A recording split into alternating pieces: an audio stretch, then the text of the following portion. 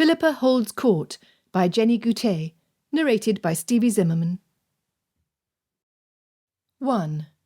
London, 1819. Philippa Clavering removed her straw-poke bonnet with red ribbons and handed the item to the butler, following it with her ivory cloak made of light wool. It had been 2 years since she'd laid eyes on the well-lit corridor of her brother's townhouse, and they brightened at its familiarity. A sense of contentment lifted her spirits for the first time since she'd arrived in London. "Sir Lucius and Lady Clavering are in the nursery, miss." Briggs gave a smile of welcome and draped Philippa's cloak over his arm. Her maid untied her own bonnet as she moved forward. "I'll be in the kitchen, miss, for when you need me." "Oh, that will be fine. We won't be staying long." No mother of a newborn would appreciate an extended visit, and Philippa was not about to impose one on her sister-in-law. Besides that, her friend Susan had sent word that morning requesting Philippa to come to Carnaby Street as soon as she could do so. "I'll announce myself." With a nod to the butler, Philippa turned and climbed the stairs to the nursery and opened the door. Inside, an intrepid beam of early spring sun poked through the sheer curtains and travelled across the gold-accented white room, coming to rest on the face of an infant of some weeks, who was nestled in the protective arms of his proud and weary mother. Lucius was seated in a chair nearby. Philippa exchanged a wordless smile with Selina Clavering and came to her sister-in-law's side, kneeling beside the sleeping baby, who jerked suddenly as if plagued by a bad dream. "How he does scowl at one," Philippa observed, tucking her finger under her sleeping nephew's limp hand. Adopting an innocent expression, she turned wide eyes upon her brother. "He is your very portrait, Lucius." A chuckle escaped Selina, and she sent Philippa an amused glance, before turning her gaze back to the object of her adoration. Selina had the ability to share in one's humour, an unexpected and much valued commodity in a sister-in-law, Philippa found. "He will need the scowl to keep his future sisters in their place," Lucius replied, stifling a yawn. Philippa had never seen her brother like this. For Lucius to appear in company, even in the company of a younger sister, unshaven and wearing no cravat, slouched back in his chair with one arm thrown over its side, showed more clearly than all else how the arrival of his heir had overturned Lucius's carefully planned existence. Not that falling for Selina hadn't already done that, but at least with Selina's addition to his life, Lucius had still managed to dress himself. Philippa pursed her lips, caressing the tiny fingers of her nephew. "I highly doubt any future niece of mine will be frightened away by a mere scowl." "Not if I have any say in the matter," Selina murmured, peeking at Lucius from the corner of her eye, her lips upturned. Philippa observed with satisfaction the unspoken affection that passed between the couple. Coming from a family that did not hold matrimonial nor filial bonds to be of great value, Lucius had done very well for himself in marrying Selina. The propensity to invest his heart in the well-being of his family, a hitherto dormant trait in Lucius, had been coaxed into being by the addition of a wife, and now son, to his life. Philippa tucked the blanket over the leg of the sleeping baby, who startled at the sound of carriage wheels over the cobblestones underneath the window. Though still asleep, the baby's arms remained frozen in alarm mid-air, and Philippa laughed as Selina soothed him and gently pressed his hands back into place. "Fear not, Hugh," his mother said. "It is just the sights and sounds of London. You will soon grow accustomed to it." "Well, that begs the question," Philippa said. "Although I am vastly pleased to see you both here, why did you come to London so soon after Hugh's arrival?" She swivelled to look at Lucius. "I had thought you would stay at Mardley. I could get nothing out of Maria." "That is because I do not confide in Maria, which you know very well I do not," Lucius replied, turning his sardonic gaze on Philippa. There was no great love between Lucius and their oldest sister Maria Holbeck. "I have some interest in a committee being drawn up in the Commons to discuss repealing a bill that, without leading into politics too complicated for you to understand, keeps the bread prices too high for the labourers to afford." Ignoring his insinuation that she was too dull to grasp the rudimentary concepts of a parliamentary bill, Philippa peered at him in surprise. Are you thinking of putting your name up for election? It would be unthinkable for Sir Lucius to stir himself in such a way. Her brother put the notion to rout with a withering look. I get enough encouragement from Holbeck should I ever wish for such a thing, which I don't. I'm merely interested in this one committee, but I did not like to leave Selina behind. Had I known you would be here for the season, I would have insisted you sponsor me, Philippa said, in a teasing tone. You all but gave me your word to do so last year. After having left me to endure my first season with Maria as a guide, a mere honeymoon was your very poor excuse. Yes, minx, and you all but promised me you would be married after one season, and consider, if you will, what came of that promise. Lucius stood. I must ready myself to go out. Selina, I insist you hand the baby off to nurse for a few hours this afternoon, so you may sleep. Give me your word. I'll give you my hand, my dear, so you may kiss it. Selina extended her hand, and Lucius took it in his own, kissing his wife on the lips, before walking off without another word spared for Philippa. Lucius's reminder of Philippa's failure to procure a husband in her first season did not bother her. In truth, she was in no rush to be married. If anything, Philippa rather thought she might find her husband tucked away in some village, either at Lucius and Selina's house in St. Albans, or where her mother lived, newly remarried in Watford. The sobering truth, however, was that as little as she relished the idea of rushing headlong into the married state, none of the alternatives that lay before her were ideal. She did not feel she could impose upon her brother in such a way as to take up permanent residence with him, although she suspected Selina would welcome her in their home. And living with Philippa's mother did not inspire more enthusiasm than living with Maria. Their mother was just as self-centred, and unfortunately a great deal less practical. Nor did Philippa have any strong attachment to her younger brother and sisters. This, she supposed, did not say anything very flattering about her sense of family obligations. But given that her siblings were still in the nursery, and spent more time with their nurse than with Philippa, she could not claim to hold them in any real affection. As a whole, Philippa's home life left much to be desired, but she was not foolish enough to think that marriage was the remedy. When the door closed behind Lucius, Selina met Philippa's gaze. All jesting aside, I am sorry we could not sponsor you this season. It was the very thing I wished to do. Philippa smiled and shook her head. I was merely teasing Lucius. Of course you cannot host me when Master Hugh is in need of you. I will do very well with Maria and Charles, as I did last year. I must simply agree to everything she says, then do whatever I wish. Selina laughed. Does she never notice that you haven't done precisely what she requests? Commands is what you mean to say. I'll wager she does notice, but when she sees that her scolds fall on deaf ears, she convinces herself that what I've chosen to do is precisely what she'd had in mind. She persuades Mamma to think the same thing, so, all around, I am thought to be a very well-behaved girl. You are a very well-behaved girl, Selina replied instantly, and glanced down as Hugh made motions as though to wake. You simply possess strong opinions for a young woman. She raised her expressive eyes to Philippa's, which I happen to value, as you know. Perhaps you don't need so much a guiding hand as you do a listening ear, and if it comes from someone who has spent more years in the temps and can navigate its gossip, all the better. Maria firmly believes I need a guiding hand, as does Lucius, but I assure you I can manage the gossip and every other challenge a London season might toss my way.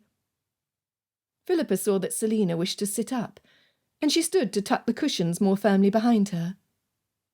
Well, I wouldn't dream of offering an opinion my husband does not share, Selina murmured, a smile hovering on her lips.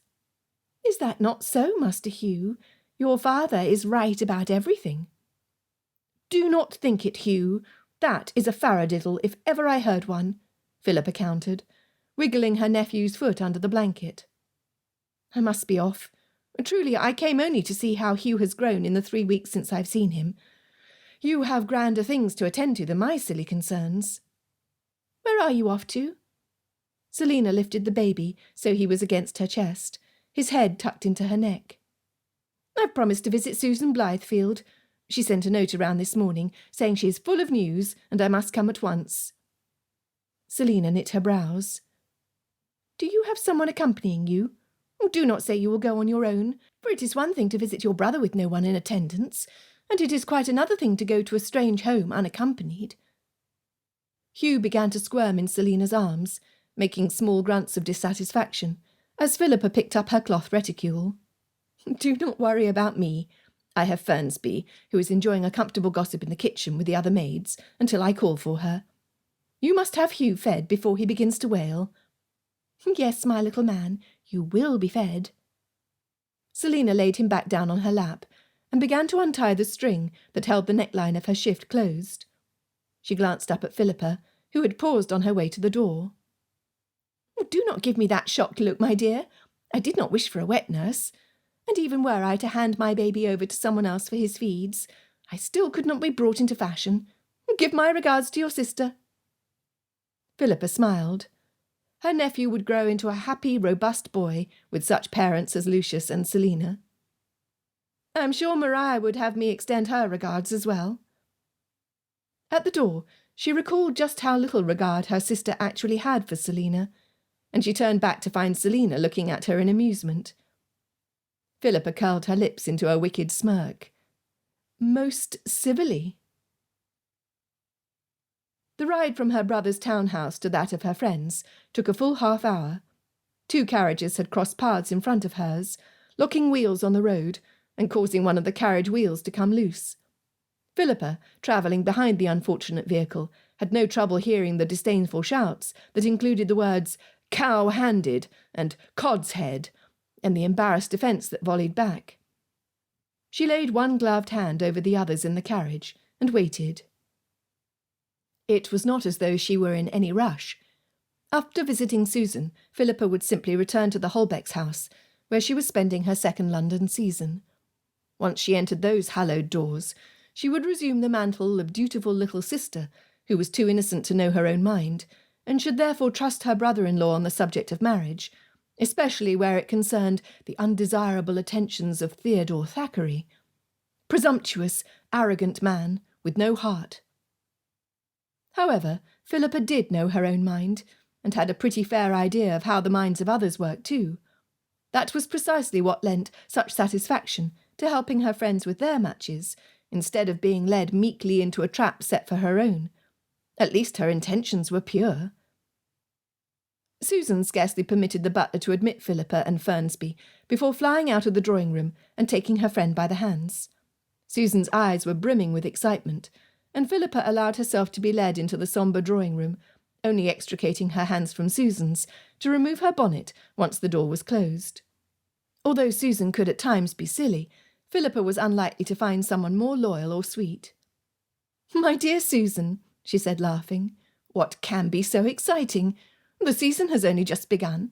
Surely you have not received a proposal already?" She had meant it as a jest, but Susan's eyes widened. "Oh, how did you know?" Philippa paused in the act of removing her gloves. It was awfully sudden, but perhaps not impossible. Could it be Mr. Evans? A look of confusion crossed Susan's features, and she shook her head. "I know Mr. Evans is a friend of yours, but he's not shown any marked interest in me." Philippa refrained from uttering a protest. Matthew had not shown interest in Susan because he was paralysed by shyness. Furthermore, he had not yet come to London to pursue Susan in earnest, which he would need to do if he wanted his suit to prosper. Susan could not find one more worthy than Matthew Evans, a man Philippa had known since she was a girl. She knit her brows. Who else could have proposed? Not Mr. Brown, I should hope. Susan's letters since last season had been filled with the better-to-be-forgotten Ambrose Brown, who had raised all Susan's hopes with a determined pursuit before turning his attentions elsewhere, and without a word of explanation. When Susan shook her head again, Philippa breathed a quiet sigh of relief. She was, however, no closer to being enlightened as to who this mystery man could be. "But you have been in London a mere week before me. Surely a man could not have engaged your affections in so short a time. How did this come about?" "It was love at first sight." Susan plopped herself on the sofa and pulled Philippa down next to her. And Christopher told me it could only be that, or Mr. Merrick wouldn't have made such a cake out of himself. Her dreamy gaze moved to the ceiling. Christopher? Do you mean your brother, Christopher? Philippa prompted, squeezing Susan's hands to draw her attention. This was flighty behaviour, even for Susan. Yes, Christopher knows Mr. Merrick from White's. Susan sighed and brought her gaze back to Philippa. I was coming out of Hookham's when Mr. Merrick crossed paths with me. He just stopped and put his hand on his heart, like so. She demonstrated, her pale face serious. A speaking gesture, to be sure, Philippa offered when she saw that her friend expected a reaction. Susan had drifted again in her reverie, so Philippa summoned her patience and nudged Susan's knee. You must tell me more. Had you met him last season? Mr. Merrick's name is not familiar. What look has he? He has the look of an angel, Susan breathed. A paragon, then, Philippa replied dryly, rapidly losing patience at the dearth of information that was actually useful. She would never be so foolish as to fall for a man over a mere gesture. It would have to be a man she could respect, and one who respected her in return. In 1 week, he has had time to secure your affection and speak to your father for your hand. He must be determined indeed.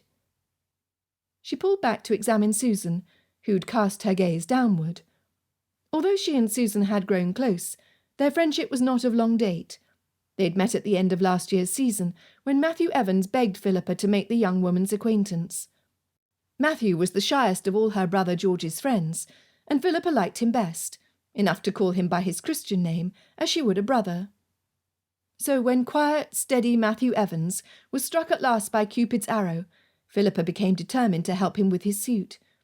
The only problem was that he had been too tongue-tied to do more than request Susan's hand for 2 dances, and had not disclosed to anyone that he was suffering from the pangs of unspoken love until nearly the entire temps had left London. It had almost been too late.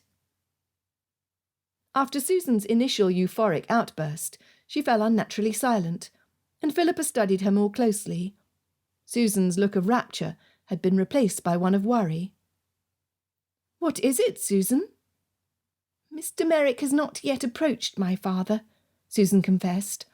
"But Christopher believes Mr. Merrick to possess a respectable fortune, and said that any man who could wear such a well-fitted coat could not be half bad. He thinks father cannot disapprove." The wheels in Philippa's mind were turning.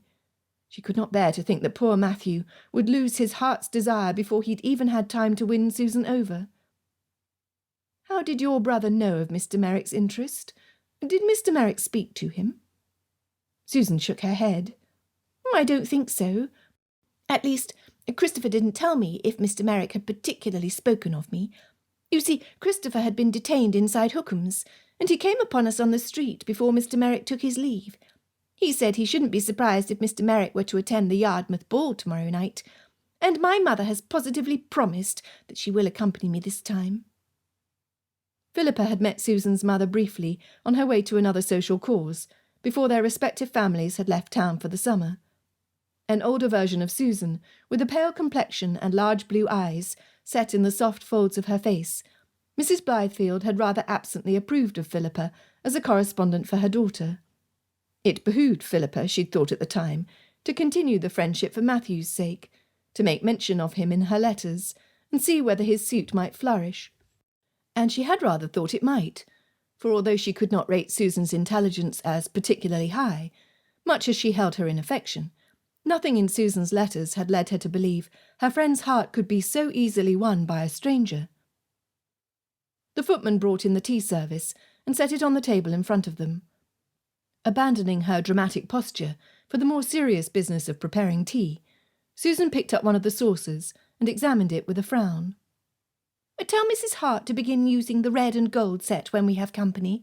This set is too worn to be used outside the family." She crossed the room to take the tea leaves and sugar out of the broad mahogany cabinet near the wall. Weak beams of sunlight, coming through the windows, trespassed on the dark wall hangings in the drawing-room and fell on Susan as she crossed its path. The rays lit her creamy complexion, translucent eyelids and rose-tinted lips that gave her an uncommon beauty when paired with her thick amber hair. Philippa reflected on this new suitor, and had to concede that Susan, left prey as she'd been to any chancer-by, was not a girl to go unnoticed for long. With a naturally timid disposition and a willingness to defer to those with a stronger nature, Susan would be many men's ideal. Philippa could well believe that the mysterious Mr. Merrick might come up flush against such a creature and have fallen irrevocably head over heels in love. And if Susan's brother were in support of the match, Matthew stood in danger of losing his conquest, which would be a shame, since Matthew Evans, plain as he was, would make a devoted husband. What were the chances that the same might be said of Mr. Merrick? It would not do to abandon the cause too soon.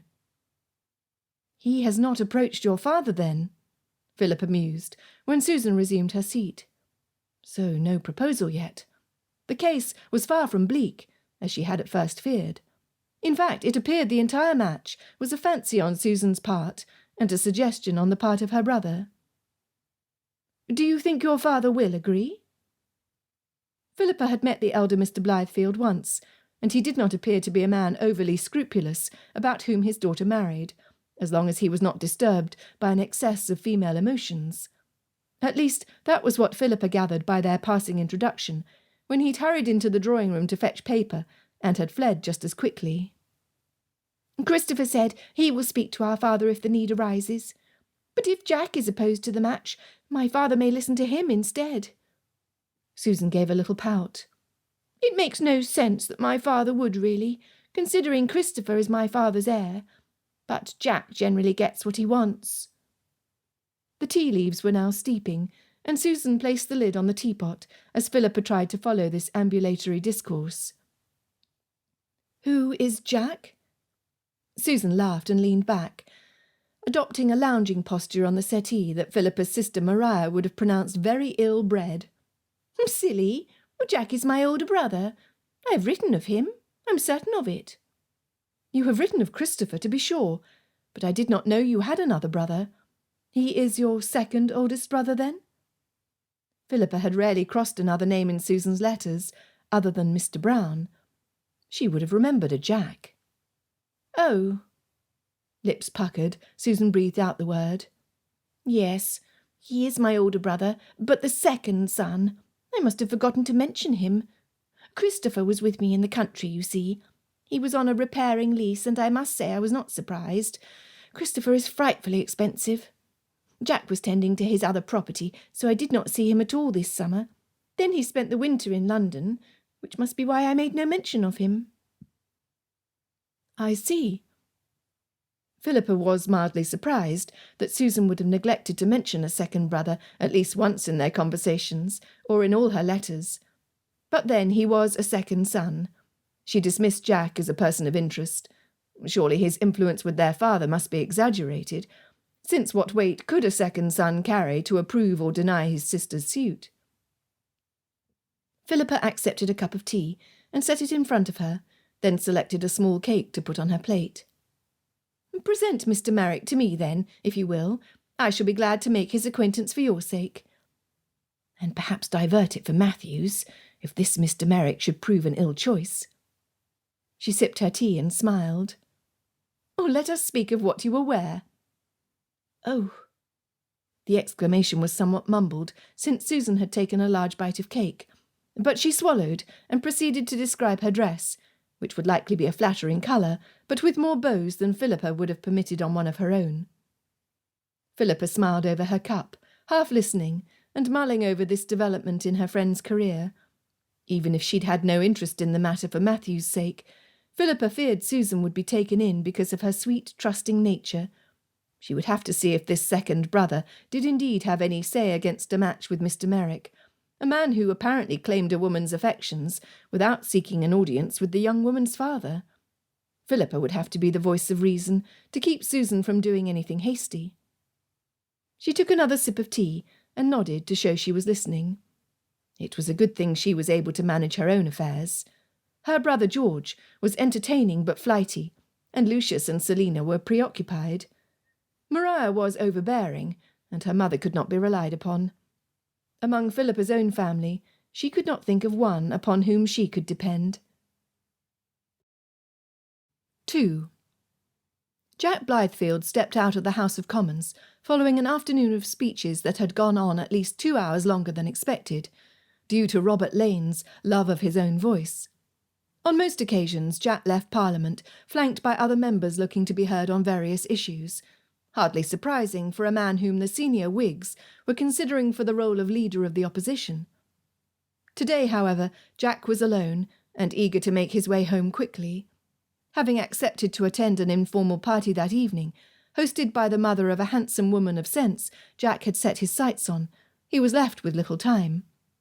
He crossed Parliament Street, dodging both a salt vendor and a phaeton pulled by match bays, when a familiar, and not entirely welcome, sight met his eyes.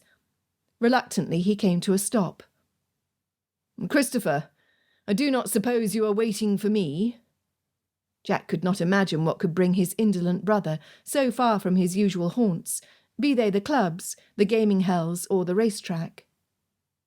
Christopher turned, stiff in his shirt points, his face revealing the usual mix of irony and laziness. "Why, no, dear brother. I had a friendly game at Cecil's, while you spent hours listening to speeches, and trying your best not to fall asleep lest you be caught drooling. And now, let me guess, you were on your way to the Yarmouth ball. Some of us are not content to fribble the day away, gambling each night, or wearing such abominable waistcoats. Are those yellow things ducks?" Jack directed his gaze ahead to the busy street, hoping to spot an unoccupied hackney even at this hour.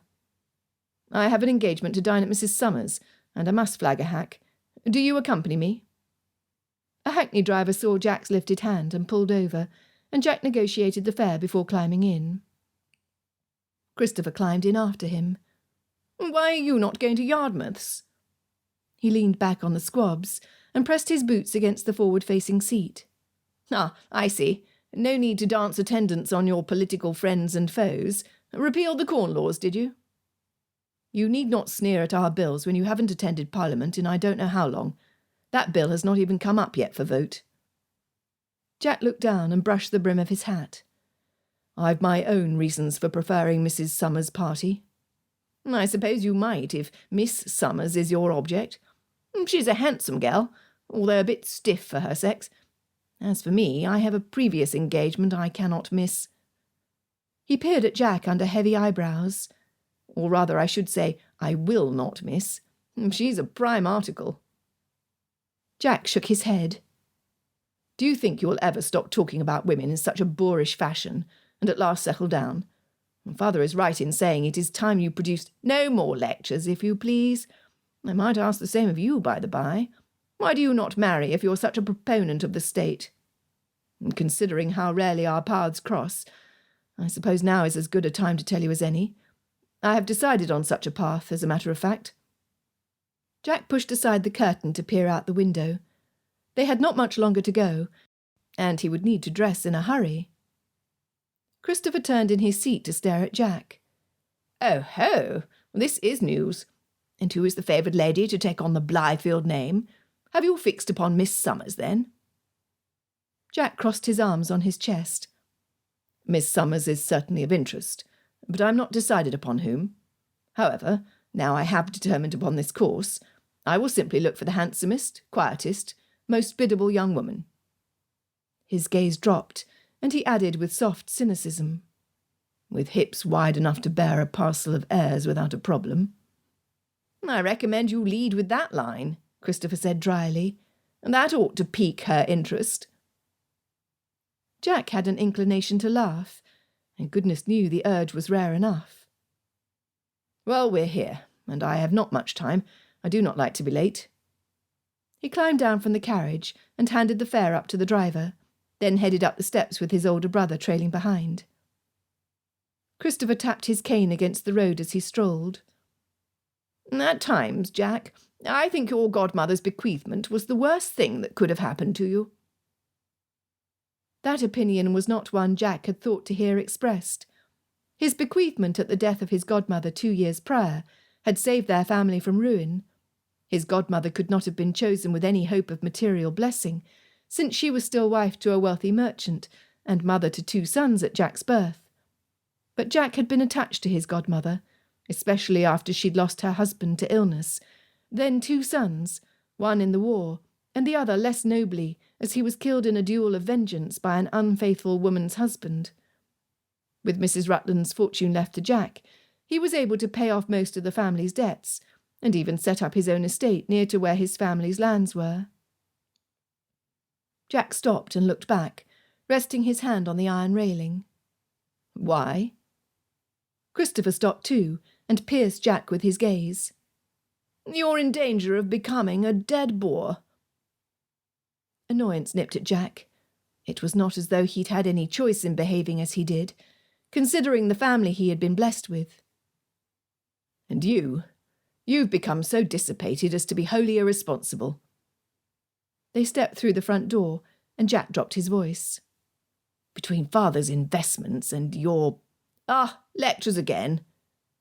Christopher pushed past Jack. Cut line. I don't know why I said anything. Susan appeared at the top of the banister as the sounds of their voices echoed through the stairwell. Christopher, you are here. What a divine stroke of luck. She hurried down the stairs. Do you go to the Yarmouth ball tonight? Do you think Mr. Merrick will indeed be there? Jack stuffed his gloves in the pocket of his cloak. Who is Mr. Merrick? He crinkled his eyes in thought. If it was the Merrick he knew from the Commons, lackey to the Parliament driver Mr. Thackeray, he wasn't so sure he approved. His sister clasped her hands in a gesture that put Jack on his guard. Drama was likely to follow. She hurried down the stairs. Mr. Merrick is a very respectable gentleman who has fallen passionately in love with me. Christopher said he is a fine match. Christopher turned on his heel, as though he wished to escape before Jack could question him any further, but Jack would not let him off that easily. And what makes Mr. Merrick such a worthy catch? Christopher, I had no idea you were so busy matchmaking. Susan rested her hand on the banister, and with a voice throbbing with passion, said, Mr. Merrick has sustained a great coup de foudre from the very first time he laid eyes on me. Christopher turned and met Jack's gaze with an ironic smile. And he has his coats made at Weston's. What more does a man need to recommend him? You don't owe him money, do you? Jack asked with sudden suspicion. Of course not. Christopher drew back, affronted. If you must know, I met him at White's. I don't suppose even you could find fault with him. He actually sits in Parliament. If he meets at White's, then he's the Tory I was thinking of. Jack would have to look into that affair to make sure his sister was not imposed upon.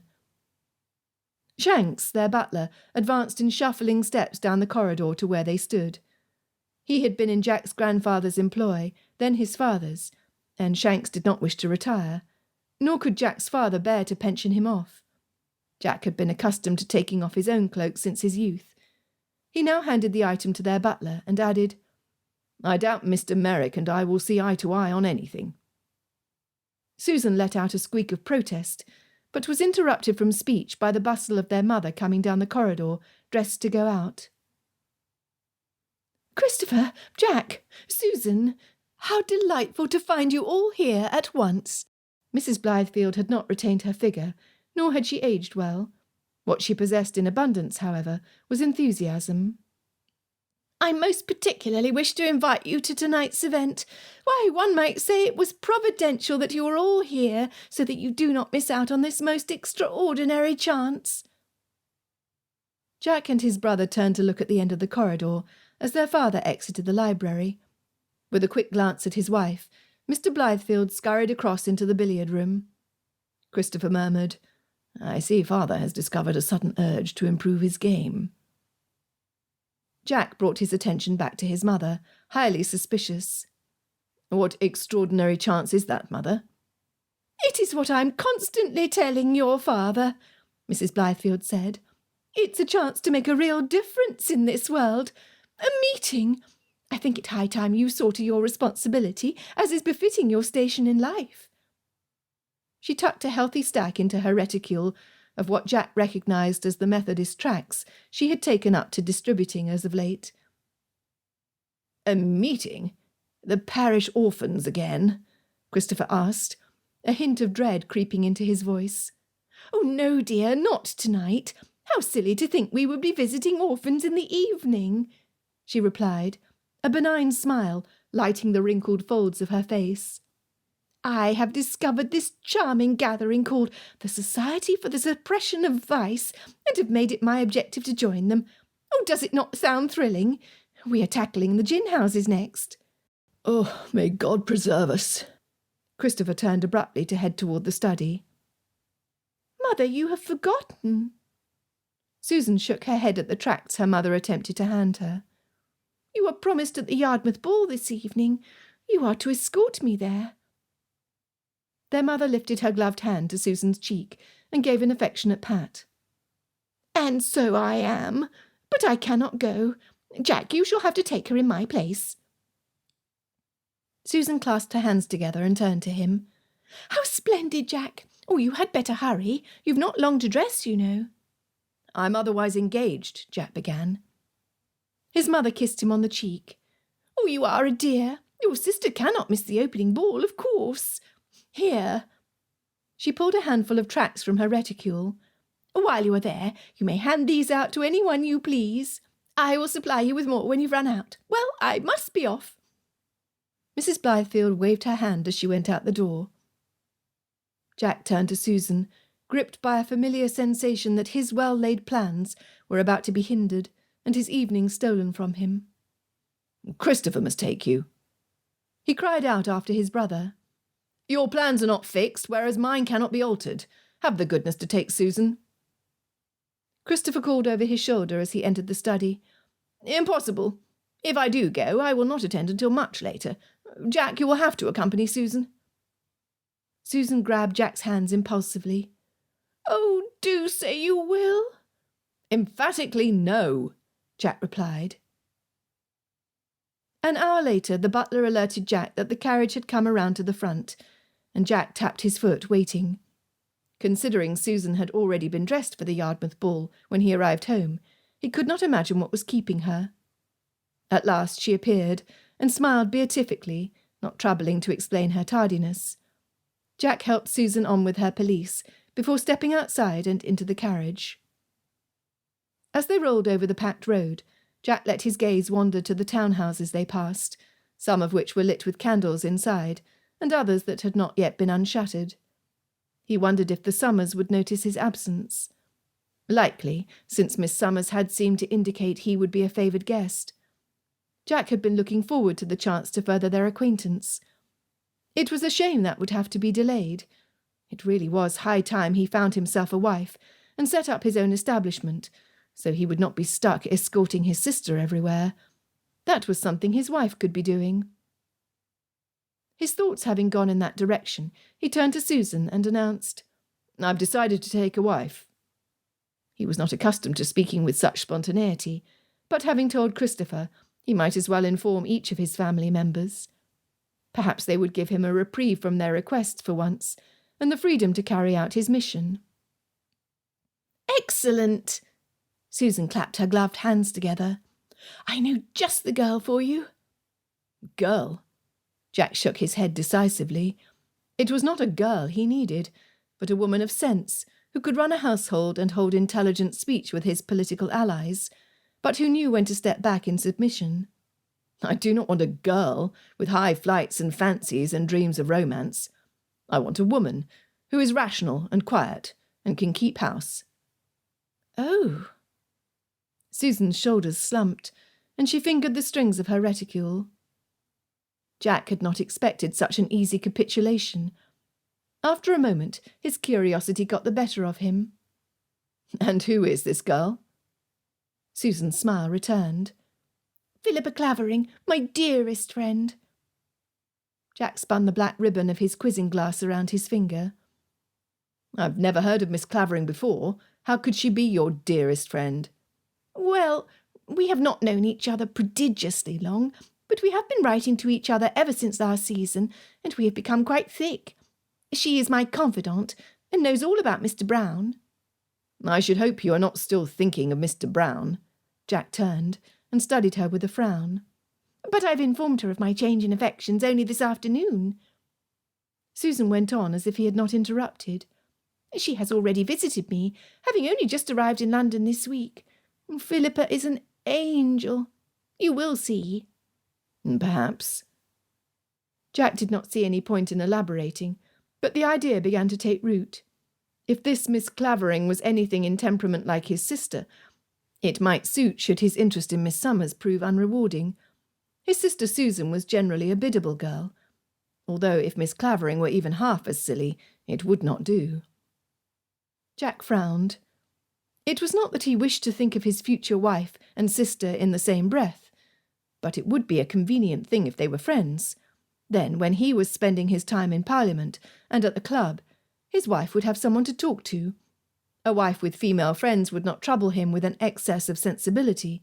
It was a matter worth looking into. You may introduce her to me. I shall look her over. Jack, you say the funniest things, Susan said. She's not a horse. He glanced sideways at his sister. Susan was showing unusual spirit, but he let the comment pass. They were late to the ball, and Jack led Susan to the host and hostess to pay their respects, before assessing the other guests gathered around the room. There was no one he needed to speak to that couldn't wait. Susan smoothed the front of her gown and opened and shut her fan until Jack could bear it no more. He leaned down to murmur, Susan, you are fidgeting. You must not wear your heart on your sleeve, you know. Susan inhaled sharply and grabbed his arm. There is Philippa. She stood on her toes and lifted her hand until the woman in question smiled in acknowledgement and turned to walk toward them. Jack was about to tell Susan not to make a cake of herself, but he stopped short at the sight of Miss Clavering, who did, in fact, resemble a celestial being. In terms of appearances, hers could certainly tempt a man to press his suit. Face like an angel, a halo of golden curls, smile as fresh as dew, her waist nipped in most appealingly, but hips ample enough to carry an heir, and even a spare. She was certainly eligible for the post he had in mind. Miss Clavering made her way across the room as Jack prepared himself to honour her with his attention. Susan spoke the introduction. Philippa, permit me to present you to my brother, Mr. Jack Blythefield. Jack, this is Miss Philippa Clavering. Jack bowed. Your servant. Although he was not a particular fan of dancing, he had decided to unbend enough to ask Miss Clavering to dance a set, as it would be difficult to engage in conversation otherwise, and he needed to assess whether she were as docile as she appeared. If she was, then she might answer very well. Miss Summers was indeed a handsome woman, but Miss Clavering was nothing short of stunning, the kind of face a man could look at without it spoiling his breakfast. Enchanted, Mr. Blythefield, Miss Clavering replied. Her clear voice and answering nod revealed more character than he could perhaps wish for, but with her eyes assessing him, Jack had the bemused sensation of being the one enchanted. She turned from him and released Jack from her spell, linking her arm through Susan's. I have been waiting for you for an age. Miss Clavering led his sister away, their heads bent together, and did not spare him another glance. A surge of irritation welled up in Jack. This woman had missed her opportunity to tempt him to the altar, and she'd had no idea.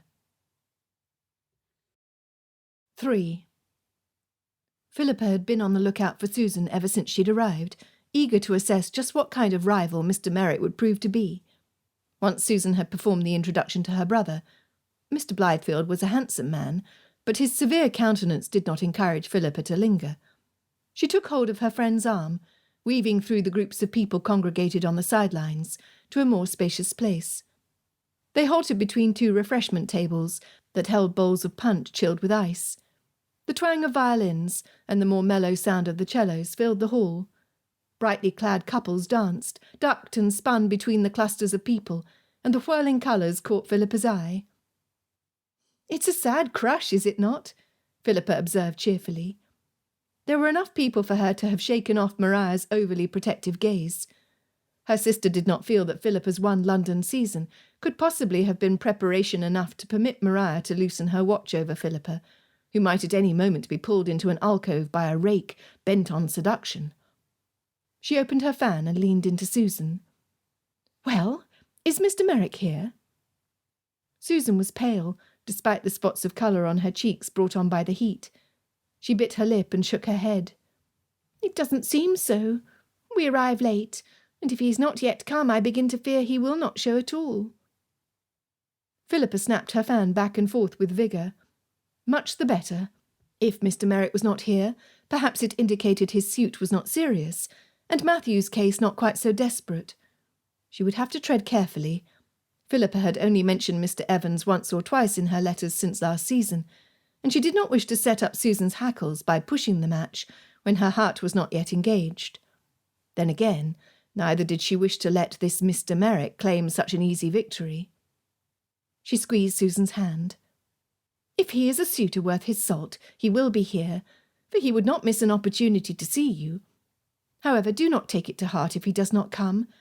A worthy suitor's affections will not wane so easily, and if his does, it is better you should know now. After all, there are gentlemen whose hearts can be trusted to remain true, so why throw ours away on the first handsome face?" Philippa could have happily throttled Matthew for being so shy last season. If he had been more forthcoming about his feelings, her tender-hearted friend would already be engaged to him, and not ripe for the plucking by someone like Mr. Merrick. Where was Matthew Evans, anyway? Philippa looked around, not expecting to see him at the ball, for she'd had no word, but surprised all the same. She thought he would not delay in coming to London with so much at stake. Philippa's words seemed to have bolstered Susan, though perhaps at cross purposes, for Susan drew a deep breath and stood straight, smiling at a gentleman who bowed to her in passing. A determined movement to Philippa's left caught her attention, and one glance revealed the form of Mr. Lloyd bearing down upon them, one of Philippa's persistent suitors. His unwelcome interest in her took root at the end of last season, where he frequently attempted to gain a private audience. He bored her to tears. Susan drew in a deep breath and clutched Philippa's arm. "He has come, and he has caught sight of me." "Mr. Evans?" Philippa shot her head up. She did not know when he'd planned to arrive in London, but his suit would be more successfully performed by him than by her. "No." Susan turned to her, a slight frown tugging at her features. "Mr. Merrick." Philippa chastised herself for being so bird-witted as to bring up Matthew just now. It was all Mr. Lloyd's fault for distracting her. She looked around the room for a gentleman she might summon to her side to protect her from Mr. Lloyd's attentions. Susan would not be the slightest deterrent. "Miss Clavering." The deep voice coming from her right belonged to Mr. Blythefield, who was now standing at Philippa's elbow. She startled at his unexpected nearness, and found herself staring into eyes whose blend of browns and greens were as pretty as marble. He gave a short bow. "I had intended to extend an invitation to dance when we were presented earlier, but I was not given a chance." Philippa glanced at Susan, who was not paying the least bit of attention to her brother, and appeared to be searching for Mr. Merrick, who had not come straight to her side. "Oh, that is very kind of you." Philippa looked up in time to see Mr. Lloyd veer off in a different direction. Mr. Blythefield's arrival had been timely. However, she was not tempted by his cordial tone and stiff demeanour. It was not as though she needed any favours from him, and if Philippa left Susan's side now, she might not have a chance to meet Mr. Merrick. Her lack of immediate acceptance was bordering on incivility. She certainly had no intention of dancing with a man who did not put himself out to please, but she could hardly refuse Mr. Blythefield, unless— Philippa smiled up at him. "I would be delighted to, but I'm occupied at present. May I suggest Miss Percy as a partner for this dance? She's standing near the column there and happens to be free." To ease the snub, Philippa added in a teasing tone, "She makes for lively conversation, and will not bore you by expecting an offer at the end of the dance." Mr. Blythefield pulled back to look at her. "Are you saying you, Miss Clavering, would expect a proposal at the end of one dance?" "From you? Oh, heavens, no!" Philippa laughed and glanced at him again, but her laughter quickly died away. Never mind that Mr. Blythefield had just the sort of look that attracted her. She was not interested in her friend's brother. or really attaching herself to any man at present, if she had to own the truth. Her freedom, such that it was too valuable. "Jack, I wish to present you to someone." Susan rested her hand on her brother's arm, breaking a conversation that was quickly growing awkward. "He was coming this way a minute ago, but has been drawn into conversation. I'm sure he will not tarry." Mr. Blythefield pulled the focus of his gaze from Philippa and looked about the room. "A prétendant for your hand? It is not that Mr. Brown, is it?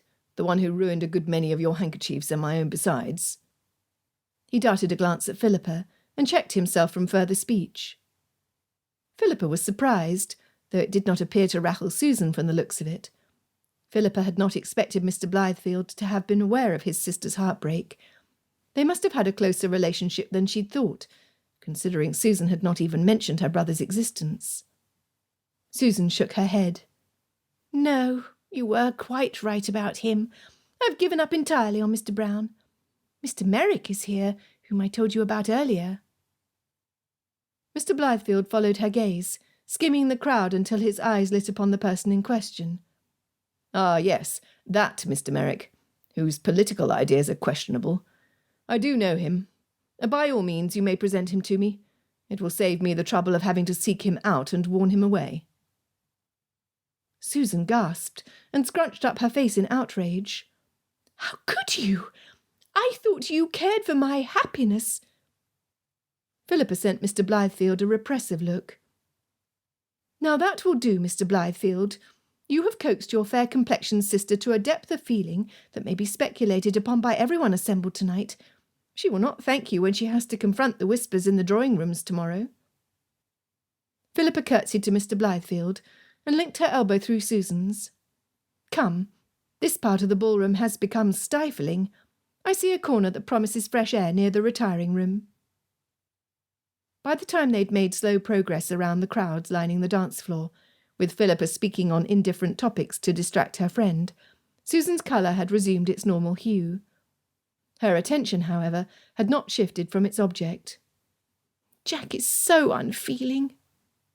"Older brothers generally are," Philippa replied, although her mind was busy.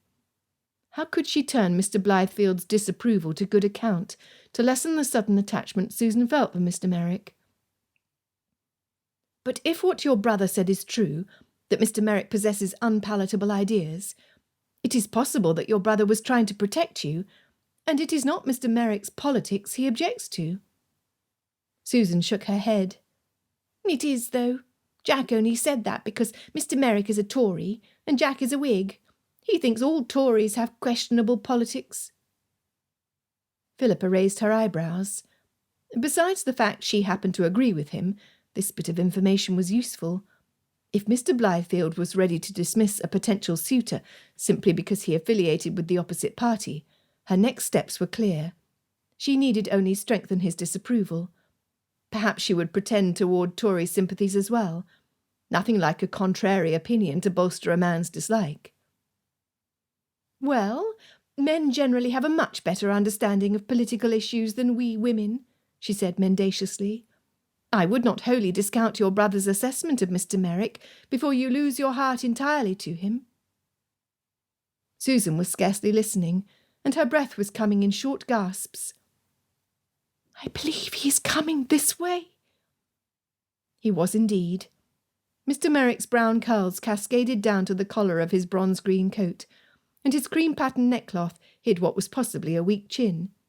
Despite that, he was a handsome man, and as he made his stately way across the floor, he bowed to ladies and acknowledged gentlemen.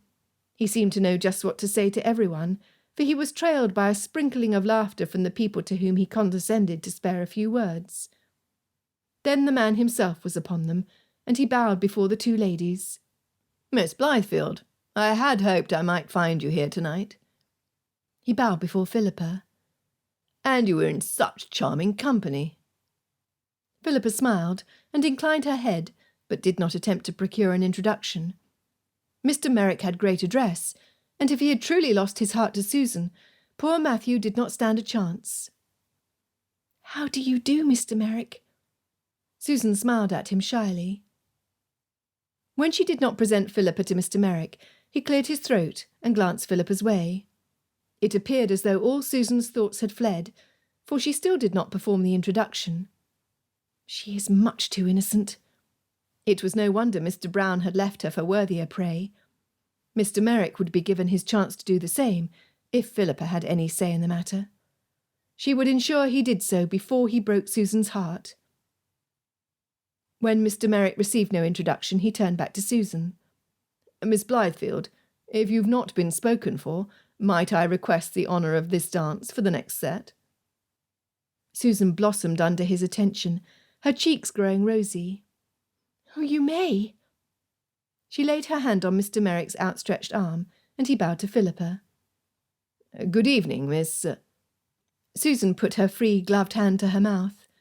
"Oh, I beg your pardon, Mr. Merrick. Please meet my dearest friend, Miss Clavering." "Miss Clavering?"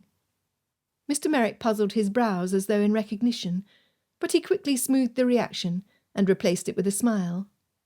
"Will you allow me to escort you to someone now that I am removing your companion?" "You are very kind, Mr. Merrick. There is no need, as—" Philippa paused, struck by an idea. Perhaps she would learn more about him if they appeared to share common ground. "My brother-in-law, Mr. Holbeck, has someone he would like me to meet. I will simply return to him." Mr. Merrick had moved to turn with Susan on his arm, but at Philippa's words he turned back. "You are related to Charles Holbeck?" "He's married to my sister. Do you know him, then?" "As a matter of fact, I do.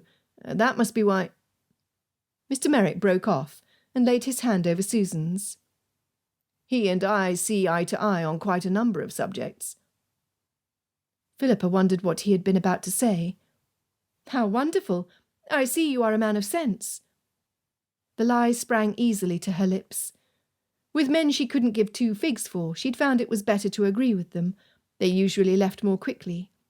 Mr. Merrick gave her a lingering glance before leading Susan away to the dance floor. It was time to find out what Mr. Blythefield thought of his sister's suitor. The room was growing more crowded, and Philippa was of short stature. She could not see above the shoulders of most of the men there, and Mr. Blythefield was nowhere in sight. "Miss Clavering, how unlike you to be standing alone. How did you shake off your bevy of suitors?" Philippa turned in relief to Robert Whitmore, one of her brother George's best friends, whose welcome presence coaxed a small laugh out of her. That was cut short when she saw beyond Mr. Whitmore's shoulder the resolute stride of Mr. Lloyd. "Oh, do not leave me, I beg of you," she said. "I believe to have shaken off Mr. Lloyd earlier, but he is on his way to talk to me now." "That tedious bore." Whitmore beckoned to two other friends, who came immediately to his side. "Duck, you had wished to dance with Miss Clavering, I believe?" he said in a ringing voice, sending Mr. Lloyd in a different direction. Mr. Oswald Duckworth, known as Duck, was a more recent addition to George's circle of friends. He was the biggest flirt of them all, and the least serious. "Of course I must dance with Miss Clavering, though she be ever famous for leaving a circle of slain hearts." He took Philippa's hand in his, lifted it to his cheek, then planted a kiss directly on her glove as he bowed over it, quoting, "The robbed that smiles steals something from the thief." Philippa shook her head and sent him an indulgent smile. As shocking as Duck's flirting was, no one was foolish enough to take him seriously. Society matrons tended to view him with an indulgent eye, as he was considered harmless. And even if Duck's outrageous behaviour were not known, Philippa would not have been fooled. George's friends had always treated her like she was their sister as well, except for the flirting. Nicholas Amos, a large man in height and breadth, possessed a quieter sense of humour, at odds with his physique. He bowed as well, and when he lifted his head, teased. "Such an enchanting face might tempt the most stout-hearted man to give up his freedom, were it not for a most protective brother. I, for one, am not foolhardy enough to attempt it." "I dare not even request that you dance with me," Duck said, not to be outdone. "But I will tell you, I am in a positive decline until you promise me my suit is not hopeless." Philippa chuckled. "As if each of you would not do precisely what you wish to. It is not fear of my brother that hinders you, though. Admit it. If you're anything like George, it will be many long years before you're ready to settle down." "I merely said you tempted us to the altar. I did not say we would actually consider taking such a drastic step," Amos said with a wink. "Gentlemen, I only called you here to protect our Philippa from the unwelcome advances of Percival Lloyd," Whitmore said, a teasing glint in his eyes. "I didn't expect I'd have to protect her from you." He took a glass of champagne from a servant, then pulled a passing gentleman aside for a few words. Philippa focused her gaze on the couples dancing, not regretting having sat this dance out. George's friends were more fun. "Do any of you know Mr. Merrick, there dancing with my friend?" Duck pulled out his quizzing glass and surveyed the couples dancing the quadrille, then dropped the glass. "As I am unable to discern who your friend is in this swirling crowd of people, I cannot tell you whether or not I know Mr. Merrick." Amos laid a hand on Duck's arm. "How could you have forgotten? The fellow there, with the nicely cut green coat, dancing with that redhead. Merrick was the one they bet on at White's after he'd boasted about being able to secure an heiress." Philippa's mouth opened slightly, and she stared at him. "But my friend is not an heiress." "Well, let us just say that those of us who bet on his success were not plump in the pocket afterwards." Amos looked conscious all of a sudden. "But we should not be speaking about this in front of you." "Oh, never mind that." Philippa dismissed the objection with a wave of her hand. "But when did this happen?" "It was at the end of last season, was it not?" Duck said. "Indeed it was, near end of June. He's a loose fish." Duck lifted his quizzing glass and ogled a pretty girl as she walked by with her mother. The young lady blushed and dropped her gaze. "Duck, do stop flirting, would you?" Philippa said. "This is a serious matter. Susan cannot lose her heart to someone who will not care for her." Whitmore rejoined their circle, and Philippa attempted an air of nonchalance as she surveyed the crowds. "Where is Mr. Evans? You must tell him to make haste to London, for I have need of him." Duck lifted a shoulder, already losing interest. "I have no idea where Evans is, so it would be a fruitless endeavour for me to try to reach him." "It's true," Whitmore said. "George is more likely than we are to know where he is. Why do you look for him?" "My friend, Miss Blythefield, is dancing with Mr. Merrick, who I've just learned is not quite the thing." Whitmore cleared his throat, and Philippa turned her eyes to him. "So you think so too? I'm most attached to Susan, and cannot help but feel she needs a guiding hand. I will need Mr. Evans in London to accomplish what I have in mind." "Heaven help the girl," Duck murmured. "Philippa has decided to take on a project." Amos directed his gaze on Philippa. "And now, why do you need Evans here? If it were not that you were playing matchmaker, I might think you had some interest there yourself." Philippa laughed. "With Matthew Evans? Goodness, no. He might as well be my brother, since he stayed with us the first fortnight of every summer term. I've known him since I was in leading strings. It is only that I do not believe Mr. Merrick to be a worthy suitor for Miss Blythefield." Philippa reflected that she could express her urgency for Matthew to return, without precisely breaking his confidence. Perhaps Mr. Evans would wish to fix his interest with Miss Blythefield. That is why he needs to return, to do just that. All three gentlemen turned to stare at her, and it was Whitmore who protested. "We can hardly get involved, my dear." His reply did not surprise her, since, as a whole, she found that the male race tended to abandon any challenge at the first setback. The discussion fell off quickly, which was just as well, for Philippa had caught sight of Mr. Blythefield. He stood some ways apart, and who knew how long that would last?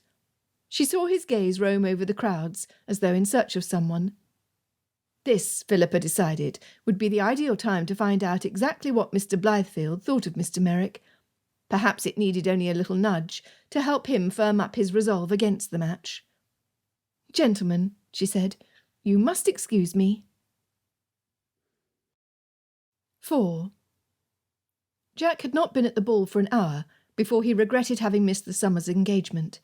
There was nothing to interest him here, now that he had seen his sister move on from her first questionable dance partner, Mr. Merrick, to more suitable partners.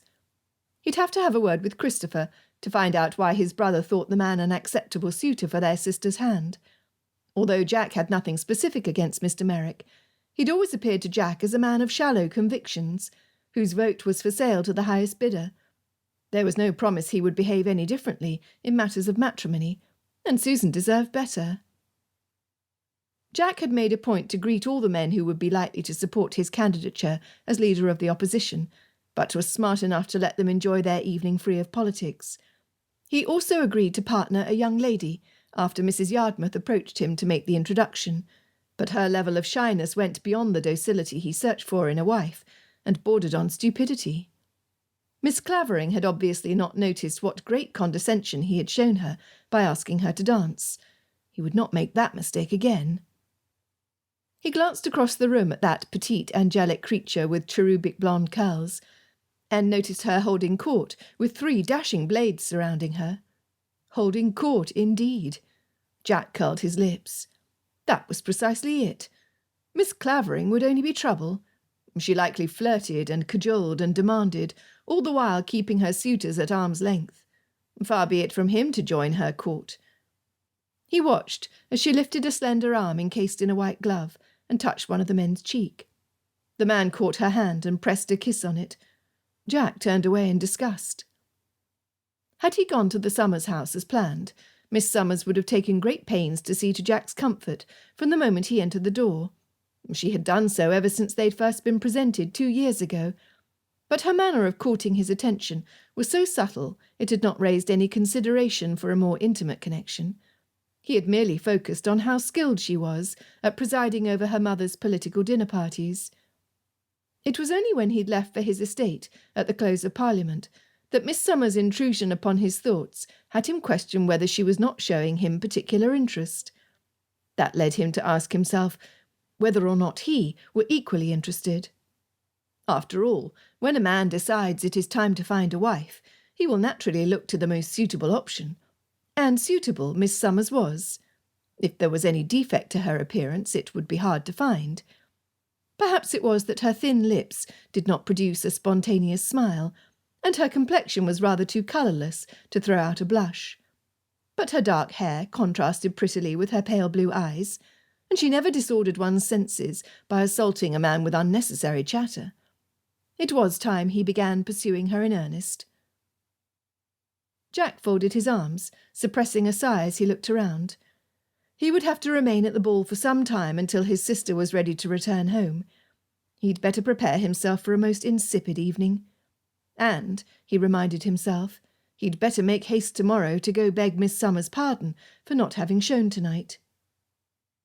"Mr. Blythefield." Jack turned at the sound of his name, spoken in a melodious voice, and was struck anew when his gaze lit on Miss Clavering. She was not tall like Miss Summers, nor did she have such contrasting features as dark hair against a creamy complexion. Miss Clavering graced him with a natural smile, punctuated on either side by deep pimples in her fair cheeks. Her bright eyes captivated him with their intelligence. He had only time to recover from his initial jolt before she opened her full lips to speak. "I wish to find out what you thought of Mr. Merrick. Do you think him a worthy man?" "I could not say." Surprised at her forthright question, Jack adopted a disinterested voice. "I hardly know the man. I will have to look into his affairs more closely before I decide. However, I should not wish you to trouble yourself with another family's personal matters." He'd meant that for a heavy set-down, and a woman of greater sensibility would have taken the words to heart and have begged his pardon. Miss Clavering did not appear to be such a woman. "It is no trouble, I assure you. After having encouraged Susan through her heartbreak last year, I can only rejoice that another man has deemed her worthy of his affection." She stopped and gave Jack a look he could not quite decipher, before adding, "And of course he is a Tory, which speaks to his favour." "Miss Clavering." Jack frowned down at her. She really was petite, but when she turned her face up to gaze at him, he thought she'd not be too small to— "Enough," he scolded himself.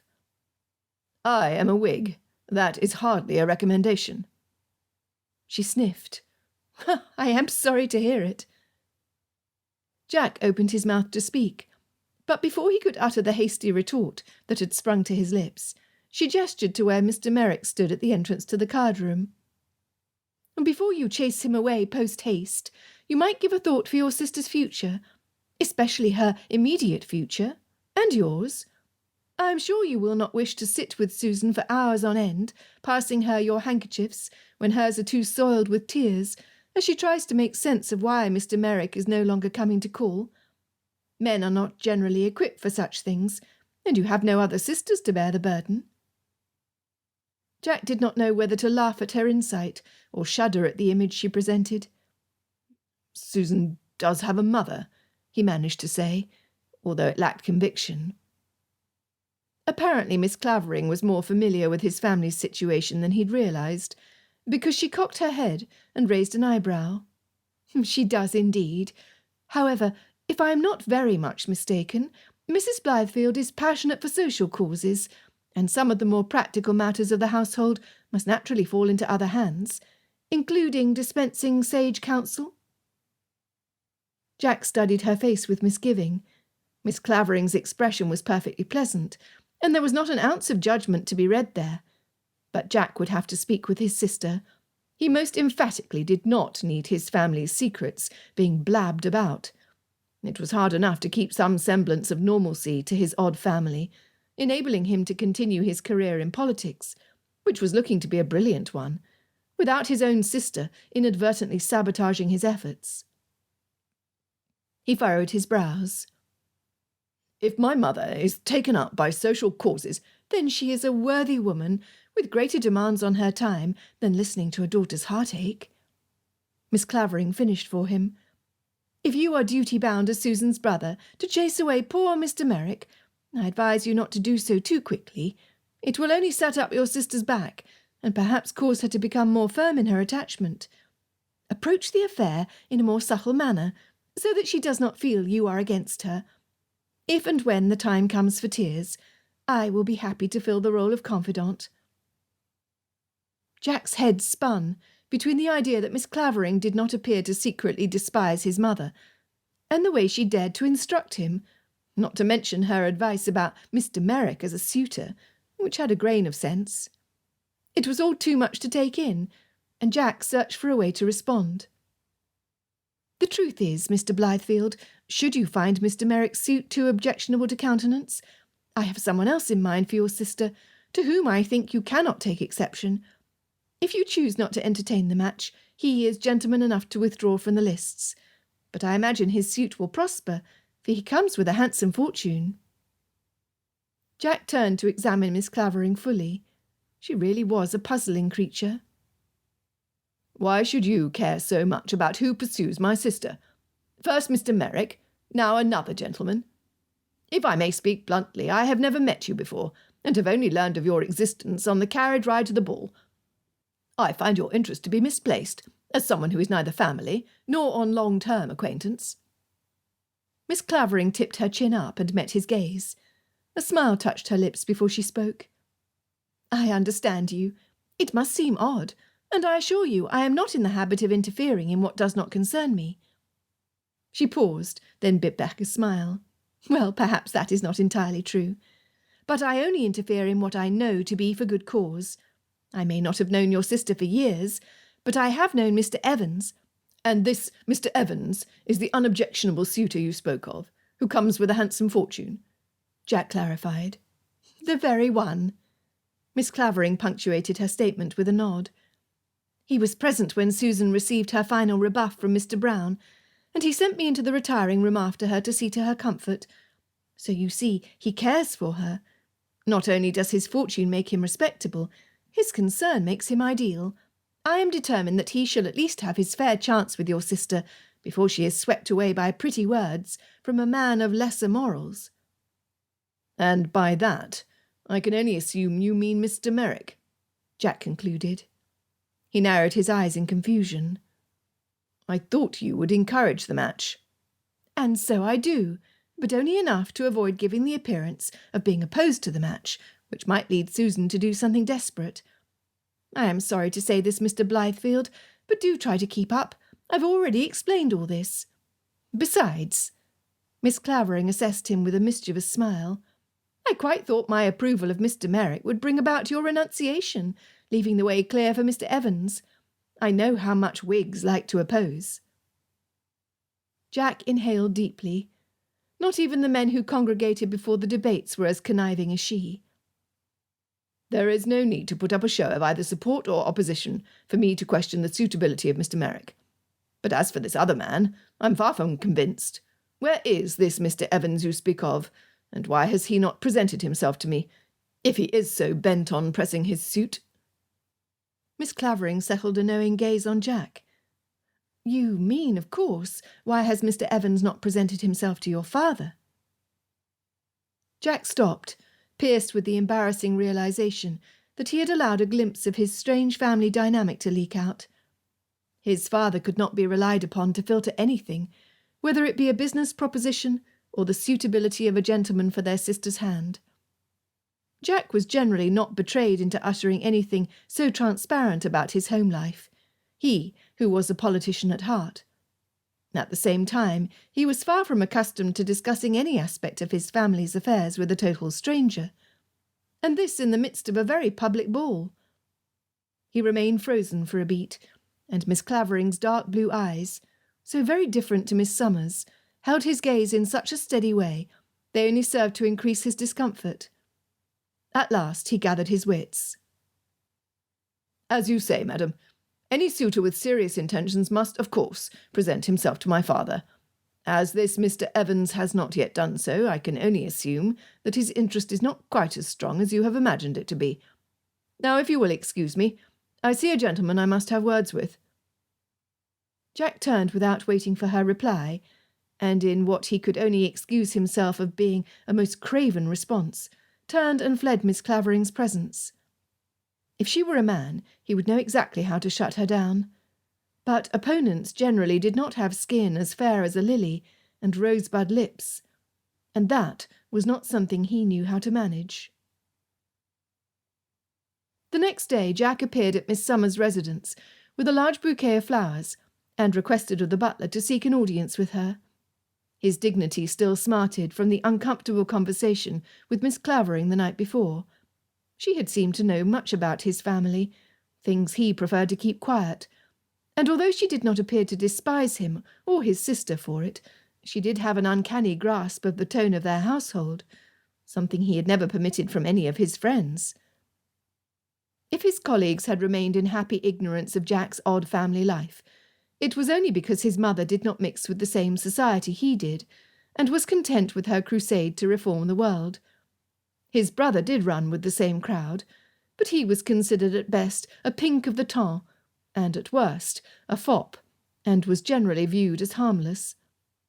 And Jack had until now managed to hide his father's unfortunate predilection for bad business investments by covering the debts, diverting the intriguing new ventures that fell under his father's nose, and fabricating a better version of ventures his father tried to pass on to other gentlemen of means. In all areas, Jack moved the pieces to present a winning game to the world, and masked the sense of shame that pricked at him. Well, he had until last night.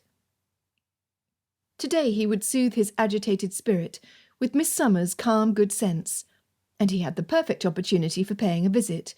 He was here to apologise. "Mr. Blythefield." Miss Summers glided into the room, her statuesque appearance accentuated by a slimming, cinnamon-coloured gown. "How happy I am to receive your visit. My mother will be in momentarily. She is still recovering from last night's soirée." Jack bowed. "Forgive me. Perhaps I should have come later in the day. Of course you are both understandably tired." Miss Summers smiled and held out her hands for the flowers. "Are these for me? How kind of you." "They are, with 1,000 pardons for having missed your party last night." Jack handed Miss Summers the large bouquet of white calla lilies. They had reminded him of Miss Summers when he saw them in the florist's shop. Tall, elegant blooms. She examined the flowers before setting the bouquet on a nearby table. "You did not need to do such a thing, although we did miss your presence." Miss Summers ended her words abruptly, and her gaze flitted away. She gestured to the chair. "Won't you please sit?" The door opened and Mrs. Summers entered, a tall woman with an upper body of a drill sergeant, whose dress clung to her slimmer legs like an upside-down tulip. Despite her formidable appearance, she was not a forceful woman, and preferred to host parties by slipping into the background and allowing her daughter to orchestrate its players. Mrs. Summers had been a notable politician's wife until her husband retired due to ill health, and eventually succumbed to the illness the year before Jack had made their acquaintance. "What a pleasure to see you, Mr. Blythefield." Jack bowed again, and waited until both ladies had sat before taking his own seat. "As I was explaining to Miss Summers, I came to beg your pardon for having missed your party last night. My mother was suddenly unwell, and asked me to bring my sister to the Yarmouth ball. I could hardly refuse, since my sister was dressed and looking forward to it." "I thought there must be some simpler explanation," Mrs. Summers answered, in a placid tone. "Some of the guests who arrived very late had come from the Yarmouth ball and mentioned seeing you there. We could only assume the attractions of the ball had outweighed our humble party." Jack placed his hands on his knees and sat straight. "I assure you, no. I was looking forward to the intelligent conversation your party would have afforded me, and was not entirely pleased to find myself forced into a crowded ball instead." He smiled, hoping to put the discussion behind them. Although he had come planning to apologise, he did not want to give undue weight to his attention to Miss Summers until he could be fully sure of his own interest. He hoped the flowers were not too extravagant. A silence fell as Jack thought of what to say that was less open to interpretation. Both the Summers women looked in different directions, rather than attempting to further the conversation. At last there was a soft tap as the footman brought the tea service, and Mrs. Summers gestured for him to put it on the table in front of her. She stood and retrieved the tea leaves, then prepared the teapot, allowing it to steep. All this was done in a stately silence that Jack felt he should appreciate, as it was exactly the tone he was looking to install in his own home. Instead, it began to weigh on him, as it appeared he was to carry the entirety of the conversation. He had never before made a morning call to Miss Summers, and only knew her from her skill at facilitating discussion, even skirting differing viewpoints with delicacy, at her dinner parties. Apparently her skill remained at the evening parties she hosted, and did not trail her to breakfast. "Despite having deplored my absence, were you satisfied with your turnout last night?" he asked, offering a pleasant smile as he accepted the tea Mrs. Summers handed him. Miss Summers nodded and opened her mouth to speak, but her mother answered in her place. "It was not what we could have wished for, as company was thin." She sighed as she took her seat. "And to think that we sent our invitations out before Mrs. Yarmouth. We had hoped that the lure of having Lord Sherwood at our gathering would attract more people, but he was unable to stay long." Lord Sherwood. That was someone Jack thought he might win over on repealing the bill. Shame he missed his chance to speak to him in an informal setting. "Ah, I am terribly sorry to hear that." Jack sipped at his tea. "It is to be hoped that the next time I will not be called away again at the last minute." He had committed himself more than he would have wished for, but there seemed no other way to answer. "No, indeed." Miss Summers' smile brightened as she rested her gaze on him. "Perhaps the next time your schedule will permit you to attend." Silence settled again as the footman re-entered to bring a second plate of cakes to accompany the tea. Jack helped himself to two, and attempted more conversation as they ate and drank. If Miss Clavering had been here, she would have dominated the conversation, he thought with some irony. When the butler opened the door to the drawing-room to announce more visitors, Jack stood. "I shall not overstay my welcome, as I see there are others vying for your company, but will bid you both farewell." The small party of newcomers looked him over as he took leave of his hostesses, and he noted that Mrs. Rainfair, a notorious gossip, was counted among their number.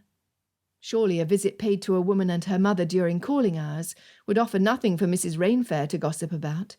He certainly hoped not. Jack exited into the fresh spring air and took deep breaths. The visit had not lessened his interest in Miss Summers, per se, but neither had it done anything to further it.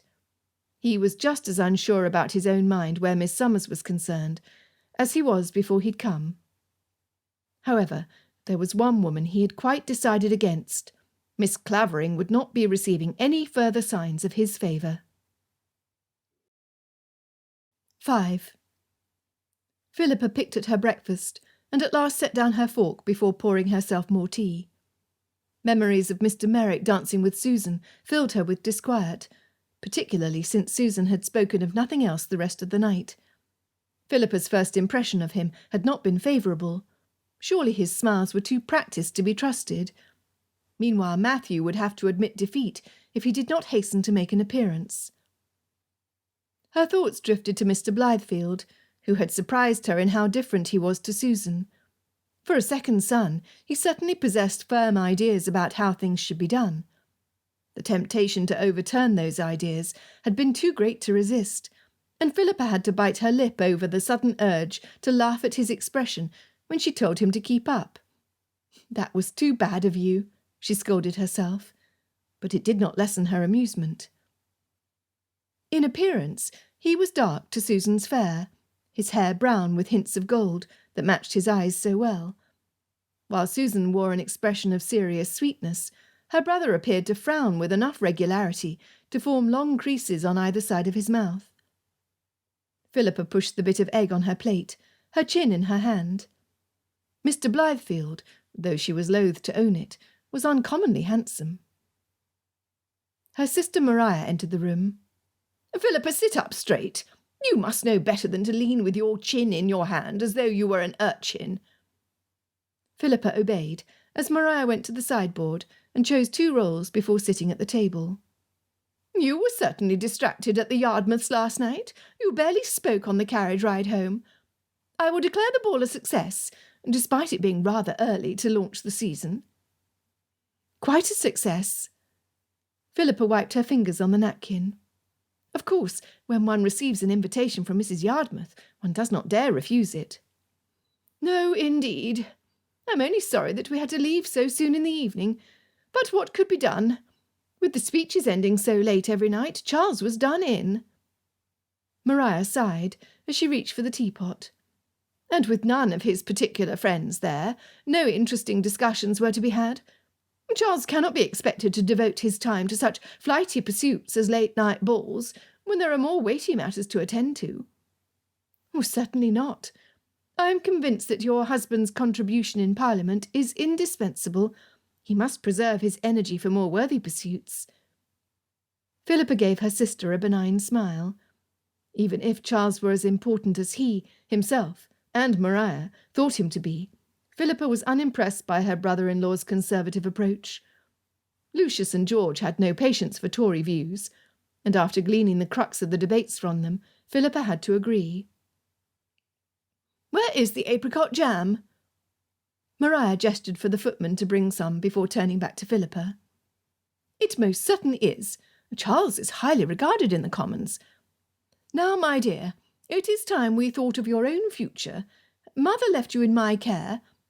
"Mother," Philippa interjected, with contained ire, "did not precisely commit me to your care. She simply did not find it convenient to come to London, considering she is newly remarried herself." "Philippa!" Maria reprimanded in a sharp voice. "You must not interrupt. It is bad ton." Philippa perfected a mask of indifference, as Maria remained silent, testing Philippa's repentance surely by refusing to complete her thought, until she was sure Philippa had truly been subdued. The apricot jam was brought. Maria spread it on her bread, then continued. "True though it may be that our mother would have done well to come to London herself, despite being newly married, she has reposed full trust in me to care for you, just as I have done since you were in the schoolroom. Now it is only left for us to find you a husband and secure your future." Maria took a large bite of bread and swallowed it before adding, "I can only hope you will find such felicity in marriage as Charles and I have found." The kind of marriage Maria and Charles had did not inspire Philippa in the least. She smiled innocently and added in a spirit of mischief, "And as Lucius and Selina have found." She loved to remind Maria that Lucius also had married. The scandal attaching to Selina's family name had not endeared her to Maria as a sister-in-law, but that was through no fault of Selina's, whose noble character had shone through in her trials. Philippa held Selina in even greater affection than her own sister, who was flesh and blood. Maria puckered her lips. As you say, there is a standard to achieve where marital affairs are concerned, and we must waste no time in securing your future. After all, you are now 19 years of age, and if you wait much longer you will be on the shelf. When I found out that you had turned down 2 perfectly eligible offers, I told Charles he was much too easy on you. I would have ordered you to accept them. Surely not both, Philippa said, blinking her eyes at her sister. Oh, no. Of course you could not have accepted both, but at least one. Mr. Gerson, I suppose I can understand, although if there had been no one else. But it was the height of folly to have turned down Mr. Thackeray, who is the Parliament driver, Philippa. She laid heavy influence on those words, adding, although he appears to be willing to renew his suit, which I must say is most generous of him. If you refuse him, there is no guarantee you will receive another offer. Maria buttered the rest of her bread with energetic stabs. Not to say you are not a well-looking girl. You come from a perfectly good family, with a respectable fortune. Those things would be foolish indeed to whistle away. But if you have the reputation of being a flirt— She lifted her butter knife and pointed it in Philippa's direction. There are other pretty young women making their debut, so you cannot be too choosy. The situation leaves you with some highly undesirable competition. There is nothing for it. You must work to make sure you catch the eye of a suitable man, and if that man is Mr. Thackeray, why, you could do no better. Philippa listened to this speech with only half an ear. Considering Mr. Gerson had in no way inspired any romantic fantasies in her young breast, and that Maria had coupled the promise of Mr. Thackeray's proposal with a warning that Philippa must not trouble him with her opinions, she knew it would be impossible to find common ground with Maria where marriage was concerned. It did not do to argue her case, however. If anything, Maria was relentless. As soon as she could, she would escape to Susan's house, where there was no one breathing down her neck at all, an idea which suited to perfection. Charles entered the room. Awake already, are you? He leaned down to kiss his wife on the cheek. Morning, Philippa. She murmured a reply as Charles filled his plate and sat down to attend to his breakfast. Maria's husband inspired no romantic fantasies in her either, despite the felicitous state of marriage Maria had boasted about. With whiskers that grew in an unruly fashion almost to his nose, and a tendency to corpulence and pomposity, Philippa was perfectly content to wait before entering the state of matrimony, at least if it promised to be to a man cut of the same cloth. You were thick with your young friend Miss Blythefield last night. How does she go on? Maria asked Philippa, before turning to her husband. This is a family connection I think you need not be ashamed of. I understand Mr. Blythefield is a member of Parliament as well. Charles looked up, answering with his mouth full of food. Blythefield's a Whig. He and I cannot have anything in common. Philippa could not bear to hear any more opinions spoken through mouthfuls of food. If you say so, he must be a Whig then. We have not exchanged enough words for me to know. She stood, the oppressive atmosphere of her house driving her from the room more quickly than usual. As a matter of fact, I've promised Susan that I would come today, and I must not delay. I cannot approve of your tendency to run about with no one in attendance. Philippa froze in place. If Maria forbade her to go to the Blythefields, she would go mad. Despite the fact that Susan was a new friend, she was the only female friend Philippa had. She had never been to school, or had neighbours with daughters her age, or lived in a household where people actually encouraged social calls. Just as Philippa began to fear Maria would not let her go, her sister relented. Although I suppose it is permissible that you should visit another young lady accompanied by your maid. Very well, take Fernsby with you. In London, young women must not be seen unaccompanied. Of course not, Maria. I would not dream of going anywhere in London without at least a maid as chaperone. Philippa made her escape from the breakfast-room, and after waiting a seasonable amount of time in her bedroom, for she knew Susan was not an early riser, she went downstairs and called for the carriage. Philippa did not talk to Fernsby as they drove to the Blythefield residence, not because she was above allowing her maid to enter at least partly into her confidences, but rather because the prospect of the season suddenly stretched bleakly before her. Last year, the lure of London and the excitement of the balls and parties had made up for the stilted atmosphere in the Holbecks' house. But this morning's meal was a stark reminder of what she would have to endure for the next few months in Mariah's house, and she suddenly wondered if she could bear it. Susan's townhouse appeared sombre when Philippa arrived, with the greyish facade and the light film of grime on the windows. She stopped and looked around, her eyes lighting on yellow crocuses that had poked through the earth around the trees near the pavement. It suddenly dawned on her that much of her mood could probably be attributed to the dreary weather outdoors, rather than the true state of things, and she should not let such a thing as weather influence the quality of her reflections. It was as though winter were reluctant to let go, and although there was no precipitation, neither was there any sun. Apart from those determined crocuses, it seemed even the blossoms were timid at venturing forth. Philippa took a deep breath and climbed the steps with Fernsby trailing behind. A low mood could be remedied. She needed only the fortitude of mind and some more cheerful company. She and Susan were not at all similar in temperament, but Susan was a comfortable person to be around and had a sweet disposition. Philippa tended to leave their time together with her mood greatly improved, and this was made even more agreeable when she'd also improved her friend's tone of mind. The Blythefields' aged butler opened the door some time after the maid had let the knocker fall. Philippa waited for him to catch his breath before he announced, "Miss Blythefield's expecting you and will be down shortly. She asked me to have you wait in the drawing-room." Philippa, on familiar terms with the servants in this unusual house, did not wait for the butler to escort her into it, as it seemed unfair to make him move more than necessary. She entered the drawing-room, and was struck anew by the way the decor sucked out all the light that managed to pierce the dim interior, especially on days when there was so little sun. It was a shame, really, since the rooms in the Blythefield townhouse had tall ceilings, and more space than was to be found in many London drawing-rooms. This one had the potential to be charming. She walked to the centre and let her bonnet fall on the worn settee. The door opened, and Philippa turned. Mr. Blythefield entered. They stared at one another for a moment without speaking. Her visits to the Blythefield residence had not been numerous, and she had never crossed paths with him. "Miss Clavering." Mr. Blythefield took a few steps into the room. "Why are you—" He stopped short, then glanced back toward the open door behind him. "I assume you're waiting for Susan?" He hadn't bowed, so Philippa did not curtsy, but simply inclined her head. "I am.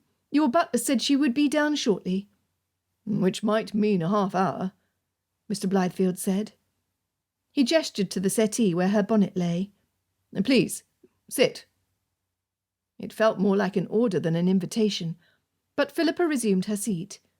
When he sat as well, she looked around the room, searching for inspiration. "You are not going to Parliament today?" Mr. Blythefield sat upright and rested his arm on the chair. Then he spread his knees and leaned forward, looking like a lion about to spring. "No, not at present. The debates today are not ones that interest me." The man needed to unbend. Philippa would help him along.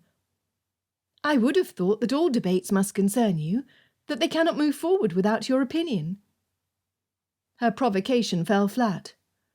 "Very likely true," he replied, and rubbed his chin. "I may be a younger member, but I believe men have come to rely on my good sense. It is only that this debate is a minor one, and therefore beneath my notice." "Ah!" There seemed to be nothing to say to that. What glorious self-importance! How could sweet Susan be related to such a pompous man? "I'm sure you must be right," she answered at last. "No sense in wasting your time on less important pieces of legislature." A heavy silence fell over them, and Mr. Blythefield turned his face to the window and began to tap his fingers on the chair. Philippa directed her stare to his hands. "Please do not feel obligated to stay." The door opened. "Oh, Philippa, how very glad I am to see you!" Susan walked into the room, and Mr. Blythefield leapt to his feet. "I will leave the two of you to your visit," he said, bowing when Philippa stood. She crinkled her brows and dropped a curtsy. It appeared he had remembered his manners at last. Her mind was still attempting to decipher the perplexity that was Mr. Blythefield, when Susan sighed loudly and dropped on the settee. Susan's mood appeared more morose than Philippa's, even taking into account her few minutes with the boring, self-important Mr. Blythefield. Philippa laughed, trying to dispel the gloom that had fallen over them both. "Why, whatever is the matter? Did you not have a charming time at the ball last night? At last you were able to see Mr. Merrick as you wished."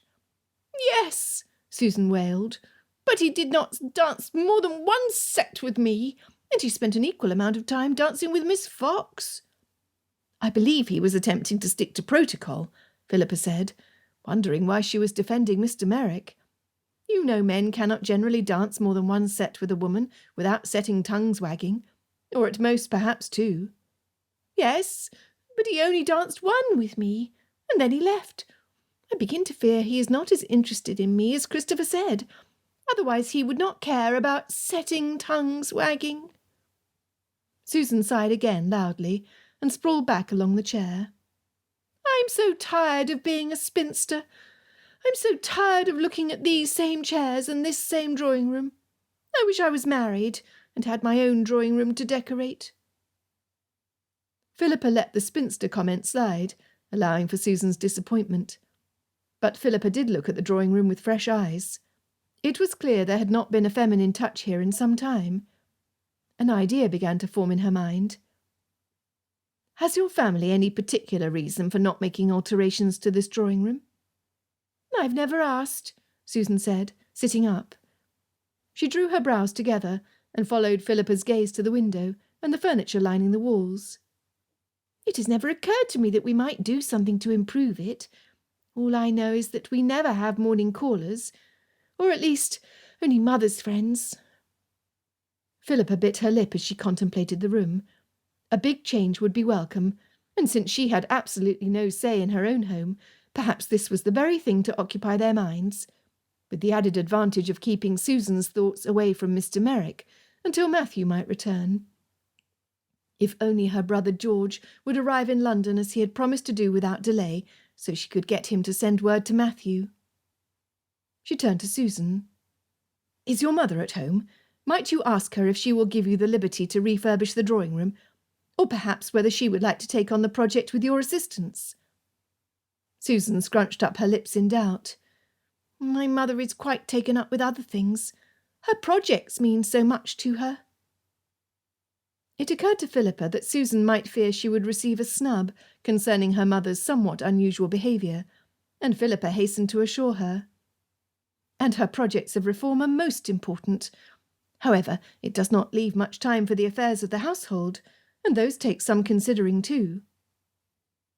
With Susan looking at her expectantly, Philippa thought for a minute and gave the room a sweeping glance. "What fun it would be to decorate this room, if only you could gain your parents' consent. Susan, might you ask your mother? Perhaps she would be glad to have you propose it, for you could tell her it will be good practice for when you are married." She grabbed Susan's hands. "I should not wish to interfere in your family's affairs, but this could truly be a project we put our hearts into. Think of the fun." Philippa pointed to the draperies, which were an olive green colour, yellowed at the top and with a thick coat of dust near the ceiling. The wall hangings next to it were also of a deep olive colour and patterned with gold. Together they lent a dark tone to the room that absorbed all sunlight coming in. She walked over and fingered the drapes, then looked back at Susan, who still sat on the settee, which, along with the chairs, were positively Georgian. Susan's eyes had begun to shine. "My mother is home. My father is too." She chewed her lip as a look of resolve settled over her. "I suppose I could ask them, although I don't know that Jack would approve." Philippa looked at Susan curiously. Mr. Blythefield seemed to run this household. What has your brother Jack to say to it? Gentlemen as a whole are not interested in household affairs, such as decorating. It is up to your father, I believe, to make decisions pertaining to budget, and your mother as to questions of taste. If you wish to ask them, and they are in agreement, then there is no reason why we should put it off. I have nothing at all to do this afternoon. We might visit some of the drapers and have a look at catalogues to see what sort of furniture Sheraton has brought out. I think that is a most wonderful idea. Susan stood suddenly, and her voice trembled with excitement. I shall ask them right now. Would you wait for me? Philippa nodded, and silently urged her to go quickly, crossing her fingers that Mr. Blythefield would not choose to come back into the room in his sister's absence. Susan left, returning not 10 minutes later. I was most fortunate, Philippa, she said, as she breezed into the room. I found my mother, and she said it was a wonderful idea. She has never found the time to refurbish the drawing-room since she got married, although she said my father had urged her toward it early in their marriage. She came with me to see my father, and he agreed. He saw no reason to withhold the expense from such a scheme, as there is a most promising investment that he's about to commit to. Susan stopped suddenly, although I don't suppose I should have told you that. Philippa waved her hand. Think no more on it. I will not share it with anybody. The point is, your parents said we might make changes. But does your mother wish to come with us? Susan shook her head vigorously. Well, she could not spare the time, but said I might do so with you, and she is entirely sure you must have good taste. Splendid. Philippa clasped her hands together. Let us not delay. Shall we bring both our maids so they can help us carry packages? An excellent idea. I will send word to the kitchen. Susan looked at Philippa, then hurried to her and took hold of both her hands. Perhaps Mr. Merrick will hear of the changes, and it will induce him to come visit me, so he may see the drawing-room for himself. He will see what an admirable housekeeper I am. Oh, yes, I'm sure he will. Philippa leaned down and swooped her bonnet up from the settee. The sooner they left, the better. She had no wish for another taste of the overbearing Mr. Blythefield in one day. She had enough of that sort of thing at home. The rain is holding off. Fortune has favoured us. 6. The large oak-panelled corridor leading to the Parliament chambers resonated with speech as men gathered together in small groups outside of it. It would be a lively debate if the number of men filing into it were any indication. Jack breathed in the invigorating scent of decisions and change, of power. His boots clipped on the stone floor, and the paintings of men who had gone before him lined the walls on either side. There were men of both parties gathered outside the room, but he was searching for Mr. Whitmore, Senior. He hoped to learn before the business was introduced whether Mr. Whitmore had managed to persuade Earl Grey as to Jack's suitability for the position of Leader of the Opposition, as Mr. Whitmore had thought he might be able to do. Lord Palmer was already on board with the idea, which was most gratifying. Before Jack could catch a glimpse of the gentleman he sought in the throng of people, Mr. Thackeray, the Parliament driver for the Tories, strode his way. "Mr. Blythefield, spare me a few minutes of your time, will you?" There was nothing slipshod about Mr. Thackeray. The neatness of his appearance would satisfy even Christopher's standards, and Jack felt almost shabby standing next to him. He had attempted to like the man, but for reasons he could not identify, found he could not. "Of course, Mr. Thackeray. How may I be of assistance?" "I understand that it's your intention to support the motion to repeal the Corn Laws." Mr. Thackeray glanced at the door to the chambers, as more of the men headed inside. "I merely wanted to drop a word of warning in your ear, that it's not likely to pass. You might better spend your time on a bill that will advance your cause in Parliament." That surprised a laugh out of Jack. "I hope you're not banking on your ability to change my mind on Ricardo's bill 5 minutes before the House is called to order. I was with Ricardo when he drafted it, and I know there is support for it, and in both parties, more than you would have me credit." Mr. Thackeray indicated the door to the chambers ahead. "If you will have the goodness to walk with me, you will see that I have only your interests at heart. Rumours are circulating that your name is coming up for Leader of the Opposition, as you must be aware." He glanced at Jack, who nodded. That would indeed be an offer if it comes about. In such a position, you could accomplish much, enough to leave quite a legacy. However, if you're leading the charge to abolish the Corn Laws, you may never have a chance to try. The motion to repeal runs so entirely against the interests of the landowners, and they are the ones who hold the power in the Commons. Mr. Thackeray stopped short of the entrance to the chambers and stuck his hand in his waistcoat. He was not much older than Jack, but he was a great deal more arrogant. Jack was not learning anything he did not already know, but hearing it from Mr. Thackeray, whom some had identified as a potential candidate for Prime Minister, lent a menace to his words.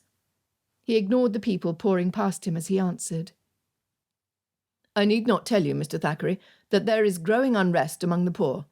If Parliament continues to fix the price of grain and forbid free trade the way we've been doing under the Corn Laws, labourers will not be able to eat. Jack raised an eyebrow. And labourers who don't eat are more likely to cause mischief than turn their effort towards securing the prosperous future of England. Even men of power cannot subdue the force of the majority. A few men glanced at them with a curious look as Mr. Thackeray put his hand on Jack's arm. You underestimate the will and creativity of men in power, Blythefield. Jack suppressed the desire to throw off Thackeray's hand, or wipe the smug look off the man's face. No wonder they were not better acquainted. He pasted on a smile. Well, I invite you to listen with an open mind. Perhaps I might change yours. After you, he said, gesturing into the room. Mr. Thackeray entered the room, climbing to one of the higher benches, where he took a seat on the right side with the other Tories. Jack raised his eyes to see who Thackeray's influencers, or lackeys, were. Mr. Merrick sat on the bench behind him, and he leaned forward to whisper something in Thackeray's ear. More and more undesirable for Susan, Jack thought. Mr. Whitmore Senior caught sight of Jack and moved his way through the crowds in the chamber. A white-haired man, known for patience and good sense, Mr. Whitmore had taken Jack under his wing since Jack had first entered politics. Mr. Whitmore had even advanced Jack's rise in politics over his own son Robert, who had professed no interest in any position other than MP. Ah, there you are. He shook Jack's hand with a kindly smile. I'm sure you're eager to know of my meeting with Lord Grey. I shall not keep you in suspense. He is of the same mind as I, Lord Palmer, and the others. Jack could not keep the smile from his face. What a coup! Ever since he'd begun studying at Oxford and found his sympathies were with the Whigs, he'd coveted the position of leader of the opposition. And to achieve such a thing before the age of 30. However, nothing is set in stone as of yet. I would advise you to organise some sort of informal dinner party to see what you can do about repealing the Corn Laws. The Earl Grey won't come, but Lord Palmer might very well attend. Mr. Whitmore cocked his head. Shame you are not yet married, as I think the dinner will be more to our purpose with the women present. Men will be more likely to bend their views in the presence of the fairer sex, especially when it comes to ideas of reform. Mr. Whitmore turned as the Speaker of the House took his place in the centre of the room. I believe we are about to start. Jack nodded and went to sit, his initial euphoria now replaced with a sense of dread. How could he host any sort of dinner party at his own house? His family would only hinder the cause. Mr. Whitmore's words about finding a wife rang in Jack's mind. If anything could fuel his resolution to marry and settle into his own establishment, not much more was needed than the thought of attempting this dinner alone. Robert Whitmore Jr. entered the room and came to sit at Jack's side. Younger by a few years, he had never resented his father's interest in Jack's career. Instead, they had quickly found a commonality of ideas, particularly concerning repealing the Corn Laws. Robert glanced across the room at the conference conducted in the higher benches. I saw that Mr. Thackeray honoured you by singling you out. As a more radical Tory, I assume it was to offer his support for repealing the Corn Laws? His words dripped with irony. Hardly, Jack said, his eyes still on Thackeray and Merrick as they spoke. I do not know what he hoped to accomplish by dropping a word in my ear, as he put it. It was a feeble word that carried no real argument, except perhaps to deliver a threat, as he surely must have known. The room was being called to order, and Jack waited until his bill came on the table before requesting acknowledgement from the Speaker of the House. Having been given permission, Jack stood and addressed the room. Gentlemen, my lords, this is the second time since this year's session opened that the subject of repealing the Corn Laws has come up before the Commons, and I claim your indulgence as I debate the matter before you today. With barely a need to glance at his notes, Jack reminded the members of Parliament of Mr. Ricardo's study of free trade and the economic boon it would be to England. He proved with examples that the day wages of common labourers could no longer cover the growing cost of bread, especially since they had again raised the tariff on foreign grains. He reminded his fellow MPs that most of these men were family men, and if they did not make enough to feed their families, the temptation to take to poaching, rioting, and further Luddite activities would become too strong to resist. This was met by hissing that took the Speaker some time to calm down. The violent reaction caused Jack to reconsider his approach. That was a novice's mistake. Jack wanted to bury his head in his hands. He needed to appeal to his opponent's interests, not the interests of the poor. His pause allowed the debate to turn, and Thackeray gained a nod from the Speaker. He stood and began elaborating the proven benefit, or so he said, of relying on English-grown grains. He cited personal examples of such benefits among certain members present, who nodded their heads in agreement. He went on to insist that English grain production would bolster the economy, for it would also provide more agricultural jobs. Robert gave Jack a sympathetic smile as he resumed the seat next to him.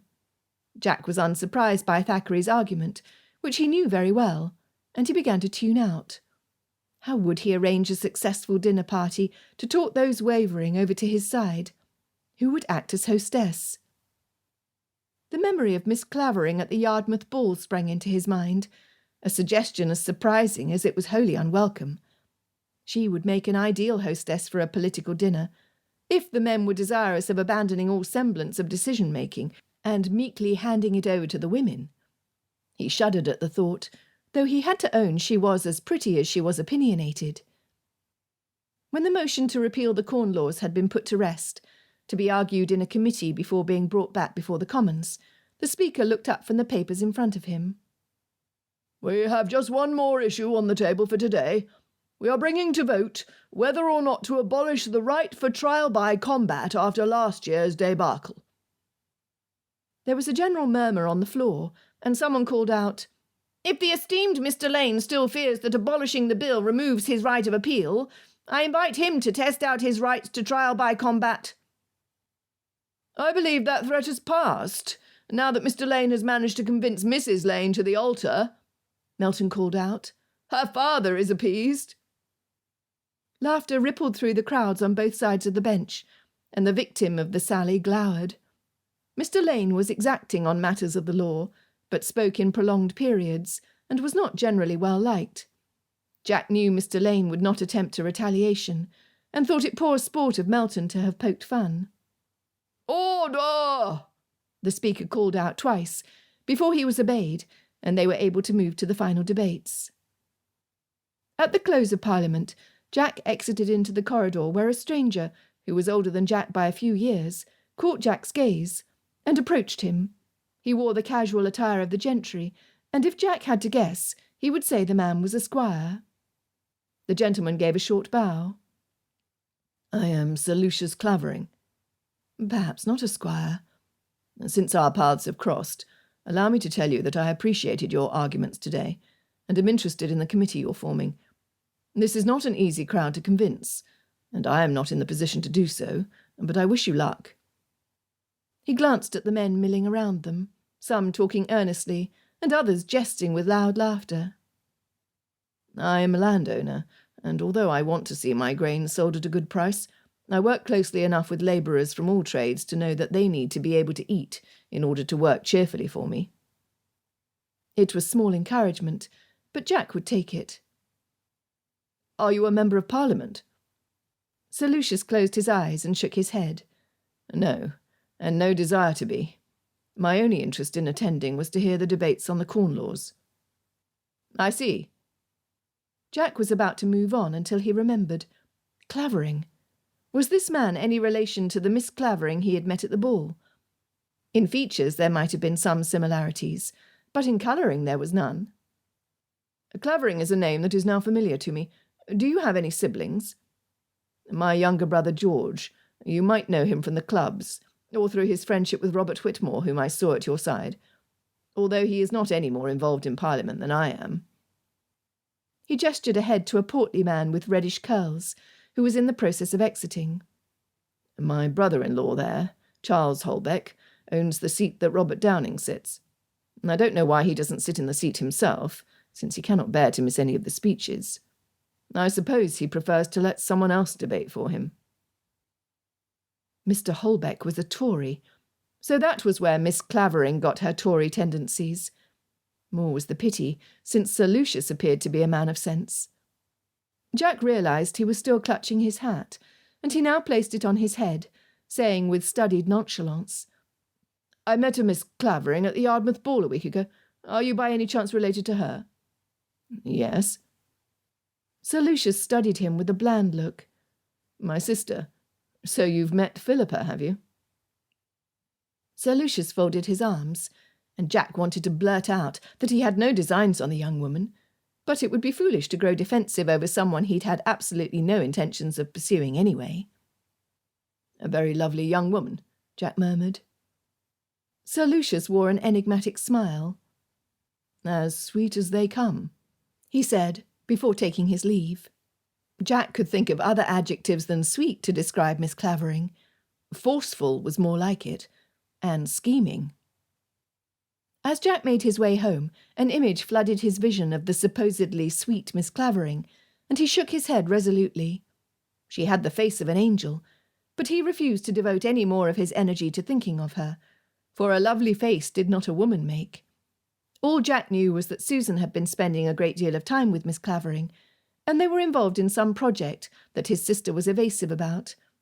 But Susan had been more happy these past days than he had seen her in a while, and that was something. As Jack entered the house, he heard laughter coming from the drawing-room, and it did not sound like Susan's. He paused in the entryway, listening. He stood there long enough that he eventually saw Shanks creeping up the stairwell from the kitchens. Do not trouble yourself to hurry, he called out to the butler. I will set my affairs on the bench. He opened the door to the drawing-room, but rather than finding Miss Clavering, for he'd grown certain that it must be she, sitting demurely with his sister as one would expect, he found the young lady standing on a chair next to the window, pulling down the heavy green curtains that had been a mainstay of their house for Jack's entire life. He stood on the threshold, thunderstruck. What in heaven's name are you doing? What does it look like? Susan turned with a handful of curtains, a pearl hairpiece sagging to the side of her head in a comical way. Jack took in the two women removing curtains. For heaven's sake, where did all that dust come from? Without a servant in sight, standing on chairs no less. It looks as though you're embarking on a project well beyond your domain, he answered repressively. Miss Clavering, rather than appearing upset at being in the midst of a family squabble, dropped her end of the fabric to a heap on the floor. Susan has your mother and father's permission to make these changes. Your father assured her that he had fully intended for Mrs. Blythefield to refurbish after they were married, but it had never been done. And your mother was delighted at the idea of having a daughter who is such a hand at these things. I am here by invitation, she finished with a twinkling smile. What in the devil? Who was this woman? Sweet, indeed. With difficulty Jack pulled his eyes off Miss Clavering to glare at his sister. And who is to pay for these changes? He stopped short, suddenly realising he should not be having this discussion in front of Miss Clavering. Jack could have spared himself the reproach, for she was the one who answered. Why, your father, of course. He has agreed to everything. Miss Clavering smiled, then pointed past Susan, directing her to the neatly folded pale cloth sitting on the table. Now, if you will stretch out the new cloth, we may pull it over the curtain rod and judge how it falls. We shall see how it brightens the room, just as you said it would." "Oh, no," Susan countered, eyes wide. "You were the one who said it. And once we are sure in the choice of curtains, we may choose the colour of paint and get your servants to work. I believe it will only take a week to have this painted, and by that time the rugs and furniture will have arrived." His sister clasped her hands together. "How exciting!" With uncharacteristic energy, Susan pulled the settee over to the other side of the window and began to step on top of it. Jack finally snapped to attention. "Moving furniture? You should have the servants in here doing this." He strode forward as Miss Clavering balanced on one foot and attempted to throw the cloth over the curtain rod. He reached up to take the cloth from her hands, and instead caught her in an armful as she tumbled from the chair. She was light and soft, and he pulled her close as he tried to catch his breath at the near fall. "Oh!" The exclamation escaped her like a sigh, and Jack found he could not set her down. Blood pulsed through his veins at the imminent disaster, and he seemed unable to loosen his tight hold on her in the waited seconds that followed. His racing heart shifted from the near danger to something else as his eyes focused on her lips, and the impropriety of their position flooded his awareness. "Jack! Thank heavens you were here to catch her!" Susan rushed forward to embrace Miss Clavering, who he'd set carefully on her feet. Jack darted a glance at Miss Clavering, but she met Susan's gaze instead and laughed. "How clumsy I am! I will be more careful." Miss Clavering paused for a moment, eyes vaguely fixated on the window, and heightened colour in her cheeks. Then, to Jack's astonishment, she made a move to climb back on the chair. "You must allow me." Jack's voice was rough, and he was in no way pleased, although he imagined the strangled words that came out of his throat were from a different cause than irritation. The last thing he expected was to be met with an almost irresistible urge to keep holding Miss Clavering in his arms, frustrating woman that she was. Still, how dare Miss Clavering take on such a project, and in his drawing-room? She might as well come and take up residence. Jack took a large portion of the cloth and examined the height of the curtain rod. The chair was the less steady of the two, so Jack made his way over to the settee, hesitating over whether to remove his boots. In the end, he decided that the settee was too old to warrant appearing in a state of undress before Miss Clavering, and climbed up. He tossed the edge of the fabric over the curtain rod, catching it on the other side, as a big cloud of dust from the rod fell on top of him. He coughed and climbed back down. Almost as if without thought, Miss Clavering reached up and brushed the dust off his shoulder, then turned away before he could register the intimate gesture. She then leapt forward to the window, and with nimble steps pulled the fabric down on the other side of the rod. "It is simply lovely. This new cloth suits to perfection." "It doesn't, though," Jack argued. It came out like a grumble. "It clashes with the wall hangings." "Oh, never fear, Mr. Blythefield. We have plans to change that too." Miss Clavering gave him a sunny smile that made Jack want to rip the cloth out of her hands. Susan stepped forward with cards painted in various tones. "We have settled upon yellow, but are not yet sure which shade. Oh, Jack, you cannot know how happy I am. I have been too ashamed to have anyone come and visit me in the drawing-room, for it is so old-fashioned. Imagine what it will look like when it's finished." Jack moved back to examine the cloth in front of the window, using the time to regain his equilibrium. He brushed his hands together and looked around the drawing-room. Why did this room need any changes? He was accustomed to it the way it was. Then he glanced at Susan, who was generally shy, and whose spirits were often oppressed. She was smiling and animated, entering into all Miss Clavering's plans with enthusiasm. For Susan, Jack could bear almost any change. "Very nice. You will let me see the bills, will you not?" Susan glanced at Philippa, who smiled back. "Oh, to be sure, Jack." "Well, then." Jack hesitated in front of the pile of old curtains before deciding to leave them near the wall rather than carry the dust with him. "If you have anything else to hang, please call a servant to do so. I would rather not have to send a note around to Miss Clavering's house to explain a broken leg." He left, thinking that he'd rather not have to nurse Miss Clavering either, while she healed from some injury occurring in his house. Miss Clavering's sweet temper indeed. Surely her brother had been jesting, more like the bull-headed temperament of a Tory. But at least Susan was happy. 7. The air had grown colder when Philippa left the Blythefield residence, still satisfied with the way things were progressing with the renovations. It had taken her and Susan several days to choose and purchase the cloth that could be turned into curtains, to decide upon more modern furniture, and to choose the right colour of paint to set off the tall windows and high ceilings of the room. Philippa was proud of herself for having steered Susan toward the more economical option when it came to choosing furniture. Outside, however, the chill in the early spring air and the softening light as it turned from late afternoon sun to evening sent Philippa's spirits plummeting. What awaited her at home? Only another dreadful party, filled with dull political figures and their wives, that Maria insisted Philippa attend. Not one of them bothered to speak to her as if she had anything to contribute, and the older men were more likely to pinch her cheeks in an odiously familiar way instead. Why, she must be the only young lady in all of London whose season consisted of dancing attendance on men and women over 40. In the faded light of the carriage interior, Philippa listened to Fernsby chatter about how she'd been allowed to eat cakes in the kitchen, thanks to the generosity of Miss Blythefield's cook. Fernsby's evident pleasure in spending the afternoons at Susan's house matched Philippa's own. How she'd lived through nearly the entire season last year without this refuge, she could not say. Philippa turned her thoughts back to the drawing-room and their beginning attempts to put order, seeing their plans turned into action. What a relief to pull down the sets of dusty drab curtains that were such an eyesore and let the light flood the drawing-room. It would be even better when the walls were painted and the new furniture and rugs had arrived. One would be hard-pressed to recognise it as the same room.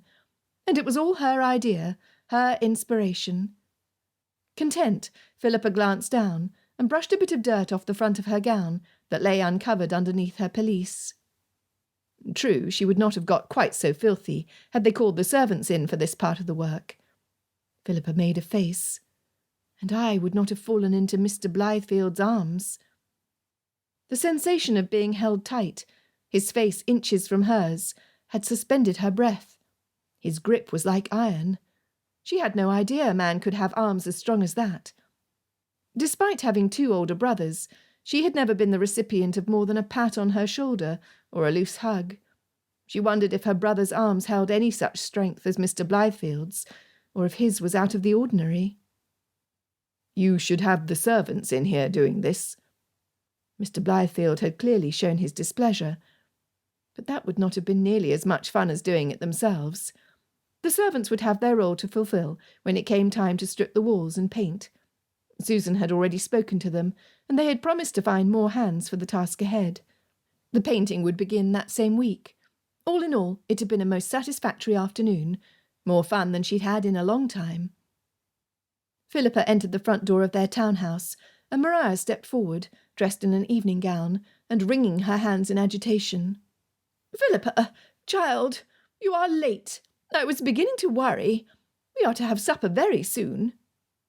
"You need not have worried, Maria. I had Fernsby with me, and James as well. I was in perfectly good hands, and you knew I was with Susan Blythefield at her house." Philippa looked down to unbutton her pelisse, hiding her frown. "I will have a plate sent up as I dress. No need to hold supper on my account." Maria hurried to assist Philippa with her pelisse, and a look of perplexity crossed her features. She reached forward and touched Philippa's hair that curled out from the front of her bonnet. It appears there is some sort of dirt on your hair, and on your gown too. What have you been doing?" Philippa lifted a hand to her head and tried to feel for the dirt Maria had spoken of. Now that she touched her hair, she could only imagine how it must look. Her curls were coated with some sort of film. "I assure you it is nothing. Susan and I were only examining the possibilities for refurbishing the Blythefield drawing-room. That explains why I am less than presentable at the moment, and why I was running late." Maria's brows snapped together. I am not at all sure the Blythefields are proper people for you to know. If their drawing-room is so dirty, you must come home with your head covered in dust. Did you not remember that we had the Munster party tonight? You will never be ready on time if we have to wash your hair as well. Fernsby, you are going to have to take matters into your hands, and quickly. Unless I should come up with you, perhaps I should— Maria, it's fine. Fernsby and I can manage, and Charles will not appreciate having supper held back. Trust me to be ready on time. Philippa untied the strings to her bonnet. Maria's greeting did not further warm her to the evening that stretched ahead of her. Ugh, what a bore! She could have stomped her foot in frustration. An evening of Holbeck's political cronies, who were, most of them, piggish and old, and all of them dull. Fernsby stepped forward with a quick curtsy. I'll do my best to have her ready, Mum. Miss, I'll just fetch some hot water and send a plate of supper up straight away. The maid hurried toward the kitchen, and Philippa, intent on escaping further recrimination, went to her room to dress. There were times when it was best to obey her sister without a fuss. After bringing up the basin of water, Fernsby helped Philippa to clean her face, then combed the more obvious dirt out of Philippa's curls. No one will notice for tonight, miss. I'll tie it up with the brown ribbon, but we shall have to wash your hair tomorrow. In weary resignation, Philippa allowed her shoulders to relax under Fernsby's ministrations. Tomorrow I have no great plans. That was the sorry truth. She never seemed to have any plans at all, despite receiving a great number of invitations. Maria only accepted the ones she wished to attend, and only the larger of these gatherings attracted crowds that included people likely to interest Philippa. If only she could spend more of her time helping Susan to brighten her home. A frown pulled at her eyebrows. If only Matthew Evans would come to London and begin to woo the object of his adoration, she would be happy to see Susan so well settled. Philippa sighed at the night that stretched before her, at the season that stretched before her. If there was any good that came out of going to tonight's party, it was that she was not likely to meet Mr. Blythefield there. A Whig did not generally attend Tory parties. At the Munster residence, Philippa trailed Maria and her husband into the glittering drawing-room. She smiled and greeted the host and hostess, concealing her displeasure at being there, then looked around the crowds for someone she might speak to, who would be slightly less unbearable than she was expecting. Chances were slim for success, but one never knew. Why Charles insisted she accompany them to this stifling event, Philippa could not say. He likely hoped that she would fall for one of his colleagues, thereby strengthening his position in politics. If what Maria said was true, he still held out hope for a match with Mr. Thackeray. That was not going to happen. Miss Clavering, you are looking as ravishing as ever. Philippa turned, and the very man himself, the devil as she saw it, was standing before her. Mr. Thackeray, no need to be polite and come and greet me. On the contrary, I will not mind if you give me the cut direct the entire evening.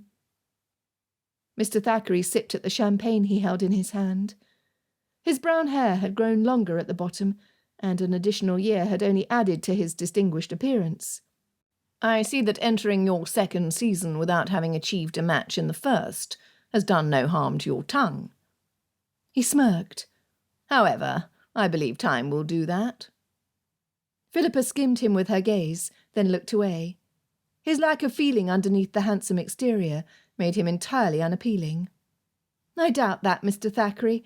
Considering I have no ambition to be married, and lose the little say I have in my future, as you reminded me I most certainly would, I don't think any number of years will alter my tongue in any significant way. We shall see, my dear. I must own that you have taken me quite by surprise. No other woman has managed to catch my interest since last year. Mr. Thackeray gave an enigmatic smile. I'm beginning to think I have settled on my choice, and shall continue my pursuit of you. Philippa widened her eyes. After so thorough a rejection, I am all astonishment that you would attempt it. I cannot tell if it is your humility that is lacking, or your sense. Let us just say it is not my sense. I am a man who knows what he wants, but I am also a man who won't bargain unfairly. I told you what I expected out of the arrangement. which is more of a pound dealing than you'll get with most men." He indicated Philippa's brother-in-law, who was filling a plate on the other side of the room. "And if I know Holbeck, I don't imagine any resistance you attempt will last long." As Charles is not able to take possession of my body and move my lips to form the word yes, I am not in any way daunted by your threat. The answer is still no." Mr. Thackeray laughed and flicked her chin, then left. The refreshment tables were full of dishes set out to tempt the guests, and although Philippa had eaten, she went to look it over. She took one of the plates from a liveried servant and chose a marzipan, shaped like an apricot with green leaves, and a ratafia cake. When she looked up, she startled under the gaze of Mr. Blythefield, who was standing across the table staring at her. Him, too. The night was turning out to be worse than she had imagined. Mr. Blythefield circled the table. "We meet twice in one day." He glanced down at her plate. "Only sweets?" "I am not any more enchanted than you are, Mr. Blythefield. And yes, only sweets. We ate before coming." She felt the weight of Mr. Blythefield's regard as she turned to watch the party, ignoring the delicacies she had just selected, until she could bear it no longer. "What?" He was facing her, a small crinkle marring his brow. "Has something happened to bother you?" Philippa shot him a look of surprise. "What makes you say that?" Mr. Blythefield's eyes seemed to miss nothing as he studied her. "I cannot say. It is only that you appear more irritated than usual." "More irritated?" Philippa mustered a smile with difficulty. "Am I really such an irritable creature overall, do you think?" "Actually, no. It appears, on the contrary, that nothing ruffles you. But just now you seemed different, unhappy, and most definitely ruffled." Mr. Blythefield glanced across the room. "I saw you talking to Thackeray." Philippa did not wish to go into her history with Mr. Thackeray. "What are you doing here? I didn't expect to see a single Whig among us." Mr. Blythefield pulled his gaze from Mr. Thackeray to her, and gave a soft chuckle that softened his features. "This was supposed to be a joint party affair. At least that is what I was told. But considering the fact that I've been the dissenting voice in every conversation here, I'm beginning to think that was an exaggeration. I believe they're trying to poach me from the other side, and my influence with it." Philippa raised an eyebrow. "Such efforts on your behalf," she observed. "Are you really so brilliant a statesman?" Mr. Blythefield locked his gaze with hers. "I have great ambition. I have the talent to bring me there. I lack only one thing." "Modesty?" Mr. Blythefield laughed. "Fair enough. Let us say I lack two things. Besides modesty, I lack a broader support to my bill. I carry weight in my own party and have been able to cross political lines and gain support from the other. Some of my sponsors expressed hopes in getting that for me here." "Among the Tories?" Philippa asked. She looked around the room, and although she did not know many people, there was not one she could imagine who might entertain ideas from a Whig. "There are sympathisers. The fact that the Prince Regent is drawn to Whig ideals does not go unnoticed. And I think—" Mr. Blythefield paused and searched her face, as if for understanding, she thought. "I think there are some, even among the Conservatives, who are beginning to see the need for reform. Those are the people I need to talk to tonight." Philippa looked down at her plate, picked up the marzipan candy and took a bite. She needed to distract herself from the earnest look in his expression that tugged at something inside of her, and that inexplicably brought up the memory of being in his arms. "Then I can only thank you for your condescension in having spent so much time talking to me." "It was nothing," Mr. Blythefield said. He sipped his drink, eyes on her. "Everyone else was otherwise occupied." Philippa lifted her head, her mouth twisted in outrage until she saw his laughing eyes. It was an unexpected sight, for Mr. Blythefield's lips barely crept up toward a smile. But in his eyes there was a light and humour that suddenly stole Philippa's breath. Perhaps there was something more to this overbearing gentleman than she had originally thought, some warmth and humanity. If anything, he wasn't entirely boring. 8. Noises of conversation, chairs scraping, and tools clattering emanated from the drawing-room, bringing Jack to its door. He had entered this room more in the past couple of weeks than he had in the entire year. Generally, his feet trod the path from his bedroom to the breakfast-room and out the door, where he spent the remainder of the day in Parliament and usually dined at his club. But the changes that were being made here roused his curiosity, and he found himself frequently coming to inspect them. Last he'd checked, they had been sanding down the walls that had been stripped of their wall hangings. He opened the door and ducked as an unknown man turned with a ladder, nearly hitting Jack in the chest. With 4 other workers present, one of whom was his footman, Andrew, here was a flurry of activity unlike anything he was accustomed to seeing in his home. Much of the furniture had been removed, and, he could only imagine, discarded. The rest had holland covers draped over it, and more cloths covered the floors. His footmen were covered in paint, including his hair, and the other 4 men were similarly adorned. Together, the men had managed to complete 2/3 of the wall. "You have begun the painting, I see. Who was it that gave you orders to start?" Jack's voice echoed in the tall-ceilinged room that was almost empty. The hired men continued painting, but Andrew paused in the act of dipping his brush into a pot of paint. "It was Mr. Blythefield, Senior, sir." Jack had nothing to say to that, and simply nodded, gesturing for Andrew to continue. He supposed it was good his father was taking an interest in the renovations. He took a moment to appreciate how airy the room was without the curtains, and noticed for the first time that there were pretty mouldings near the top of the ceiling, detailing leaves and berries from what he could see. The walls were done in the palest of yellows, but the mouldings had been repainted in white. The choice in colours was pleasing overall, but something about the whole process irked him. Miss Clavering had only been in town a mere 3 weeks, and his entire townhouse was in an uproar. He left the drawing-room and went downstairs to his father's study and tapped on the door. When his father bid him enter, Jack came in and found his father slumped over his accounts on the desk, his head in his hands. There was a half-drunk cup of tea at his side, and his father was unshaven. Jack recognised the signs of despair. "I was coming in to congratulate you on having approved the changes in the drawing-room, which were badly overdue." Jack hesitated on the threshold, unsure if he had the inner fortitude to take on his father's dashed hopes just now, as they were likely to increase Jack's own burden. He put his hand on the knob. "However, it appears I have come upon you at an inopportune time." His father lifted his head and looked across the room, the hint of agony evident in his eyes. "No, you may as well come in," he replied, dashing Jack's hopes of being able to remain in blissful ignorance of the latest catastrophe. "I confess, son, that I did indeed invest in the frame-knitter venture, despite your having advised me against it. But I thought you were wrong. Why, these inventions are the future of England. One day it will not be by manpower, but by machine power, that we will become an even greater nation than we already are." The burst of energy that had accompanied this speech appeared to be spent when Jack's father got to the end of it, and he dropped his gaze to his hands.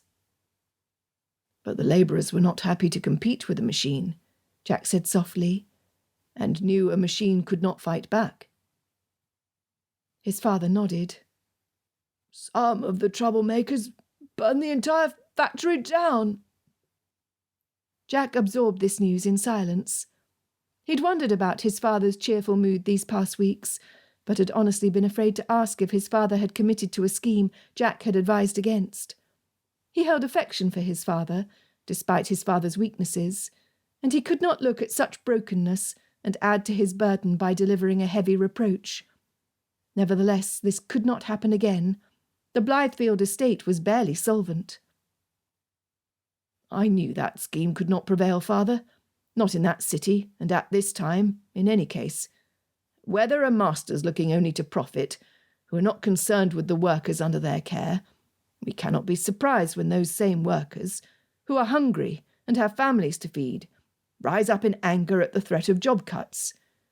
We need to seek out the investments of men who are taking into account the needs of their workers." Jack's father sighed. You were right, of course. It was a difficult proposition to turn down, however. If only those Union men had not turned violent. If they'd only waited another 3 months before carrying out such a wasteful protest, until I could have earned my share of the profits. Now, as it stands, I've lost everything. Jack came over to the desk and lay a hand on his father's shoulder. How much? £2,000. A few minutes of silence ticked by, and Jack swallowed. Their household could ill afford it. Who else went in with you on this venture? Mr. Blythefield shook his head. No one else by my invitation. I was told of the scheme in the strictest confidence. They said there were not enough shares as it stood, and that I should keep the investment to myself. There was that at least. Jack would not have to worry about other men who had been led astray by his father's gullibility. Who were the men who pulled you into this? When his father wouldn't answer, Jack reminded him with the greatest degree of gentle respect at his command. It is rarely the case that investors will not make room for more shareholders. Anyone who tells you that the investment must be done in secret is not likely considering your best interests. Who knows if such a factory even existed? It did exist. I'm sure of it, his father insisted. Jack shrugged. What difference did it make anyway? He had said it before, but it bore repeating. I wish you would come to me with the investments you're considering before you hand over any sum of money. If I don't know whether there is value in the venture myself, I can more easily find it out than you, and without tipping my hand if the investment proves to be sound. His father nodded, but with such a look of misery, Jack could not bear to rub it in any further. Susan has not sent me any bills for the drawing-room as she promised. You may send them all my way. His father's eyes snapped open at the mention of bills for the work in the drawing-room. He had clearly not thought through the consequences of having given approval for the changes, when his own investment had just failed. And the bills were likely to be sizable. Susan had mentioned having ordered furniture over breakfast yesterday. He had to lay the whole initiative at Miss Clavering's feet. His sister would never have had the idea of refurbishing the drawing-room on her own. Perhaps he would need to have a conversation with Miss Clavering about not meddling in affairs that did not concern her. Jack left his father's study, and before he could make up his mind to go to the club, he crossed paths with Susan in the corridor. "Have you seen the changes in the drawing-room, Jack? Are they not all that is marvellous?" Susan's excitement would have been contagious were it not for Jack's sour mood. But she didn't seem to notice and squeezed his arm. "I know we live in what is considered a desirable location, but we so rarely have visitors. Perhaps now that we are remaking the drawing-room into something of this century, we will begin to have more." Something of this century? Was that Miss Clavering's judgment? She would soon learn that the Blythefields did not need to be edified by her opinions on family affairs. What a pity. Last night he had found her company diverting. "Don't you think more people will begin to come now?" Susan's eyes had grown anxious when he didn't answer. Jack made a noise of assent, but he was thinking it was more likely that visitors were afraid of getting swept up in another one of his mother's projects than they were of being accosted by a set of ugly drapes. "I don't see why not," he said. Susan sighed. "It's a beautiful day today, and I'm stuck inside. I so wish to go out. Will you come with me to the circulating library? Philippa has recommended a book she said will lift my spirits, and she was astonished I had not read it yet." Miss Clavering again. At least she recognised the need to keep up his sister's spirits, which had always been easily depressed, and actually applied herself to the task. Jack paused before answering. After his conversation with his father, Jack was hardly in the right humour to accompany Susan. He would have preferred to spend time alone. However, he knew how few companions his sister had. Without anyone to escort her to temps parties, she had little opportunity to leave the house without his occasionally taking pity on her. That had been one of the benefits of Miss Clavering's frequent visits, despite her thinking their drawing-room Gothic. "What is Mother doing? Oh, Mother has gone to reform the gin houses. She asked me to go, but I was not ready and she could not wait. Susan uttered these words as she tied on her bonnet, as if he had already agreed, adding, "But I'm ready now." What an odd family he had. Jack had never known his mother to be interested in anything other than reform, although she was generally affectionate with her offspring. As much as he was glad that Susan did not seem embarrassed by their mother's activities, he would prefer his sister not join in. It was one thing for a married woman, who might be called eccentric, to tackle such ventures, but his sister would likely be labelled a blue-stocking, and Susan did not have the presence to carry such a title. Very well. I will not attend Parliament for another few hours, and I suppose I can spare the time. Have Andrew bring around the carriage, and I will take you up. Would you like to go to Gunter's afterwards? Susan's eyes lit up. Oh, yes! I've not had a strawberry ice in nearly a year. Susan did not require much time at Hookham's. She came out with a small book, wrapped in paper. They then drove to Gunter's tea shop, and Jack left Andrew in the courtyard with the horses as he escorted his sister inside. The tea shop was bustling with clientele, with few available tables, but they did manage to get one near the far wall and place their orders. Before they had much time to look around the room at who was in attendance, Jack heard a man's voice on his left. "Excuse me." He looked up to see Mr. Merrick, who bowed before Susan. "Mr. Blythefield, Miss Blythefield, I apologise for my forwardness, but I saw both of you from across the room and had hoped I might join you. Is the seat taken?" Jack had no favourable opinion of Mr. Merrick, but he could not refuse him. Miss Clavering's warning about not chasing him away too quickly niggled at him. Besides, it would give him a chance to get to know the man better. Susan was smiling shyly up at him. "It is not," Jack said. "Please have a seat." Mr. Merrick sat in the empty chair on the other side of Jack's sister. "Miss Blythefield, it is an unexpected pleasure to see you here." "I believe we have not met since Mrs. Yardmouth's ball." Susan leaned back as a servant placed a dish of strawberry ice in front of her. Jack received his dish of chocolate ice and lifted his spoon. "Will you take anything?" he asked Mr. Merrick. "No, thank you. I've already had tea and some of their cakes. I'm not a fan of the ices. And Miss Blythefield, you are correct. I've not been able to go to as many events in recent days as I would have liked. The sessions have run late, and I've had prior engagements." Though it was true that Parliament often finished late, Jack could not help but think if Mr. Merrick were truly interested in his sister, he would have found a way to come during calling hours. However, it was not his place to push a suitor on his sister, especially one he was not sure he approved of. Susan dipped her spoon in her ice and took a small bite. "I suppose it is a good thing you have not come calling, for we would not have been able to receive you. Our drawing-room is being refurbished." There was a slight pause, and Mr. Merrick raised his eyebrows just slightly. "How interesting.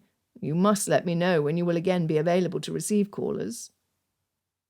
It seemed to Jack as though Mr. Merrick had had no intention of calling at all. Miss Clavering's warnings returned in full force, and he wondered if he should ignore them. As much as he was tempted to give her a rebuff for being too interfering, it might be prudent to tread cautiously where Miss Clavering was concerned. He would need her to comfort Susan when Mr. Merrick's attentions wandered, as they surely would. Jack looked up as the bell over the door rang with the newcomers who had just entered the salon.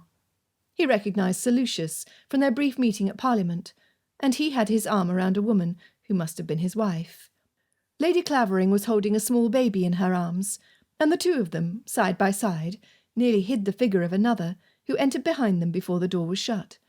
When Sir Lucius's wife turned back to speak to her, Miss Clavering lifted her head to answer before glancing across the room.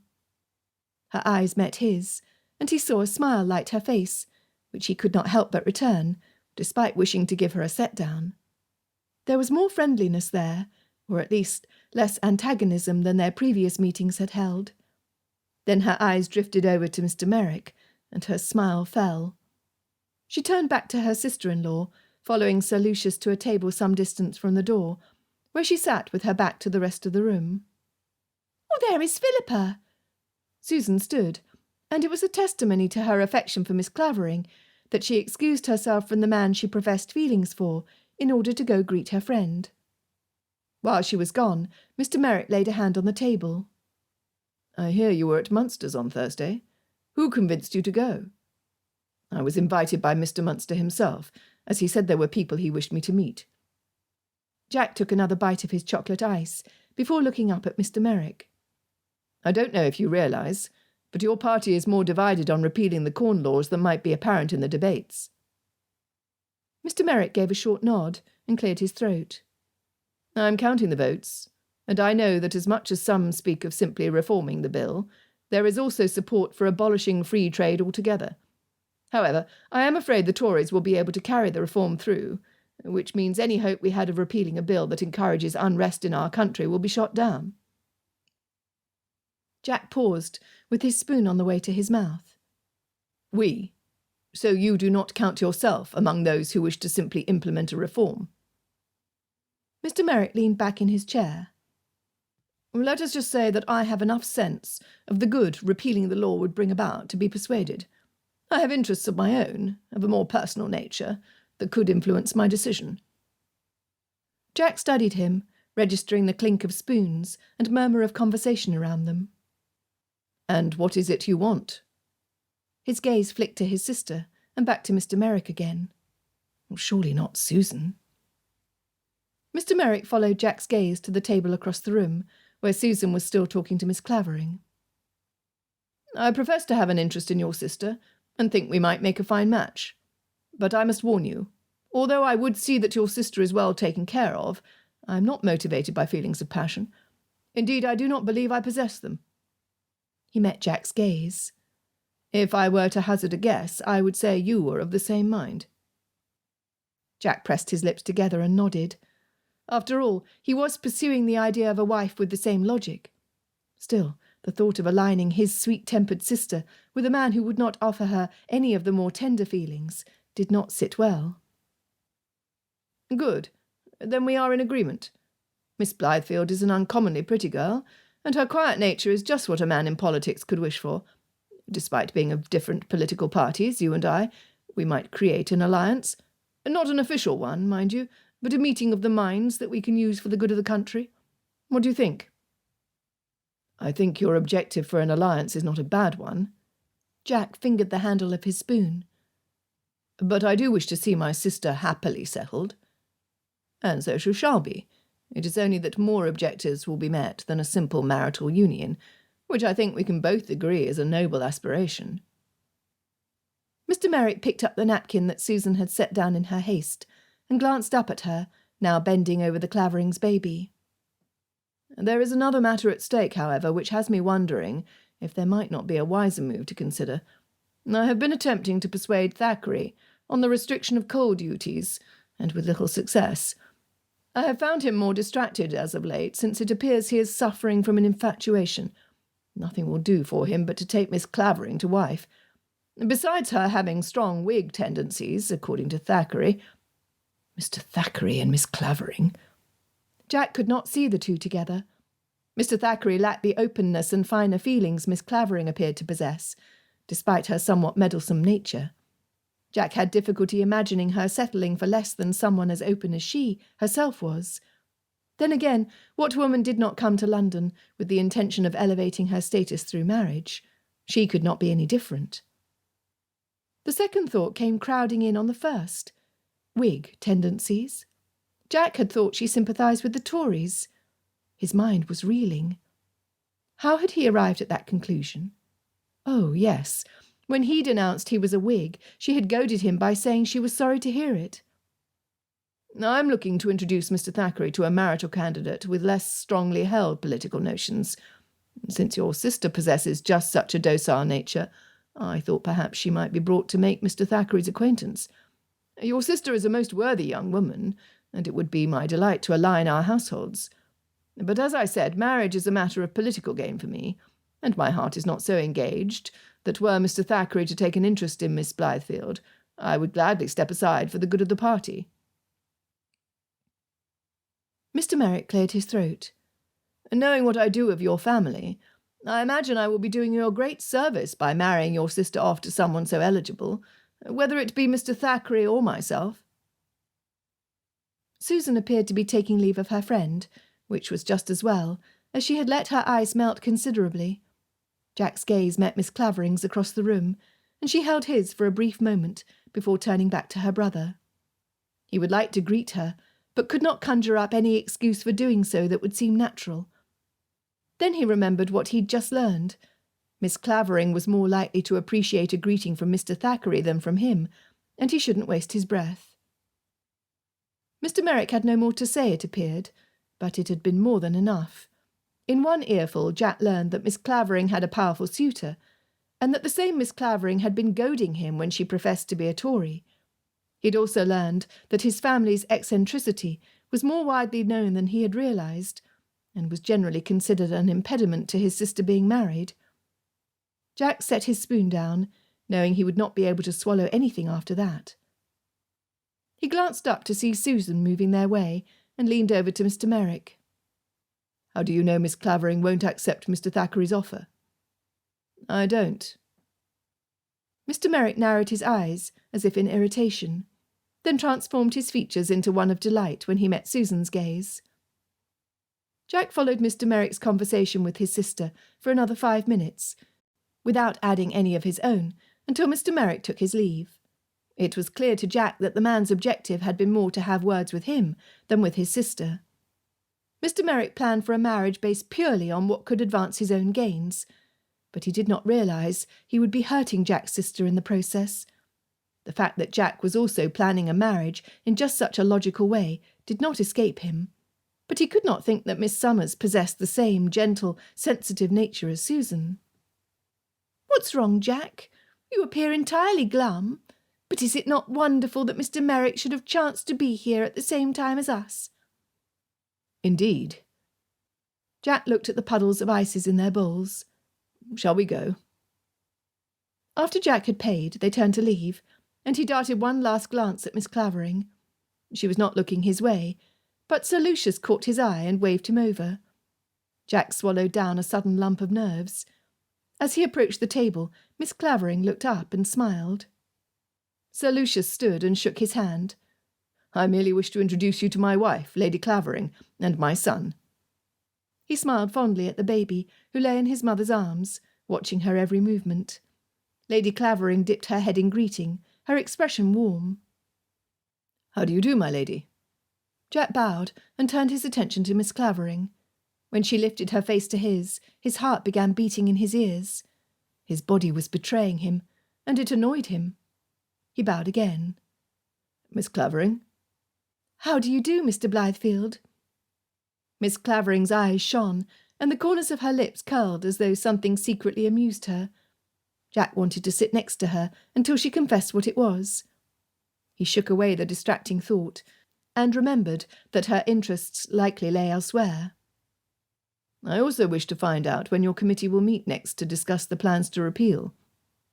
Sir Lucius glanced at his wife, then back at Jack. "I still have no interest in politics, but on this particular issue I might be able to lend my counsel, based on my own experience. And this is a worthy cause." "That would be excellent. We have not set the date, but if you have a card I will send word around, letting you know the particulars." Jack glanced at Miss Clavering. "After all, we Whigs must support one another." Miss Clavering bit her lip and looked away, but not before he caught the look of guilty amusement on her face. Her playfulness stirred something in him. He did not have enough of that in his life. But he remembered what Mr. Merrick said, and could not see why she would turn up the eligible Mr. Thackeray for him. "Steel your heart," he admonished himself. He had no time to waste pursuing a woman whose interests lay elsewhere, a woman he did not desire anyway. 9. Late afternoon, Philippa returned to the Holbecks from her outing with Lucius and Selina, which consisted of a ride in Hyde Park after their stop at Gunter's. It had been a stroke of luck to meet Susan there, who did not often have the opportunity to go out, and Philippa had been surprised to learn that it was her brother who'd escorted her. Nothing in what Susan had shared about Mr. Blythefield had led Philippa to believe he had time or inclination to take his sister anywhere. In fact, she had the impression that Susan led a very lonely life, which was one of the reasons Philippa held her in affection. Her own life was not much different. Mr. Blythefield had scarcely looked at Philippa after that first glance in the tea-shop, and she wondered whether it was studied avoidance rather than disinterest. Mr. Merrick was at their table, and the two men were taken up in conversation. She could not imagine what topic it was they had found so interesting, but she made sure to keep Susan with her as long as she possibly could, so Mr. Merrick had less time to work his charm. She was beginning to despair of, and for, Matthew Evans. She opened the door to the drawing-room to find her brother George sitting on a chair, one leg crossed over the other. He looked up at her and waved, and a rush of affection came over her. "George, at last you are here. What has taken you so long to get to London?" "Why should I hasten to London? What have I to do here?" He ran his hand through tousled curls and sent her a lopsided grin. "Well, I suppose I should attend the speeches at Parliament, as it appears that is to be my brilliant future." "You don't sound half pleased," she said. "Don't you like the idea of making a difference in the world? Oh, if I were a man, I would be sure to get involved in politics. No one would better me in a debate." George laughed. "To be sure, I certainly would not attempt to take you on as an opponent. And, well, yes, I suppose to some degree the debates can be interesting, especially when someone clever speaks. Short, to the point, and droll. But when you get one of those fellows full of hot air, it's beyond what anyone can bear." Philippa came and sat next to him. "Where is Mr. Evans?" "Evans?" George's brows snapped together. "Why are you interested in him? I hope you're not contemplating—" "George, don't be ridiculous. Mr. Evans is like a brother to me, just as much as you are." Philippa bit her lip as she studied him. "It is only that I know of something, but I cannot say what. He left me with a particular charge, you see." When she saw that George was about to protest, she added, "No, do not worry. It is nothing you could not like, but I believe I shouldn't gab it about, even to you." "As if you could resist." George pierced her with a hard look. "My friend, communicating with my sister, and swearing her to secrecy? No, I don't like it." "Oh, you must trust me, for it is absolutely innocent, I assure you, and it has nothing to do with me." Philippa laid her hand on his arm and gave it a gentle shake. "Now, where is he, and when is he to arrive in London? He's already missed the first month. Just tell me, and put aside any ideas you might be entertaining of a secret courtship." George was not one to be overly suspicious, and he relented. "Oh, very well. I do trust Evans. And you're not one of those chits with more hair than wit, so I suppose you won't go and do something addle-brained." George frowned and pulled out his snuff-box. "Come to think of it, Evans did ask me to write to you to tell you of his plans. He said you would want to know." "Which of course you did not do," exclaimed his sister. "Oh, yes, do tell me. I've been waiting this age for his news, for I'm trying to bring about a project on his behalf."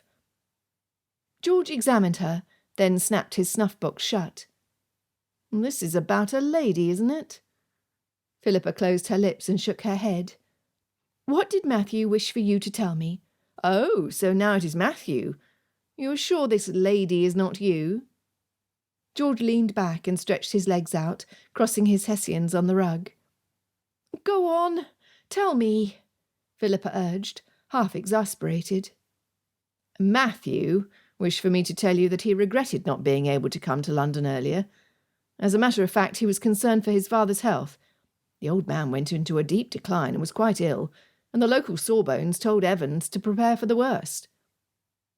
Philippa put her hand over her lips, for she knew Matthew was attached to his family, and most particularly to his father. "However, the old man has rallied. He's much stronger than many gave him credit for. Evans comes from good stock, so he'll be in the Cotswolds for a few more days, and then he will make his way to London." George shot Philippa a look. "For whatever nefarious purpose you have in mind. Philippa, you know you are entirely too busy on other people's behalf. Perhaps you should think about your own future." "My own?" An irrational surge of anger toward her brother rose up in her. "Would you have me married to Mr. Thackeray?" "On no account." George stood and wandered across the room, placing his back to the fire. I should rather hope Maria's not urging you to that alliance. If I know Lucius, he would have something to say about it. I know he would. I'm very glad to hear it, Philippa said. How I could have used his support last year, or yours. Lucius was busy with his new bride, and not in London at all. You, however, had no such excuse. You were in London the entire season, and still I am not sure I saw you above 5 times. She paused for breath, and pressed her lips together as if to repress her ire. Maria exerted her influence in the most heavy-handed way, as you can imagine, but it was Charles who was the worst. He all but threatened me. Of course, he had no power to actually carry it out, and he knew it, to make a match of it with Mr. Thackeray. She sent George a wry look. They are in perfect agreement on political matters. George narrowed his eyes. What a gape-seed Holbeck is. I should never have allowed it. I know Thackeray, not well, mind you, but he would never do for you. He's much too likely to order you about and would expect you to have no opinion on any matter. Anyone who's spent 5 minutes with you knows such a thing is impossible. How wonderful to be understood, Philippa said dryly. She remained silent for a moment, then turned her gaze to her brother. But you do not send me word, George. Not that I expect my older brother to keep me apprised of his doings. How can you say you will not allow it, when you are not here to take up my cause? Even this season you've left me here for weeks now, without telling me when you were planning to arrive. What kept you so long? George shifted his gaze to the window. Lucius gave up his hunting box for me to entertain some friends, and that is precisely what I did. But I saw Duckworth, Amos, and Whitmore here. Who were you with? Nothing that needs concern a little sister, he answered repressively. Philippa chuckled. You were indulging in all manners of jollification. Well, I am glad you're here now. She raised her hand dramatically to her brow. So you may support me in my time of trial. Maria coming down hard on you, is she? George asked with sympathy. I will come here more often than last season. And to own the truth, my conscience did begin to trouble me at the thought of leaving you alone with Maria so often, but I thought you likely could handle her. You always do. This time I'll make sure Thackeray doesn't haunt your doorstep. Philippa smiled up at him. I must say, I never thought to see the day. George returned to the chair and sat, taking a pinch of snuff from the box he had been holding. By the by, you'll never guess who I ran into when I was at Lucius's. Philippa peered at him from the corner of her eye. Let me guess, the amiable Lord and Lady Harrowden. The very ones, George laughed. If appearances do not deceive, they were in the midst of a row when I chanced upon them. I do not believe their wedded bliss lasted very long after their hasty marriage. How could it, when their marriage began with deception and a flight to the border? I have no sympathy for them. They were both awful to Selina, and I am glad Lucius rescued her out of that situation. Did you see the widow Harrowden? Yes, old Lady Harrowden has put up at the Dower House. She seems to have found a pleasant companion, a Mrs. I don't remember her name. When I stopped in to see her, your spree cannot have been so very wild, if you had time to visit old ladies, Philippa teased. George brushed the snuff that had fallen on his pantaloons, hiding a smile in the process. No, not so wild as that. We played games of chance, and went hunting, had a few parties, but you need not know more about that. I did indeed have time for at least one visit to Lady Harrowden. She was kind to us when we were little, and she's not likely to get any affection at all from her nephew and his wife in her old age. In any event, I believe she's happier than she has been, now that she found company to keep her occupied. Philippa stood and went to the door, saying, Well, I cannot tell you how good it is to have you in town. Life has been rather glum. I'd best go up and change for dinner, and so should you. Charles does not like to have his dinner kept waiting. George stood and trailed her to the door. As I find myself of the same mind for once, I will not complain. Several nights later, they were scheduled to attend the opera, which promised to be more amusing, now that George would be joining them. He seemed to be making good on his promise to come around more, and had twice stopped by the Holbecks since his arrival. As they piled out of the carriage, Philippa whispered a warning for him to come and save her should Mr. Thackeray make an appearance.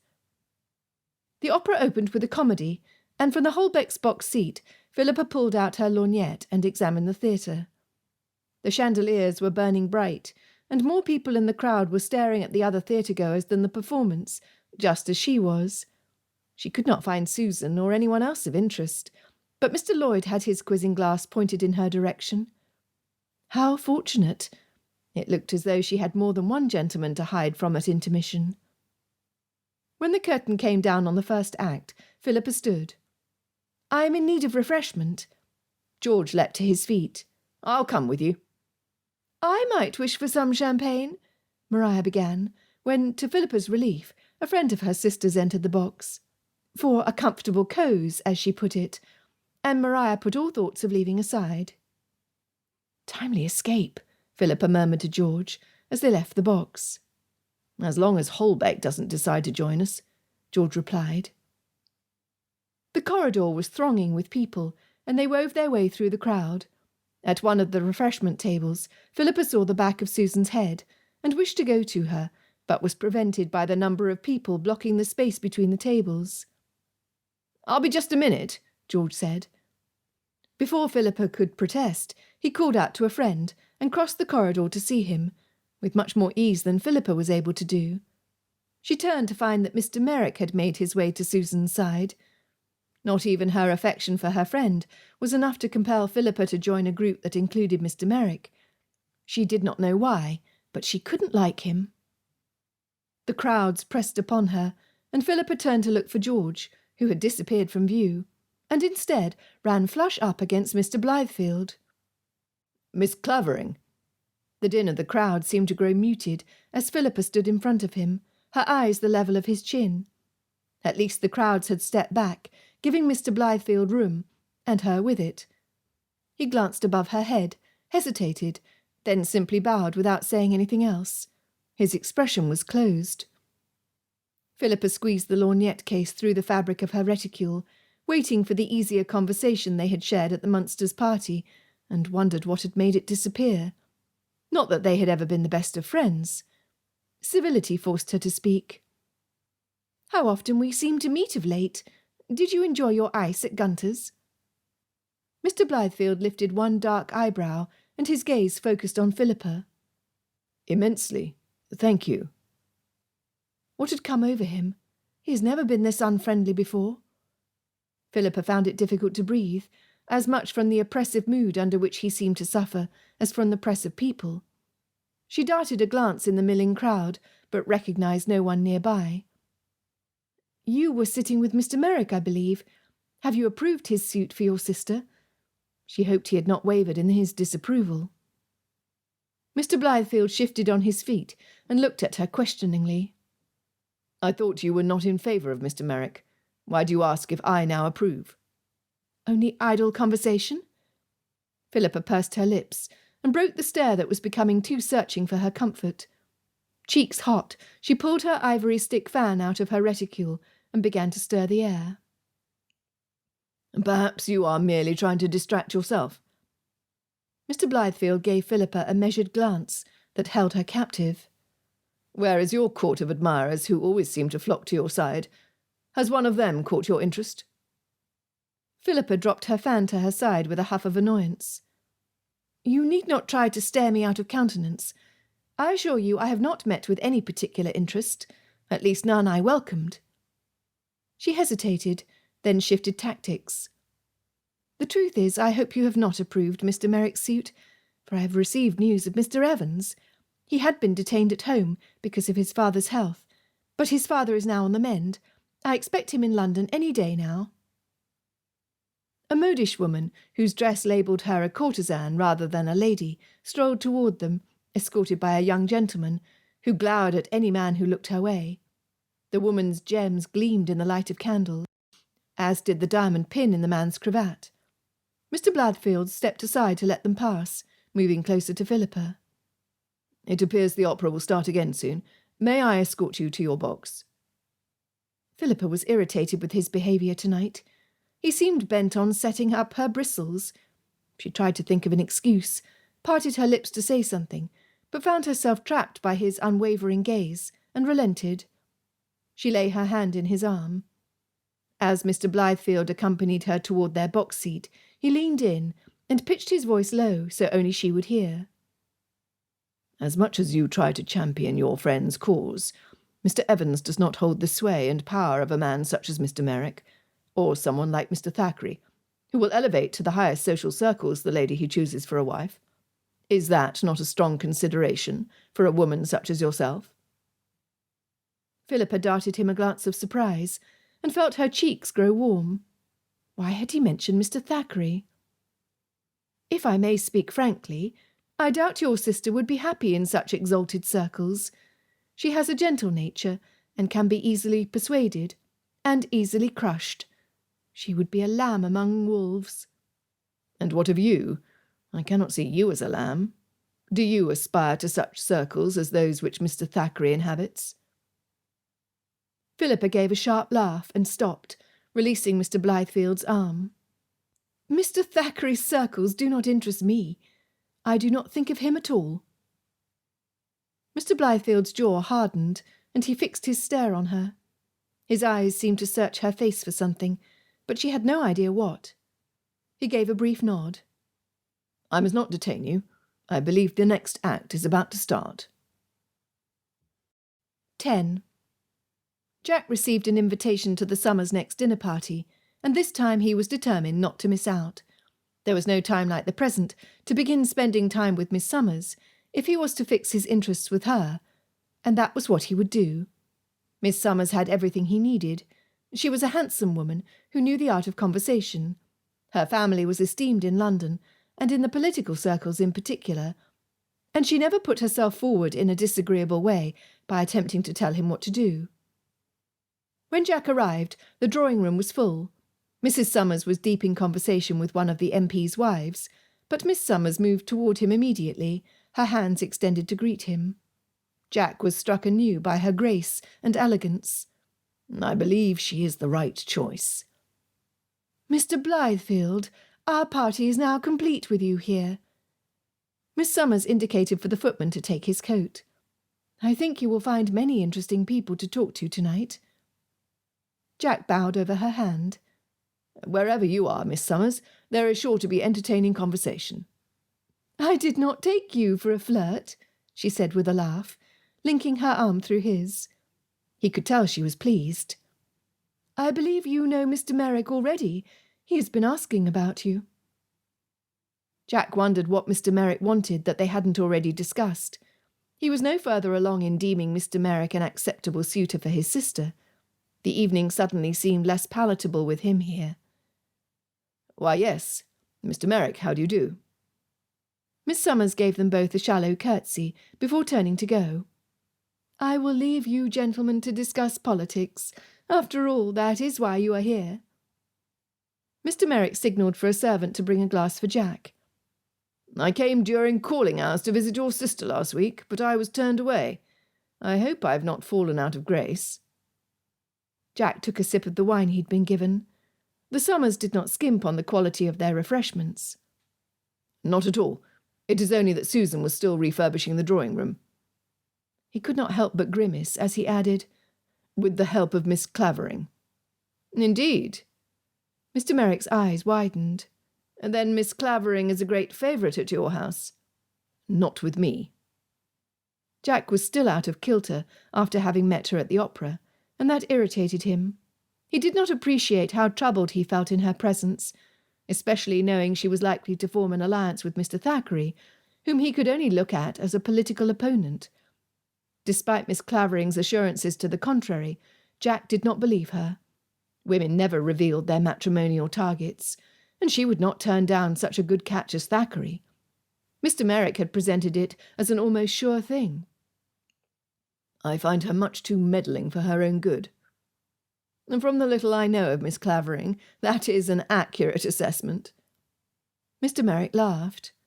I should hope for Thackeray's sake that his suit does not prosper.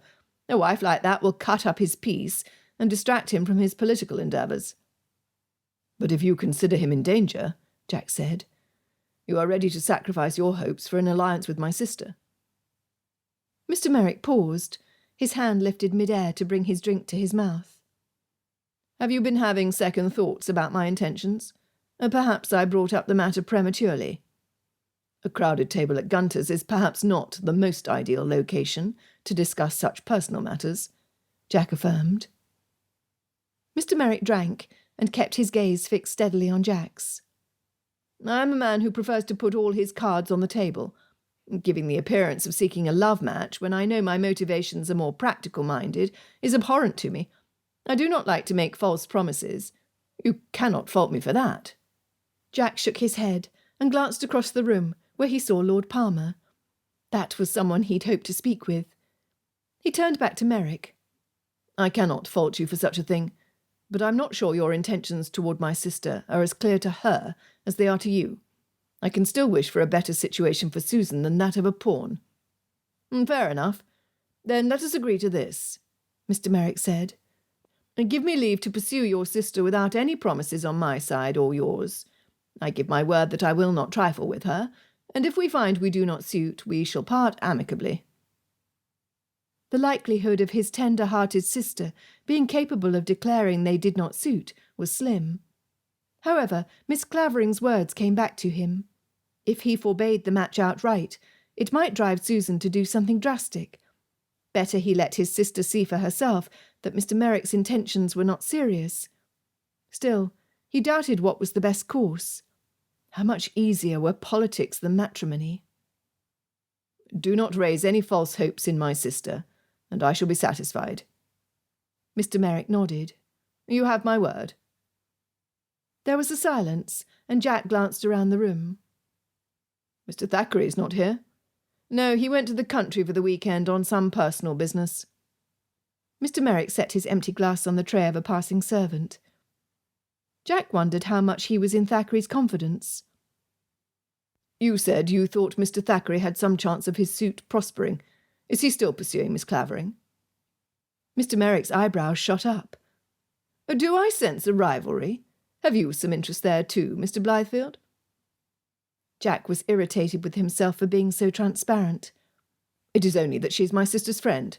Forget I said anything. In any case, it is none of my affair." "Nor should it be mine, though I've made it so," Mr. Merrick said. "Let us turn our attention to our common affair. I saw you speaking to Lord Sherwood after Wednesday's debates. How many sure votes do you have for repealing the Corn Laws?" Jack was not about to give away any of the voting preferences he had so assiduously gathered. "I think the vote is too close to call. There are too many still undecided. Miss Summers orchestrated this dinner party well. She has invited some of the more liberal Tories, so perhaps I will discover more in favour." "No doubt. I'm never disappointed when Miss Summers puts together an evening's entertainment. I wonder that she is unmarried." Mr. Merrick gestured near the fireplace. "Look, Mr. Matheson is free. Let us go talk to him, for he is one of the more uncertain votes." Jack could think of better uses of his time than accompanying Mr. Merrick around the room as though he were the man's subordinate. "Ah, not quite free. He's talking to Mr. Balding. And I must say I'm surprised Mr. Balding is here. I'd thought him entirely too entrenched in Tory ideals to be budged on anything." "Oh, nobody's a lost cause, if you ask me. Balding is looking for alliances more than he's looking to uphold certain ideals. He also has an eligible daughter, if you should be interested." He glanced over at Miss Summers. "Unless you have someone else in mind." Jack's desire to move on to different company was growing by the minute. "Let us just say that right now my interests are focused solely on politics and not on home life." "Are the two not intrinsically tied? I had thought them to be. At least in my case they are." Mr. Merrick's smile did not reach his eyes. Jack had begun to move forward, aiming to join another discussion and lose his current partner, but at this he paused. "Then I must say I am surprised at your showing any interest in my sister. She is not likely to advance your political cause in any way. Except for being the sister of a political figure I admire." Mr. Merrick stepped forward, and Jack walked beside him. "Kingdoms are united through marriage. Why should not political agreements be conducted the same way?" A dry laugh escaped Jack. Me? Change policy based on sentiment? You must not think that I am so easily persuaded. Not on matters of deep conviction, of course. Mr. Merrick hastened to reassure him before they joined Mr. Balding and Mr. Matheson. Jack did not find Mr. Balding so malleable as Mr. Merrick had seemed to think, but he was able to gracefully exit that conversation and join ones that were much more fruitful. He spent such a pleasant evening, it was only at the end of it that he realised he hadn't once spoken to Miss Summers, although some of his discussions had included some of the women present. Shouldn't he have been drawn to her, as one with whom he was thinking of building a life? It was with a look of chagrin that he sought her out at the close of the evening. I bid you good night, Miss Summers, and ask you to excuse me for not having spent more time talking to you. You are forgiven, Mr. Blythefield. Miss Summers gave him an enigmatic smile. Well, I do thank you for the evening, which has been most entertaining, just as you promised. She inclined her head. We shall hope to see you here again soon. Don't neglect your social calls amidst your political ones. She arched a brow. Of course, when the two can be combined, there is nothing better. I highly agree, Jack said, thinking that she sounded like Mr. Merrick. He hesitated, then finally bowed and took his leave. The next day Jack walked by the drawing-room and heard nothing but silence. He had looked in the previous day and saw that the servants were in the process of replacing the vases, statues and bibelots on the gleaming furniture and hanging the artwork on freshly painted walls. The absence of sound today told him the room was finished. Jack turned the handle to the drawing-room and stepped in. At once his eyes were drawn upward to where the cheerful yellow walls met the white moulding on the tall ceiling. The pale curtains allowed light to flood the room, and the white and gold silk threads on the new rug gleamed in the sunlight. The beige cushioned chair near the writing table made him long to sit and draft all his correspondence here, rather than at the dark tables of his club. He could breathe in this room, and he wondered whether any of the changes were his sister's, or whether they all belonged to Miss Clavering. He stepped fully into the room and looked at the new sofa on the right, which had been hidden by the door. There Miss Clavering sat, drinking tea alone. Miss Clavering? Jack hesitated, then advanced to greet her, annoyed that his heart sped up. Her heart is likely engaged, he scolded himself once again. But this involuntary reaction seemed to happen whenever he ran into her unexpectedly, as of late. He thought back to the Munster party, and his heartbeat was steady enough there when he saw her. Although when Jack thought about it, his stomach had done a small flip when she looked up at him across the table. Very irksome, since he had no intention of pursuing the woman. Miss Clavering stood, and if her heightened colour could be believed, was experiencing a touch of embarrassment at meeting him unexpectedly as well.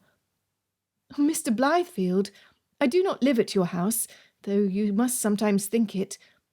Susan has only gone upstairs to change, because she believes Mr. Merrick will call today. Jack bowed, willing his nerves to be steady.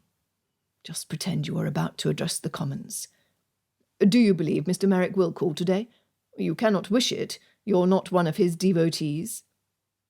Miss Clavering had removed her gloves, and she ran a slender hand over her muslin sleeve. To own the truth, I do not care whether Mr. Merrick comes or not. I am of the mind that Mr. Evans will be here today, for he paid my brother a visit yesterday, and declared his intention of doing so. I wish to lend my support, and also to see him, since I was out when he called. Jack looked at her with amusement, and was relieved that his equilibrium seemed to be returning after the initial jolt. Perhaps his common sense would return with it. You really are bent on this scheme of yours to fix my sister with your friend. I own to some curiosity to meet the man myself. Then, by all means, stay. Miss Clavering sent him an impish smile. And have a seat. Jack had to laugh at being offered a seat in his own house. The woman had no shame. If nothing else, she was amusing. He sat, and Miss Clavering poured him a cup of tea, as if it were the most natural thing in the world that she should play hostess in his drawing-room. His heart rate threatened to speed up again, but he tried to focus his attention elsewhere. Miss Clavering leaned forward to lift the cup, then paused. "Oh, I should have asked if you take milk." "I do," he said, in a mock-stern voice. "And now you've ruined a perfectly good cup of tea." "No, I shall merely add a cloud of milk into tea that has—" She gave a mock gasp. "Already been poured into the cup, and shock the entire English world. Do you take sugar as well?" 3 spoons, he said.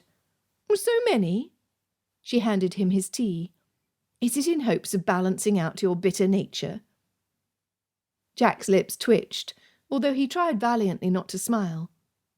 From the corridor he heard a rap on the front door and set his cup down on the table next to him before getting to his feet.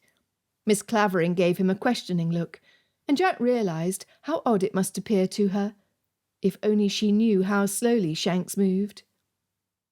Fortunately, Jack heard the shuffled feet of their butler going to open the door, and he resumed his seat.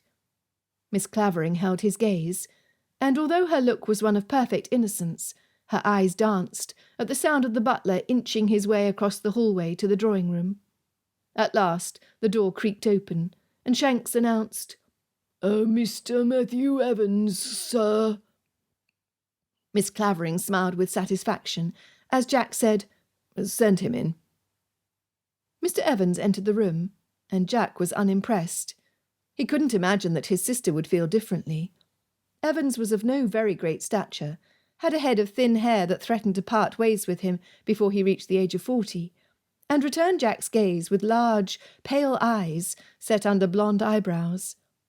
Despite his insipid appearance, however, he showed no hesitation in his manner. "Good afternoon," he said with a bow. "I am Matthew Evans. Thank you for receiving me." Jack stood as well. "I am Jack Blythefield.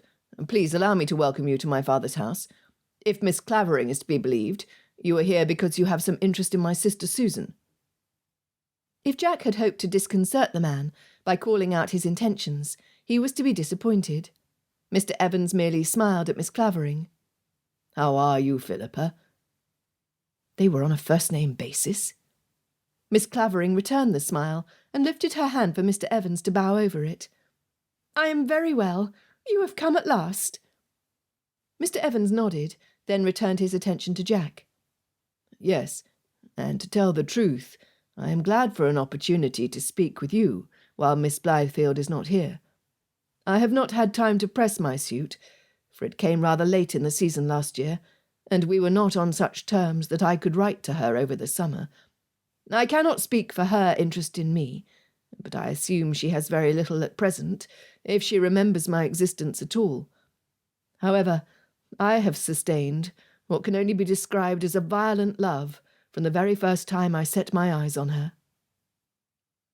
Jack was astonished that violent love could in any way be attributed to such an unprepossessing man, and he attempted to assess how to answer.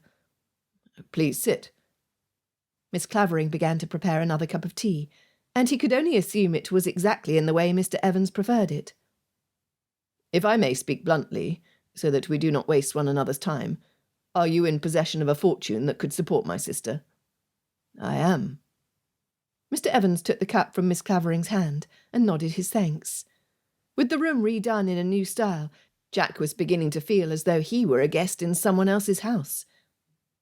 "I am to inherit a substantial amount of land," Mr. Evans said, "although I am not in any hurry to receive it, for that would mean losing my father.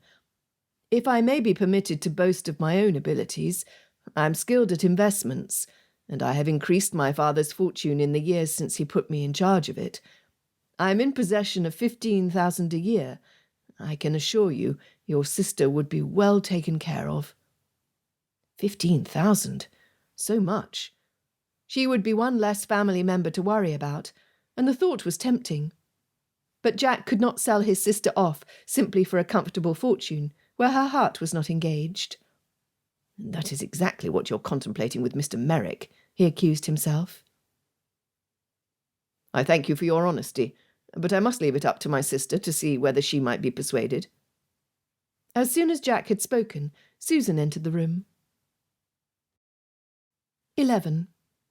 When Susan walked in, Philippa turned her gaze to Matthew, and was witness to the sudden tremor of his hands as he shot to his feet.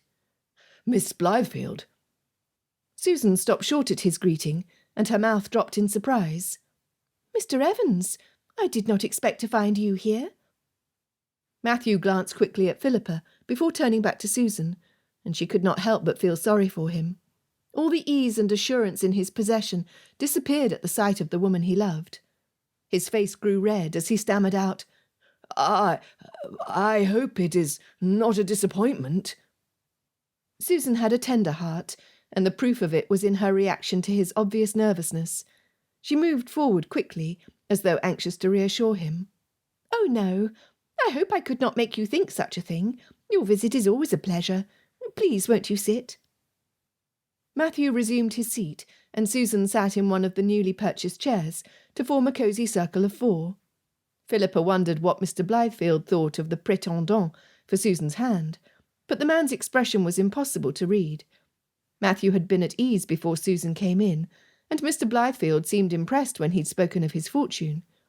However, Mr. Blythefield had stated that he was in no way ready to give his sister away where her heart was not touched, and Philippa could only respect him for it. What a rare thing. Matthew fell silent. Philippa tried to catch his eye, to urge him toward that animated conversation she knew him capable of, but his gaze was glued to his hands. She could not fathom why he could not seem to string 2 words together when he was around Susan, who was such a gentle creature. What had he to fear? Susan took a deep breath and smiled. "You were not here at the start of the season, I believe. Were you visiting family?" Matthew sat upright, and if his nod was a tad eager, her question had at least loosened his lips. "I did wish to visit you sooner, but I was detained. My father was in poor health." "Oh!" Susan's mouth puckered in her concern. "I hope to hear that he has made a swift recovery." "Swift? No."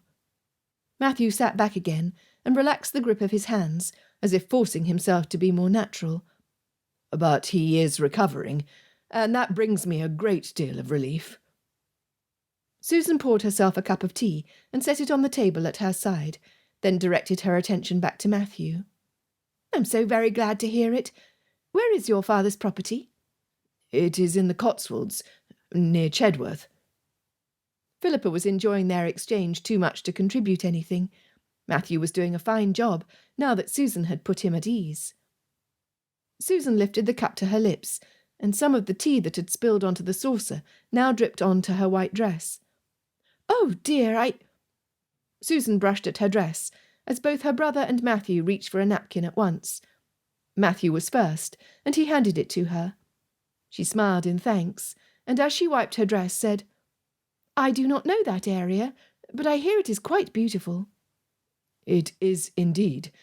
I hope that you might be persuaded to visit it one day." Another knock on the front door was heard in the drawing-room, and Susan's expression brightened in anticipation, but she was too kind to waver in her attention to Matthew. "I hope so. There are many places in England that I would like to visit." The butler appeared to have remained stationed in the corridor, for it was not long before he ushered in Mr. Merrick and Mr. Thackeray. Philippa groaned internally at the sight of the latter gentleman. Susan's house had been a place of refuge, and now that man was invading it. Mr. Thackeray raised an eyebrow when he saw Philippa, and his lips jerked upward in a self-satisfied grin. He needn't be so surprised to find me here, she thought with irritation. Had he done any investigating in the matter, he would have discovered that she was frequently at Susan's house. Mr. Merrick strode directly across the room and shook Jack's hand, then bowed before Philippa and Susan.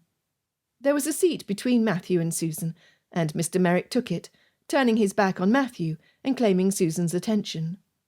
Her pleasure at seeing him was only too obvious, and Philippa glanced at Matthew to see how he took it.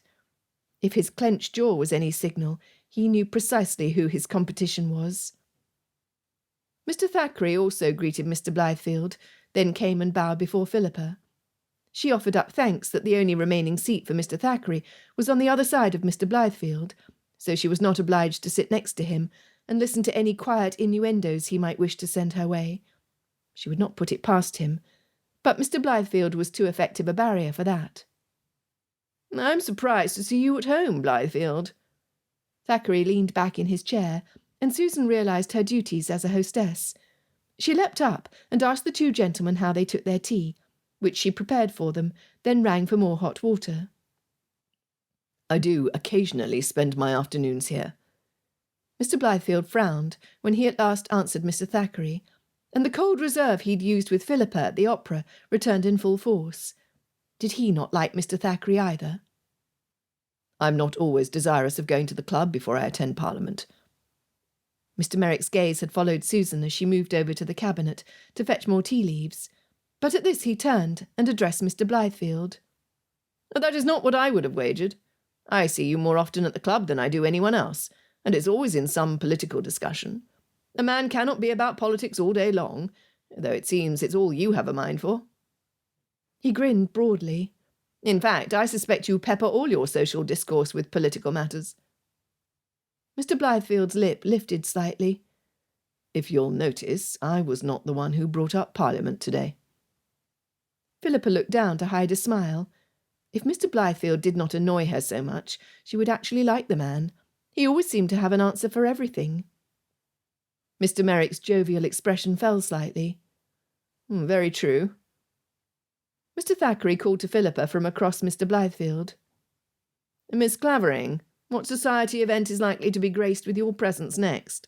Perhaps our paths will cross. Philippa was not to be pigeonholed that way. I am not quite sure, she replied.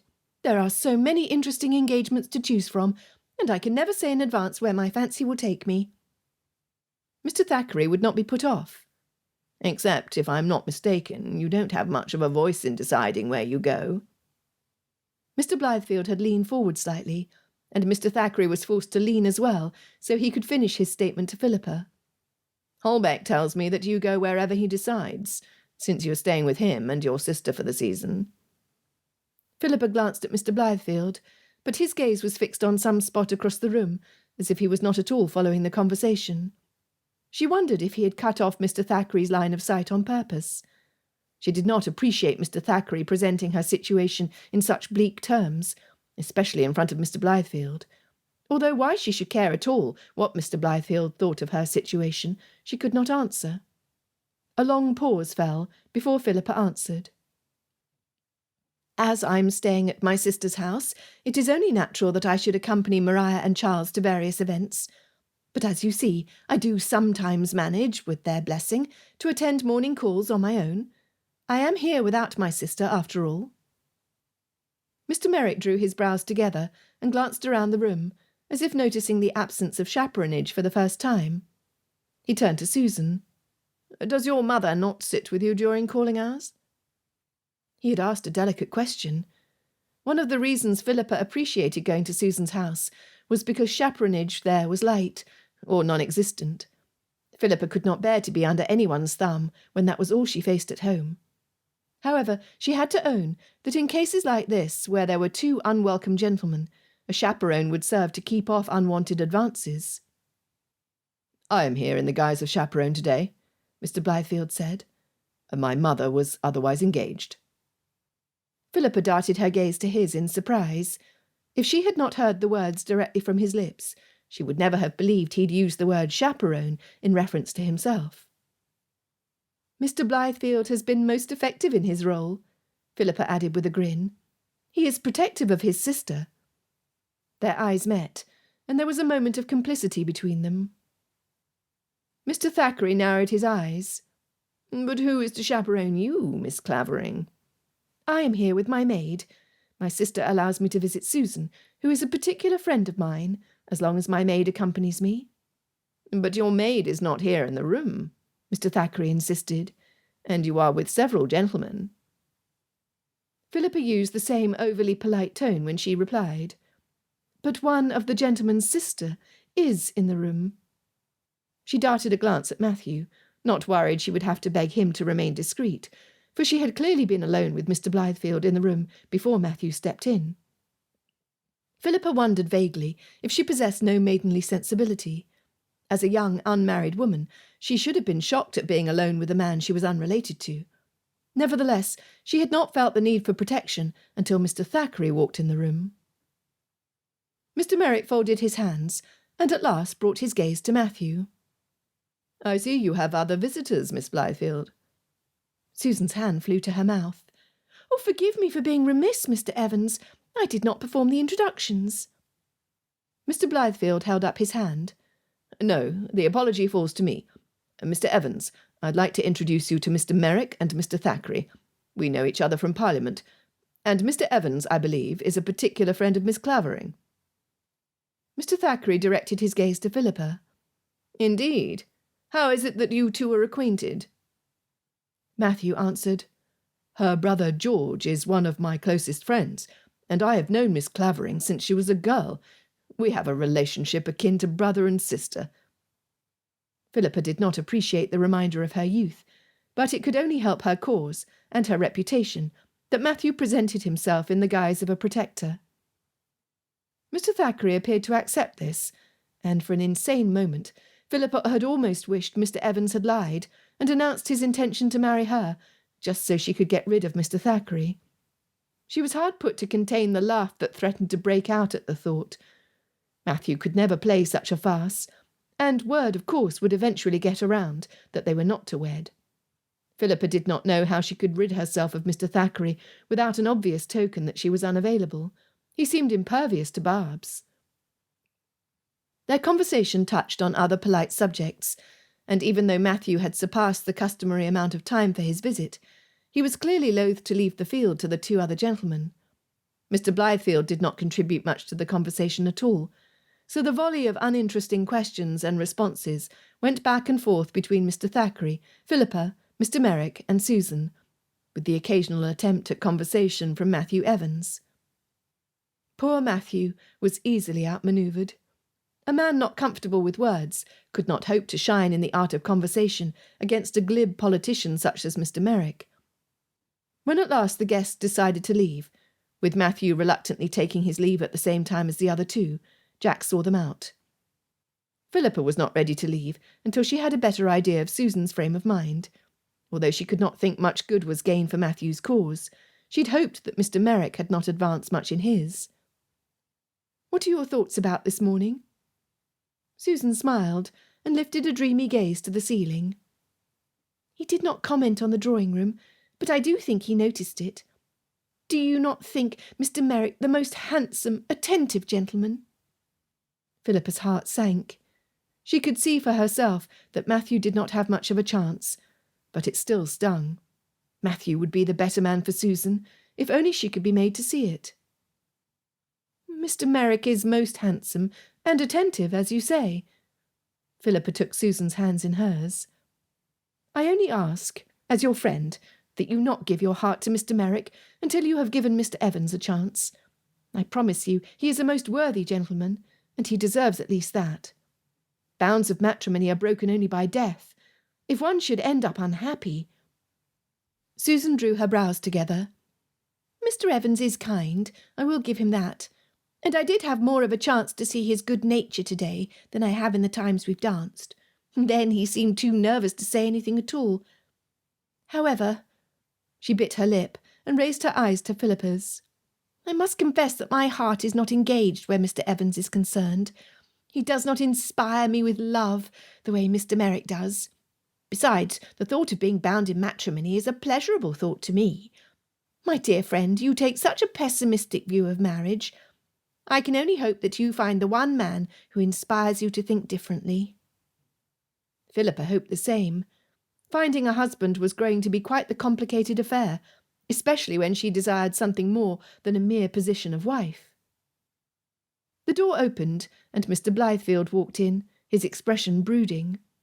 Susan's earnest look was still fixed on Philippa's face, and he stopped short. "What are you talking about?" "Nothing." Philippa sat back, releasing Susan's hands. "Marriage," Susan countered, "and my ardent wish for Philippa to be brought to that happy state." Mr. Blythefield's brooding turned into a positive scowl. "I should not wish to hinder the intimacy of your conversation. I shall take leave of you." He bowed. "Miss Clavering, I bid you good day." He left abruptly, and Susan stood to collect the teacups and place them on the tray. "I cannot think why Jack was so put out." Philippa shrugged. Mr. Blythefield was a most unaccountable man. She would not have thought upon first meeting him that his moods could be so easily changeable. Then again, she could not say he'd left her with a particularly favourable impression at all. 12. It was the warmest day of the season so far, and Jack was inspired to send a note around to Miss Summers to see if she would like to accompany him for a ride in Hyde Park. He feared this was likely to set the gossips' tongues wagging, but he supposed he had to start somewhere with his suit if he was ever going to make her his wife. Marriage as a whole was too tedious a topic to think about, despite his sister's and Miss Clavering's interest in the subject. Jack was in favour of a simple courtship, not a convoluted one. The dinner party Miss Summers had hosted left a favourable impression on Jack's mind, as much for the meeting of notables in the political arena as for the way Miss Summers disappeared into the background and let the men talk through their ideas. He could imagine many more evenings like it, especially if it meant influencing his opponents to see his point of view. Jack was for reform, so in whatever way he could guide other men towards similar ideals, it would bring good to the country, and if his home life could be congruous to his mission, why then all the better. Miss Summers was a woman of distinction, and she suited his ideas of a wife exactly. If the thought that flitted across his mind next was of Miss Clavering's impish smile, it was quite against his will, and he quickly dismissed it. Mr. Merrick had hinted that she was already taken, or if not publicly engaged, then at least on her way to being so. When they had met during calling hours, she had not shown herself to be under Thackeray's spell, but women were not known for being transparent about their feelings. Besides, what woman would turn down an offer from such a man as Mr. Thackeray, who was rich, influential, and hailed on the marriage mart as a catch? No, it would be better that Jack avoided her completely. He didn't want to sit back and watch Miss Clavering succumb to Mr. Thackeray's fawning and flattery. He received Miss Summers' positive reply, and had his horses hitched to the phaeton. Despite his decision to completely avoid Miss Clavering, his thoughts turned back to her union with Mr. Thackeray as he drove, and her absence of showing any visible interest in the man. Perhaps Mr. Merrick had it all wrong. It could very well be the professed interest was only on Thackeray's side. Still, Jack guided the horses to the end of the street, where he turned the corner neatly. That woman would make a terrible politician's wife. She was too forthright, and did not measure or mince her words. She was much too young, and was not likely to lend a distinguished air to any event. She would certainly not lend consequence to such a man as he. Nevertheless, Jack had to own that there was something about her that was appealing. His heart responded to her, and if they were in the same room, he became aware of her position by the way his pulse sped up when he turned in that direction. "Very much against my will," he protested to that traitorous organ. And because Jack was on his way to court another woman, he firmly this time put all thought of Miss Clavering out of his mind. Jack left his footman standing with the horses while he knocked and was bid enter. Miss Summers did not keep him waiting long, and soon descended the staircase in a jonquil day-dress and white pelisse. "How do you do, Mr. Blythefield? I have only to put on my bonnet, and I am ready." She did so quickly and tugged on her gloves, and before Jack could feel any of the impatience his sister and mother inspired in him, they were in his phaeton on their way to Hyde Park. The calm street she lived on soon gave way to a busy thoroughfare, and Jack fell quiet as he navigated the traffic coming in two directions, as well as the crowds, which threatened to shove the people hawking their wares into the path of his horses. An old woman pushing a cart with a kettle of what was likely hot salop steered it into the road, heedless of any danger. He breathed in sharply and tugged on the reins, strong enough to avert the danger, but with a light touch that would not spook his horses. "You are a fine whip." Miss Summers had stayed quiet while he drove, which she'd appreciated, but she chose to praise him now, just when he most felt the difficulty of London driving. Jack risked a glance at her, then pulled his gaze back to the road. "I assure you, I am no candidate for the Four-Horse Club. In fact, to be perfectly frank, this road is stretching my limits. I've not come this way at a time when there were so many people or such traffic." Miss Summers held on to the side of the phaeton as he was forced to swerve around a dog. "So you admit to weakness? How unlike a man of influence to do so. The prevailing idea among men, I found, is that one must put on a show of strength if one wishes to move ahead in the world. She did not lose her perfectly modulated tone, and he wondered if truly nothing rattled her, or if she was simply well-bred. Jack did not return an answer until he had safely navigated them past the crowded road and on to the broader lane that led to Hyde Park. There he finally allowed his shoulders to relax, as his horses now went unheeded at a light trot. "Do you think so? For myself, I find people are more willing to follow the lead of a man who can admit to his weaknesses." "Oh, perhaps the common man might be so easily won over." Miss Summers paused, as if for reflection, before adding, "But not other men of influence. Influential men need to see a leader's strengths before they are willing to follow him." At last, Jack drove through the gates of Hyde Park, where his pace was brought to a more sedate walk, with the number of carriages already driving on Rotten Row. They took their place in the progression.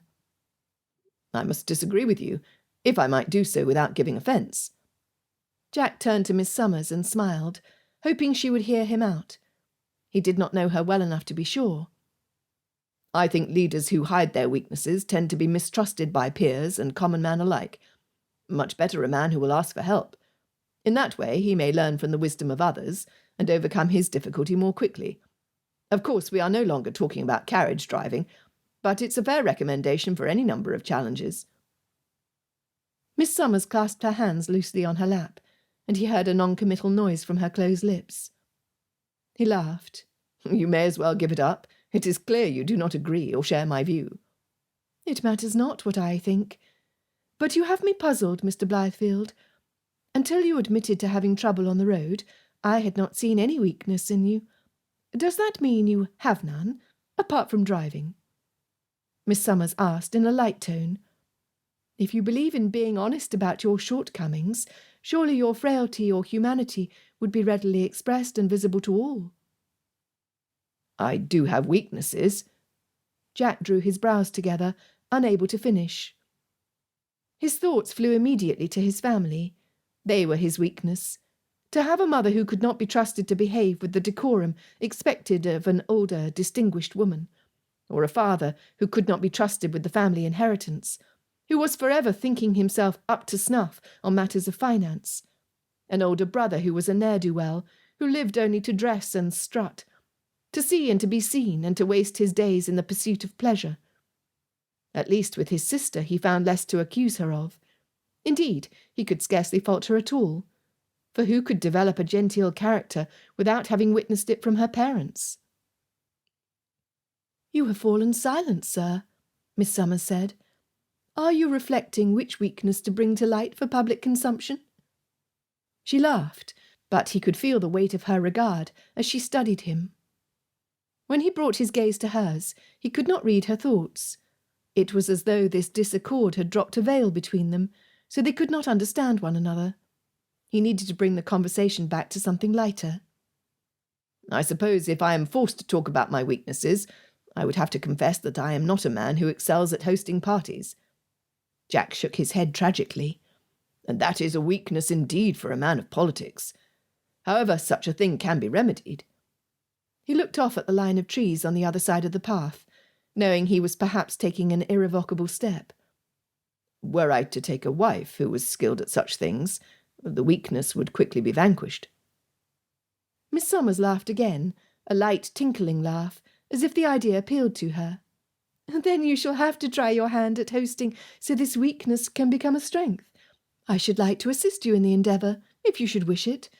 I do not propose to host at your side in an official capacity, merely that I lend my hand in making up for this deficit which you claim to have." Jack pulled the phaeton to a halt as the people in the carriage in front of them stopped and called out to their acquaintances. He took the occasion to glance around the park, but there were too many faces for him to discern anyone he knew. Did he wish to host a party with Miss Summers, even in an unofficial capacity? He hardly knew. But he had broached the topic with her and needed to see it through. In any case, he still had not come up with a ready solution for the dinner party Mr. Whitmore Senior had advised him to organise. "You have the right of it, Miss Summers. After all, we've just refurbished our drawing-room and have begun on the dining-room, which is a much easier task as the paint is at least new enough. Perhaps it is time to have the silver polished and try my hand at hosting a dinner in my own home.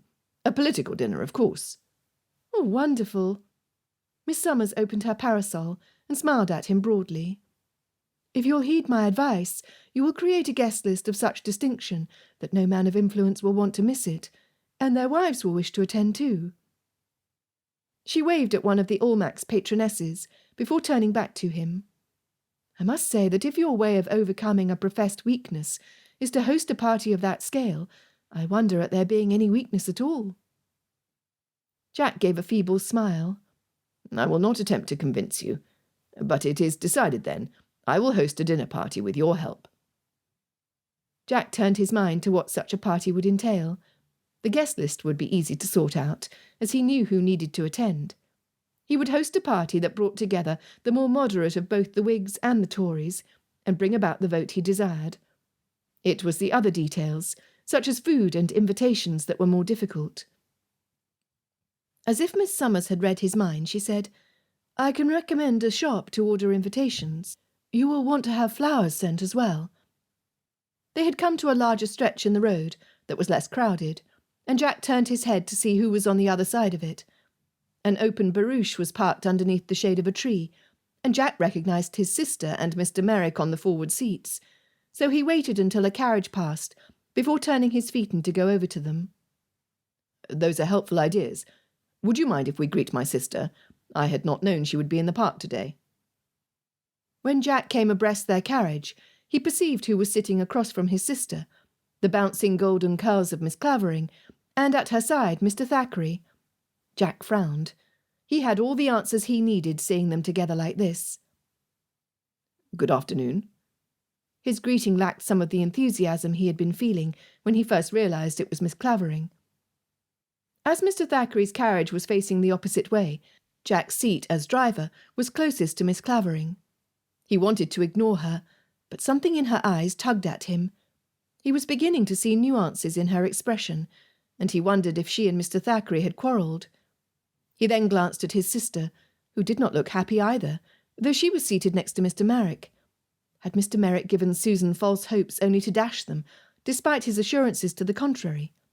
It was a curious party, as none of them looked particularly happy to be there. Miss Summers! Mr. Thackeray called out to her from across both Jack and Miss Clavering. I see you were taking advantage of this beautiful weather. How clever of Mr. Blythefield to invite you to ride. I was just asking Mr. Merrick here if you'd planned to organise any more dinners. I was sorry to have missed your last one. One can be assured of the success of your parties. Miss Summers smiled bashfully at her hands for a moment before lifting her eyes. Mr. Thackeray, you are too kind. As a matter of fact, I was just discussing with Mr. Blythefield the idea of hosting a dinner in his home. Miss Clavering's eyes rested on Jack, and he saw surprise in the lift of her brows. Susan's mouth fell open. Miss Summers quickly rectified what she said. Oh, I do not mean to imply that I would be hosting the party with Mr. Blythefield. I meant only to say that the next political dinner will likely be at the Blythefield residence rather than my home. Oh, splendid! We've just had the rooms redone. Susan's face lit with pleasure at the idea, and she gave a soft clap of her hands. At last, we are hosting something.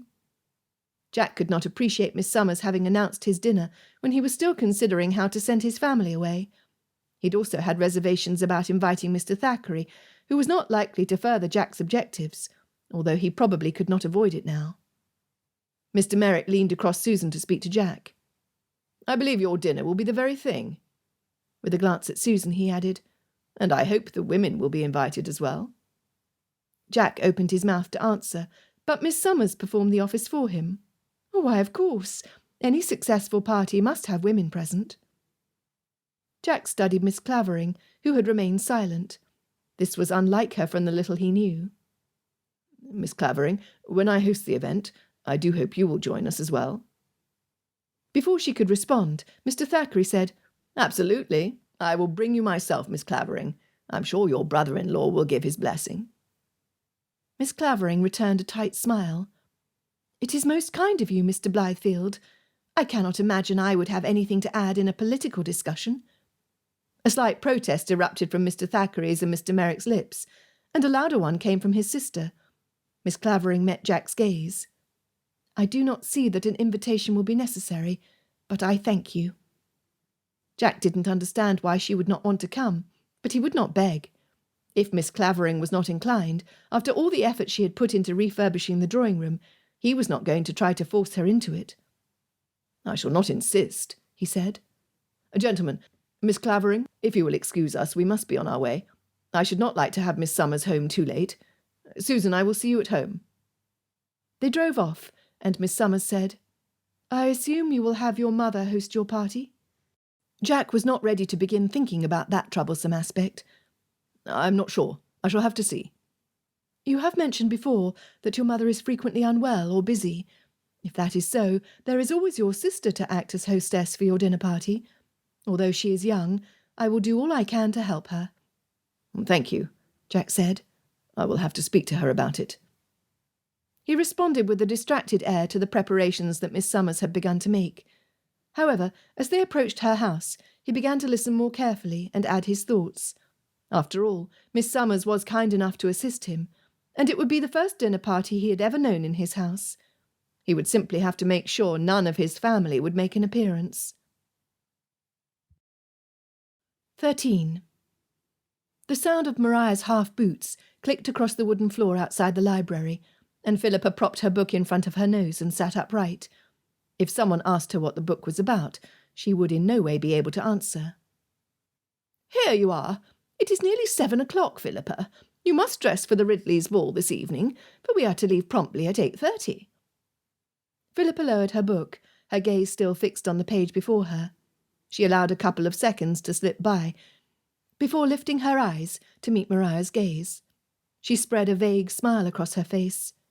"Oh, Mariah, you are home. Is it 7 already? I suppose I must go and change." "Do, and wear your blue gown. Mr. Thackeray has said he likes the colour blue, and the pale shade of that gown is just the sort of modest colour a man like Mr. Thackeray would appreciate." When Philippa allowed her gaze to focus on the window in front of her, instead of responding, Mariah could not contain herself. "Go! I have ordered Fernsby to lay out your dress, and the aquamarine set of jewellery, which is not too showy." "Very well." Philippa stood. "May I not wear the gold set with diamonds instead? They are not so large as to be vulgar." Mariah clucked her teeth and shook her head in a decisive manner. "No, the aquamarines will go very nicely with that dress. Hurry!" Philippa picked up her pace, though her heart was heavier than she had ever remembered it. Was this her future? To exchange Mariah's house for Mr. Thackeray's, with only a few insipid balls and parties in between?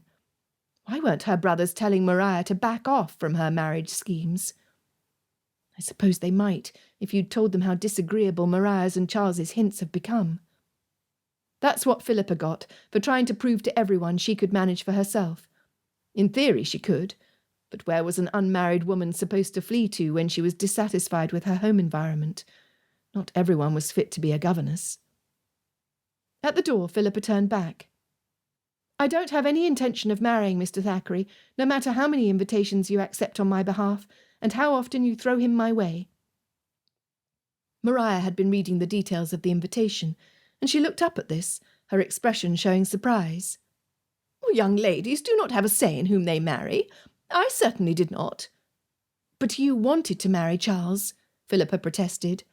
"You told me so." "I happen to possess common sense. I knew what consequence a marriage with Charles would bring me." Mariah walked toward the door of the library and shooed Philippa into the hallway. "And if you had any sense, you would know the same of Mr. Thackeray. Why, he's being talked about as the future Prime Minister. Only imagine." "Yes, but I would have to live with him every minute he's not revelling in his glorious career. Besides, there is no guarantee his rise to stardom will ever happen," Philippa replied crossly. "He might get kicked in the head by a horse before then." "Don't talk nonsense," Mariah scolded. "Now off with you." Fernsby had laid out the blue dress on Philippa's bed, and she looked at Philippa doubtfully, as experience had taught her what kind of mood Philippa would likely be in when Mariah had decided to apply pressure. Philippa eyed the blue dress, which she adored, with distaste. She did not want to wear anything that might further tempt Mr. Thackeray. "Fernsby, hand me the water pitcher and a glass. I'm thirsty." Philippa's maid did so, and Philippa stood over the dress and poured the water from the pitcher into her glass, spilling the excess contents all over the front of the dress. She allowed her hand holding the glass to shake as well, drenching the dress further. Fernsby gasped and covered her face with her hands. "Oh, how careless of me! What a shame that I could not wear my blue dress tonight.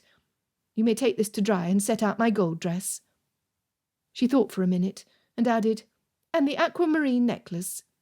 "Oh, but miss, the set don't go with the gold." Fernsby paused with the damp dress in her hand. "Oh, never mind that. You must hurry, for Maria will howl if she is kept waiting." Fernsby kept her eyes downward as she performed these tasks, but her lips quivered with remonstrance and amusement. When Philippa was dressed for the ball, she met Maria and Charles in the drawing-room at the last possible minute. Charles was looking at his pocket-watch when she entered the room, and Maria gave a gasp of dismay.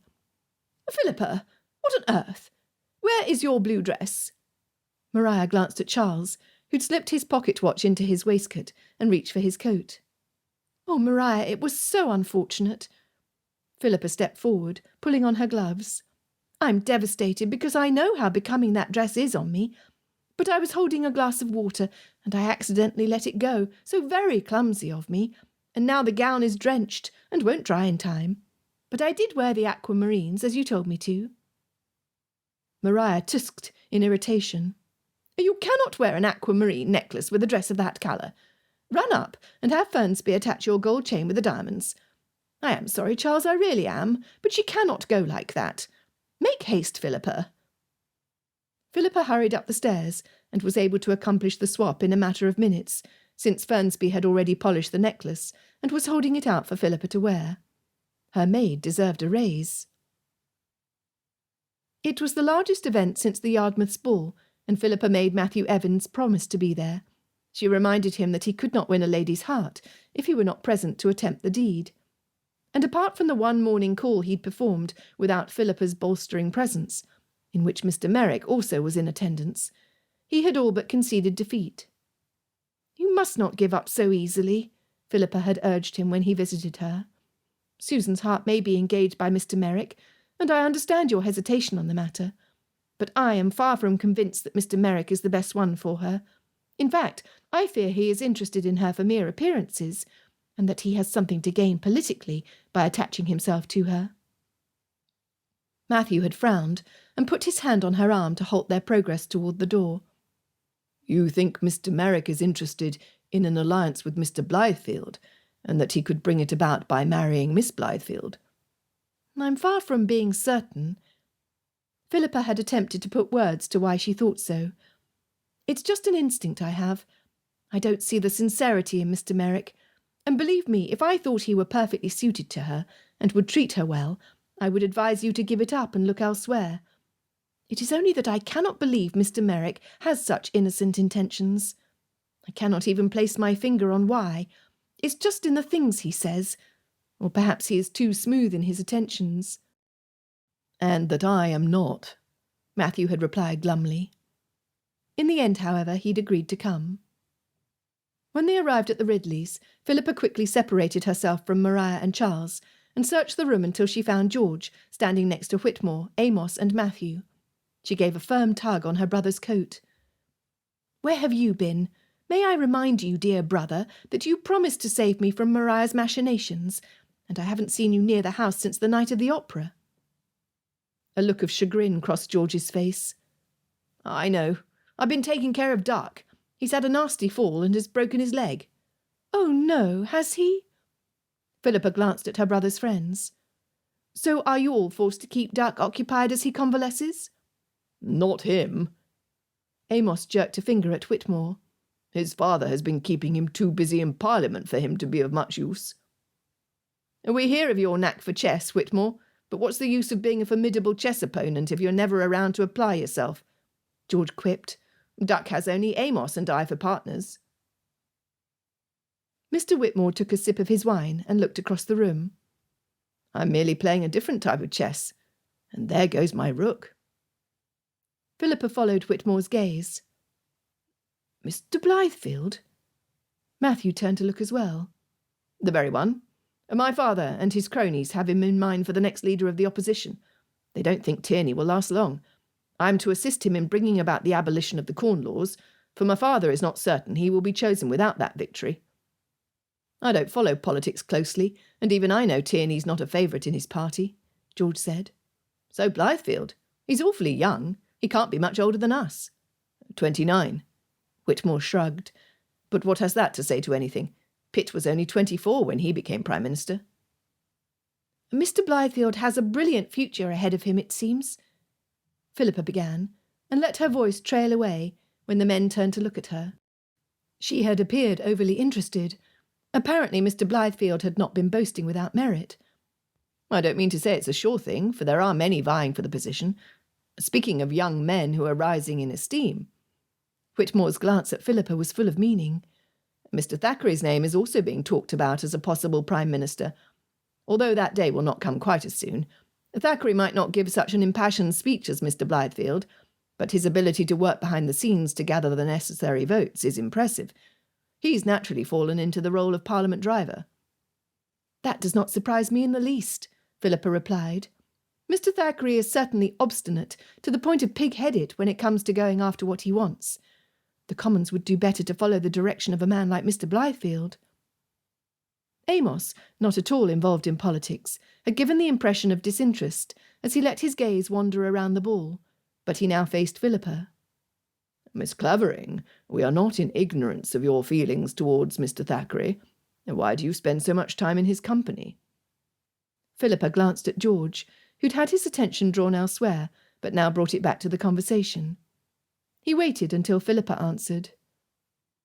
Well, George, must I out you for your lack of chivalry? She smiled at his friends.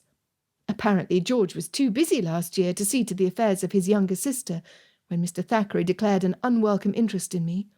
My brother-in-law did not see fit to send him packing, because he wants Mr. Thackeray to whip the votes his way on the matters that concern him. And now, despite my very obvious snubs, Mr. Thackeray does not take the hint. I don't seem to have the fortune of possessing older brothers who concern themselves enough with my pitiful bleats to chase the unwanted suitors away. George raised his hands in defence. Now, Philippa, you know I was not aware of the situation last year, for you never told me about it. You didn't even mention it when we saw each other over the summer. And since I do not wish for a family squabble at a public ball, Philippa interjected, let me simply conclude by saying that the subject did come up, but my brother was distracted and otherwise engaged. George shook his head, but conceded the point with a small bow. Please accept my apologies, Philippa. He paused, his attention diverted. Gentlemen, Mrs. Ridley is slowly making her way over to this side of the ballroom. I would say it's an ideal time to head into the card-room. Wouldn't you agree? You don't mind, do you, Philippa? Philippa rolled her eyes. She couldn't expect a miraculous conversion of brotherly concern overnight. I will join you in a minute. Matthew's gaze had drifted from his friends and focused to Philippa's right, where the Blythefields stood. Throughout the conversation, Philippa had been aware of Mr. Blythefield's presence, though she was trying not to look in that direction.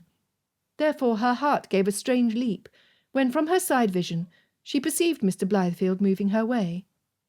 A quick glance was enough to remind her what a handsome man he was, and his features were only set to advantage by his black coat and the starched white neckcloth. The absence of facial hair revealed a decisive chin and firm lips. Susan was at her brother's side. I convinced Jack to bring me over to see you. Isn't this an enchanting ball? What an idea to have only white flowers of all sizes as decorations. I predict this will be the next fashion. Matthew had lit with pleasure when Susan joined them, and when she transferred a smile to him, even if it seemed to be a benevolent one, he looked to be done in. He bowed, and in the most natural way pulled Susan aside for conversation by asking her how her guests were finding the changes in the drawing-room. Well done, Matthew, Philippa thought. They were still discussing it as he led Susan off, presumably to dance. Meanwhile, Philippa was experiencing a curious emotion she could not quite account for, and one she'd never remembered having known before.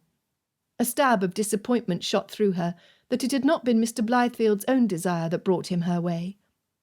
Philippa swept away the regret and greeted him in a perfectly natural manner. "You look very dashing, Mr. Blythefield." She gave a playful curtsy by way of belated greeting. "I must say the same about you." Mr. Blythefield bowed deeply, and when he lifted his head, his eyes rested on her for a long, unsettling pause. "This is a very becoming dress on you, a perfect match for your golden curls." Philippa thought she detected a flush of consciousness in his expression, as though he had not meant to say that. A blush of pleasure tingled on her cheeks, and she drew in a deep breath to clear her head. "I am told you delivered an impressive speech yesterday." "You mean to say, of course, an impressive speech for a wig." Mr. Blythefield gave her a raised brow look of scepticism. "Even wigs are capable of giving fine speeches," Philippa said, biting her cheeks to keep from smiling. "I will concede the fact." Mr. Blythefield took one step closer so that their faces were inches apart, which removed her urge to smile, and her ability to breathe altogether. "Come now, Miss Clavering. You and I both know you are sympathetic to the idea of reform. Let us leave off this pretence of supporting the Tories." At his teasing, the smile returned to Philippa's face before she could prevent it.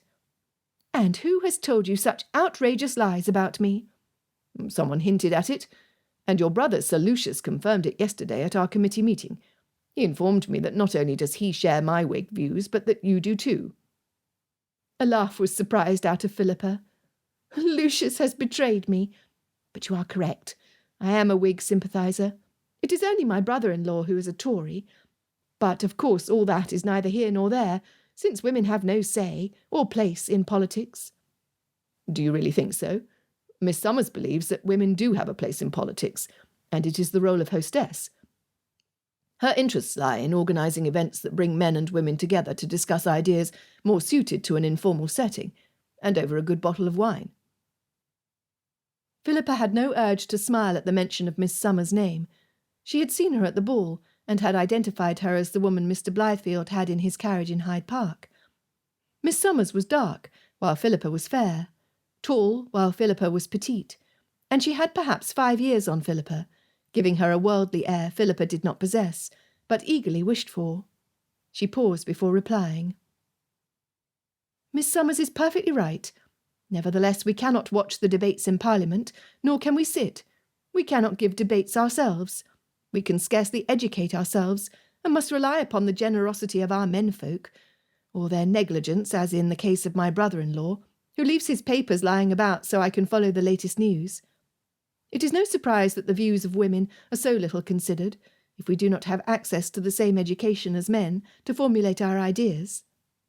"I agree that it is a hardship for women not to have access to the same education, but it is not insurmountable." Mr. Blythefield stared across the room. Was he searching for Miss Summers? "Until the world is ready to catch up to your ideas, there are always brothers and husbands with books at their disposal to share." "Brothers with books, I will agree with you, if they should be the reading sort. But husbands? I hardly think husbands will do the work of educating their wives." Philippa let her gaze skim the crowd.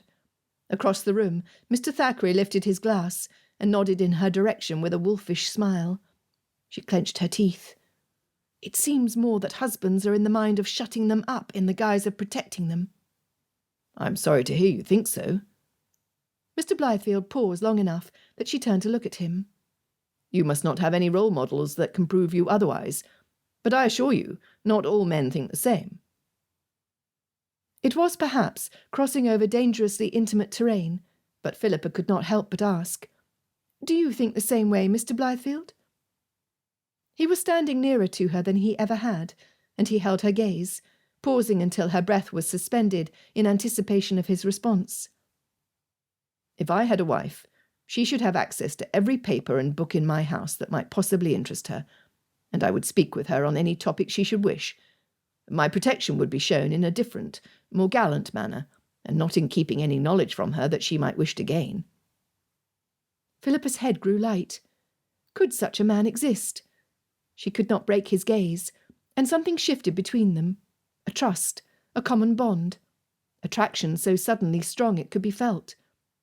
2 women passing by glanced at them and leaned in to whisper behind their fans, and Mr. Blythefield took a step back. One of the women stopped and slipped her arm out of the other's, holding a gloved hand to her lips. "Miss Clavering, we haven't met this season, and I was wondering if you had perhaps left London." She glanced at Mr. Blythefield, then back at Philippa. "Still unmarried, are you? I would have thought you might have persuaded some gentleman to commit last year. But who is your friend?"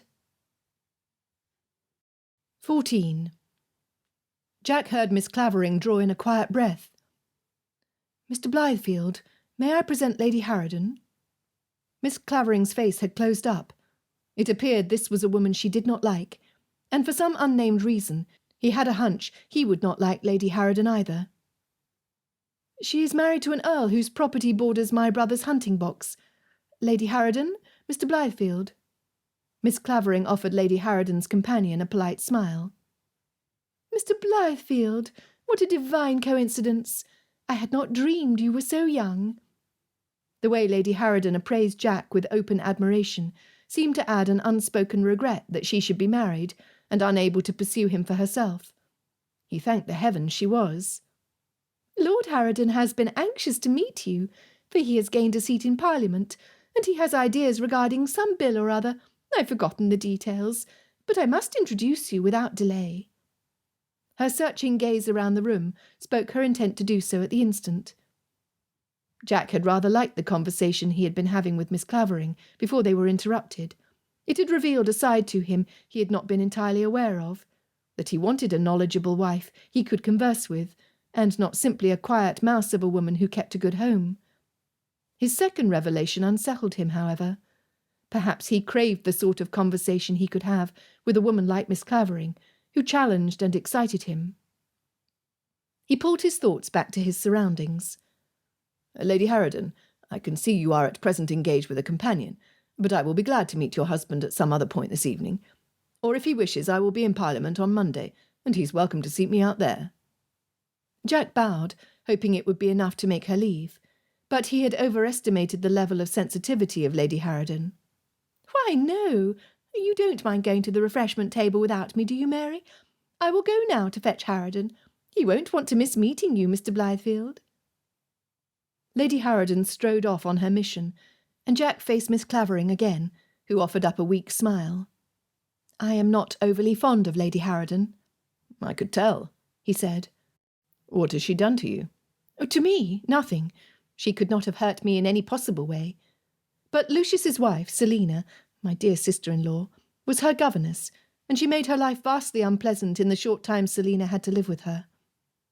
Miss Clavering exhaled and looked in the direction Lady Harridan had gone. "I think I will not stay, as much as it astonishes me that Lord Harridan should take an interest in politics, and I am curious as to why. I am not overly fond of him either." She curtsied and gave Jack only time to bow before she was gone. Miss Clavering was the most independent woman he knew. She was unafraid to walk alone in a ball, whereas his sister could not take 3 steps without being on someone's arm. Miss Clavering apparently also had strong opinions, and wished for further education on political matters. As much as Jack had spoken the absolute truth about wanting his wife to be educated in any area that interested her, he did not wish for a wife whose strong opinions might lead her to take an undue interest in a project outside the home. Despite the fact that he liked Miss Clavering a surprising amount, he feared she would do precisely that. Jack had sworn to his brother that all he wished for was a quiet wife who caused him no problems. Miss Summers was intelligent and threw successful parties, but she had the ability to sink into the background once she had enacted her hostess duties.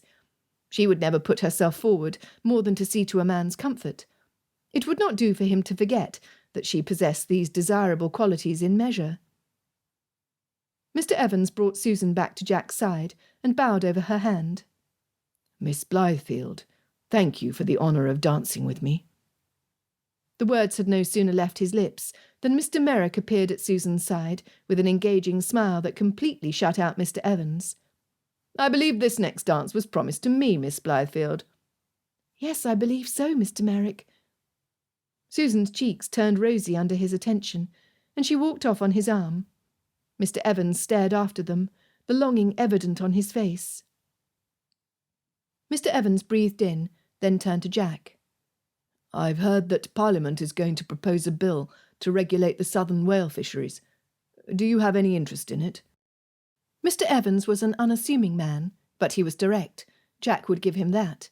He commanded respect in his own quiet way. "I'm aware of the bill, but know nothing of its contents. I've not yet reviewed it. What is your interest, if I might ask?" "Only that your sister has told me of your father's interest in various investments. It is being spread about that investing in the fleet is a sound bet, but it appears to me to be more of a speculation." Mr. Evans accepted a drink from one of the servants who passed by. "Mr. Blythefield, I should not wish to presume in any way, but if someone were to ask me, I would advise them against it. There has already been an increase in whaling ships since the peace treaty, and I don't believe it will be long before the market is saturated." "Thank you. That is most interesting." Jack studied Mr. Evans, wondering how much to disclose. "My sister spoke to you of my father's investments?" Mr. Evans gave a small shake of the head. "I want to assure you she revealed nothing indiscreet. It is only that I prompted her to talk about herself, and her affection for her family propelled her to speak on the topic, particularly since she knew investments were an interest of mine as well. But I am not a man to disclose another family's affairs." Jack was beginning to like the fellow. "My father has spoken to me about whaling. With the oil lamps being put up in Bristol, I thought it could not hurt to invest in such a venture, although I have neither encouraged nor discouraged my father on the matter. I don't know enough. Nantucket has the smaller share of the market, I've heard. I thought perhaps England would be gaining hers." Mr. Evans dismissed that with a decisive shake of his head. "Although Nantucket will never be what it once was, the whaling companies are expanding in Australia now. Even if we manage to light the entire streets of London with oil lamps, we should still have more than we need, I believe." Mr. Evans followed Susan's movements across the room. "Even if your sister's heart should belong to another, I would be glad to be of service to your family. There are other investments that will prove more sure, and if you would trust me with the task, I will do some research and come back with recommendations." "I would appreciate that." Jack was moved to hold his hand out to shake that of Susan's admirer, before Mr. Evans excused himself to speak to a friend. The ball had begun to grow packed and warm, and Jack was reminded why he did not love balls overmuch. Better to be in the Chamber of Parliament, or the comfort of his own home, especially now that it had become so inviting. He looked across the room and easily sought out the gold silk dress of Miss Clavering, who had gone from the hands of one partner to another since the last time he'd looked. Her smile was bright, and she seemed to have no interest in anything other than what her current partner was saying. It was a rather irritating sight. It occurred to Jack that he had not yet partnered with Miss Clavering, an error that should be remedied. Then again, the last time he had asked, she had directed him toward another woman, whose name he had promptly forgotten. The manoeuvre was not one he had been prepared for, and certainly not from a pretty chit like her. Jack could not pull his gaze from Miss Clavering as she spun on her partner's arm. He wondered if she was still opposed to dancing with him. He quite thought they had made progress in understanding one another. "Good evening, Mr. Blythefield." Jack turned at the sound of the cultured voice. Miss Summers was at his side, her black hair swept back, and her dark blue gown complementing her ivory features and pale blue eyes. He bowed. "Good evening, Miss Summers. Are you enjoying yourself?" She held her fan closed between her gloved hands. "Very much. I have danced, partaken of the refreshments, and have had several delightful conversations. Everything a soirée should be." She turned from watching the dancing couples to face him. "Everything yours usually are," he replied with a smile. Lady Harrowden had not returned with her husband, and Jack was under no obligation to wait for her. "Are you too fatigued to dance again?" "With you? Not at all. We may talk about the dinner party you are to host." Miss Summers lifted an eyebrow, as if challenging him with the reminder of his vow. He had not yet gone to her house as promised to discuss the details, such as what she might recommend his cook to serve. "Very well." Jack held out his arm, and she placed her hand in his as they joined a set that was forming.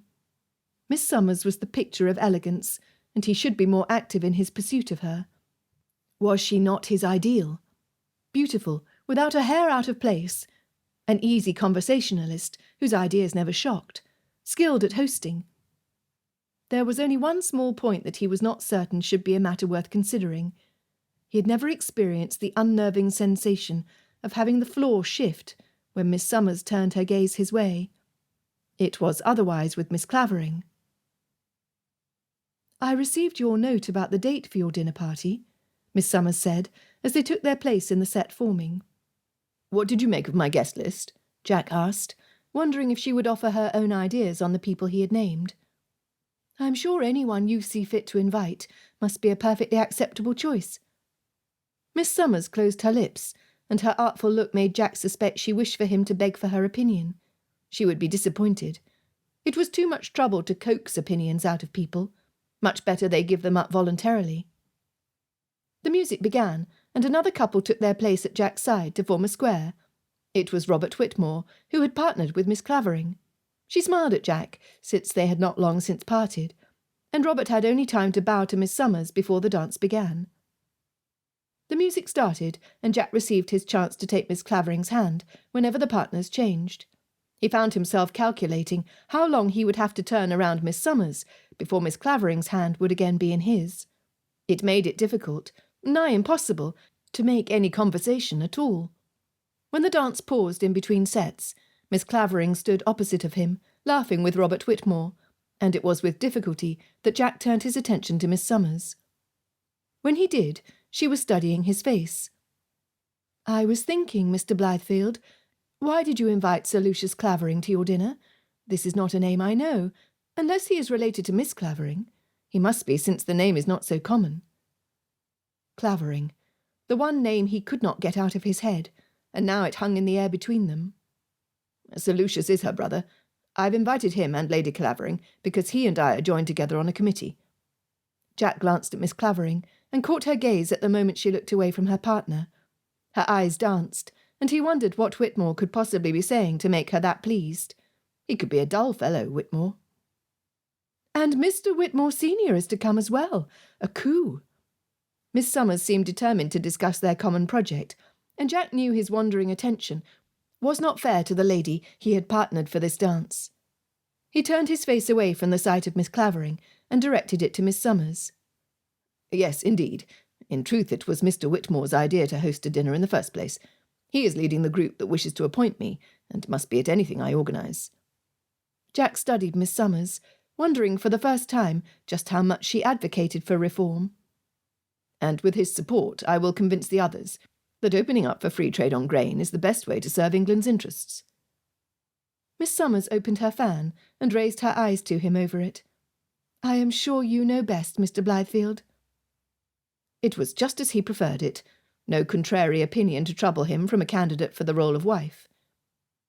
A change in music announced the next set, and Jack took his place next to a different couple, partly relieved that Miss Clavering would not be next to him to befuddle his mind, and partly disappointed by the same. He forced himself to show Miss Summers more attention than he had before, and her pleased expression was his reward. Perhaps that was why the floor didn't shift when he met her gaze. No woman was at her best when she was being overlooked. As he led Miss Summers off the dance floor, she put her hand in his arm. "It seems you have everything well in hand for your party. What might I do to further assist you?" He directed his steps to where her mother was sitting with other widows and elderly ladies. "There is the food, which we may discuss this week. I will come and call when it is convenient for you. Besides that, perhaps with your experience, you might think of something I am overlooking." Miss Summers did not speak until they were a few feet from where her mother sat. "With the number of guests you have invited, have you considered where the gentlemen will stable their carriages while they attend the soirée?" He raised his eyebrows. "I see I was not wrong to seek your advice. I confess I had not thought about it. There is a private mews on the cross street from our house, and I have heard of his letting it out on occasion. I will send someone to speak to him about doing so that evening." "That should answer." Miss Summers dipped her chin. "If I think of anything else, we may discuss it when you call. Otherwise, if you do not object, I will arrive an hour early for the party." She let the question dangle, and he answered with a sense of relief. She was not officially his hostess, but he couldn't imagine organising the affair without her help. "And that would suit me very well, and I will send word if I must beg your assistance for anything else." Jack took her hand and bowed over it. "It will be my pleasure." Miss Summers curtsied and returned to her mother's side, and Jack turned back to the crowded floor, searching the countless figures for a golden dress, when his gaze landed upon Susan, standing beside Christopher. It was unexpected, as he rarely saw his brother these days. He wasn't even sure if his brother had seen the renovations in their drawing-room. He walked up to them. "Christopher, what a surprise! What brings you here?" "A man must show his face every once in a while, or society forgets about him." Christopher was wearing another of his outrageous creations, with yellow breeches and a bold blue coat. His neckcloth was printed with large violets. "I don't believe anyone would forget you." Jack could wish his brother were more discreet, and that he were a man who could be relied upon. However, Jack had not been blessed with what one would call a normal family. He and Christopher had been close as boys, and he smiled whenever he remembered the larks they had got up to, left as they often were to their own devices. Mother and father had been more amused than shocked at their doings, if they'd even noticed them at all. It had bewildered Jack when he and his brother started to drift. Around the time Jack came of age, he had inherited a small fortune from his godmother. It had seemed about that time that Christopher became distant, and while the madcap adventures quickly became a thing of the past for Jack, his brother had plunged headlong into a shallow, dissipated life. Jack had become a responsible man of substance, and Christopher had become dependent on a father who was not able to keep his estate afloat. It was as if he had given up caring for the future of the estate, as though the battle against debt was not one worth fighting. Jack was standing in the middle of a crowded ball, the cream of society. He was courting the attention of a desirable female, who would assure him success in the political arena as well as his home life. He was up for the senior-most position in his political party, and was about to host a dinner for the most influential of them. And he was lonely. Susan was looking at them both fondly, and Jack experienced a rush of affection for his little sister. She was the least eccentric, and he did want to see her happily married. She deserved it. "So are you still of the same mind regarding Mr. Merrick?" Susan linked her arms through both her brothers, forcing them all to stand close. "I am. I was afraid the last time we met that perhaps he was not as serious in his intentions as he had at first seemed. But tonight he paid me particular attention." Susan beamed. "He is most gentlemanly. And so handsome, don't you think?" Jack narrowed his gaze at her. "You cannot honestly expect me to answer that." Susan giggled. "Well, he has not spoken to father." Jack remembered Miss Clavering's implicit rebuke about him usurping his father's position of authority. "And he has not made any sort of official declaration. Even if he had, we have not looked into his financial matters. But you know I only want what is best for you." Christopher extricated his arm from Susan's. "As much as this happy family party warms my heart through, I should not like to make anyone ill by the sight of it." He bowed, preparing to leave, "Although let it be known that I too, dear sister, want what's best for you." Jack could only wish that the concern Christopher professed to have might encourage him to take a more active leadership role in the family. 15. Philippa was putting on her bonnet by the front door when Maria caught sight of her and strode down the corridor. "Philippa, wait!" She had been about to visit Susan, for they had not had a chance to speak at the ball, and Philippa had not been to the Blythefields' house in some days.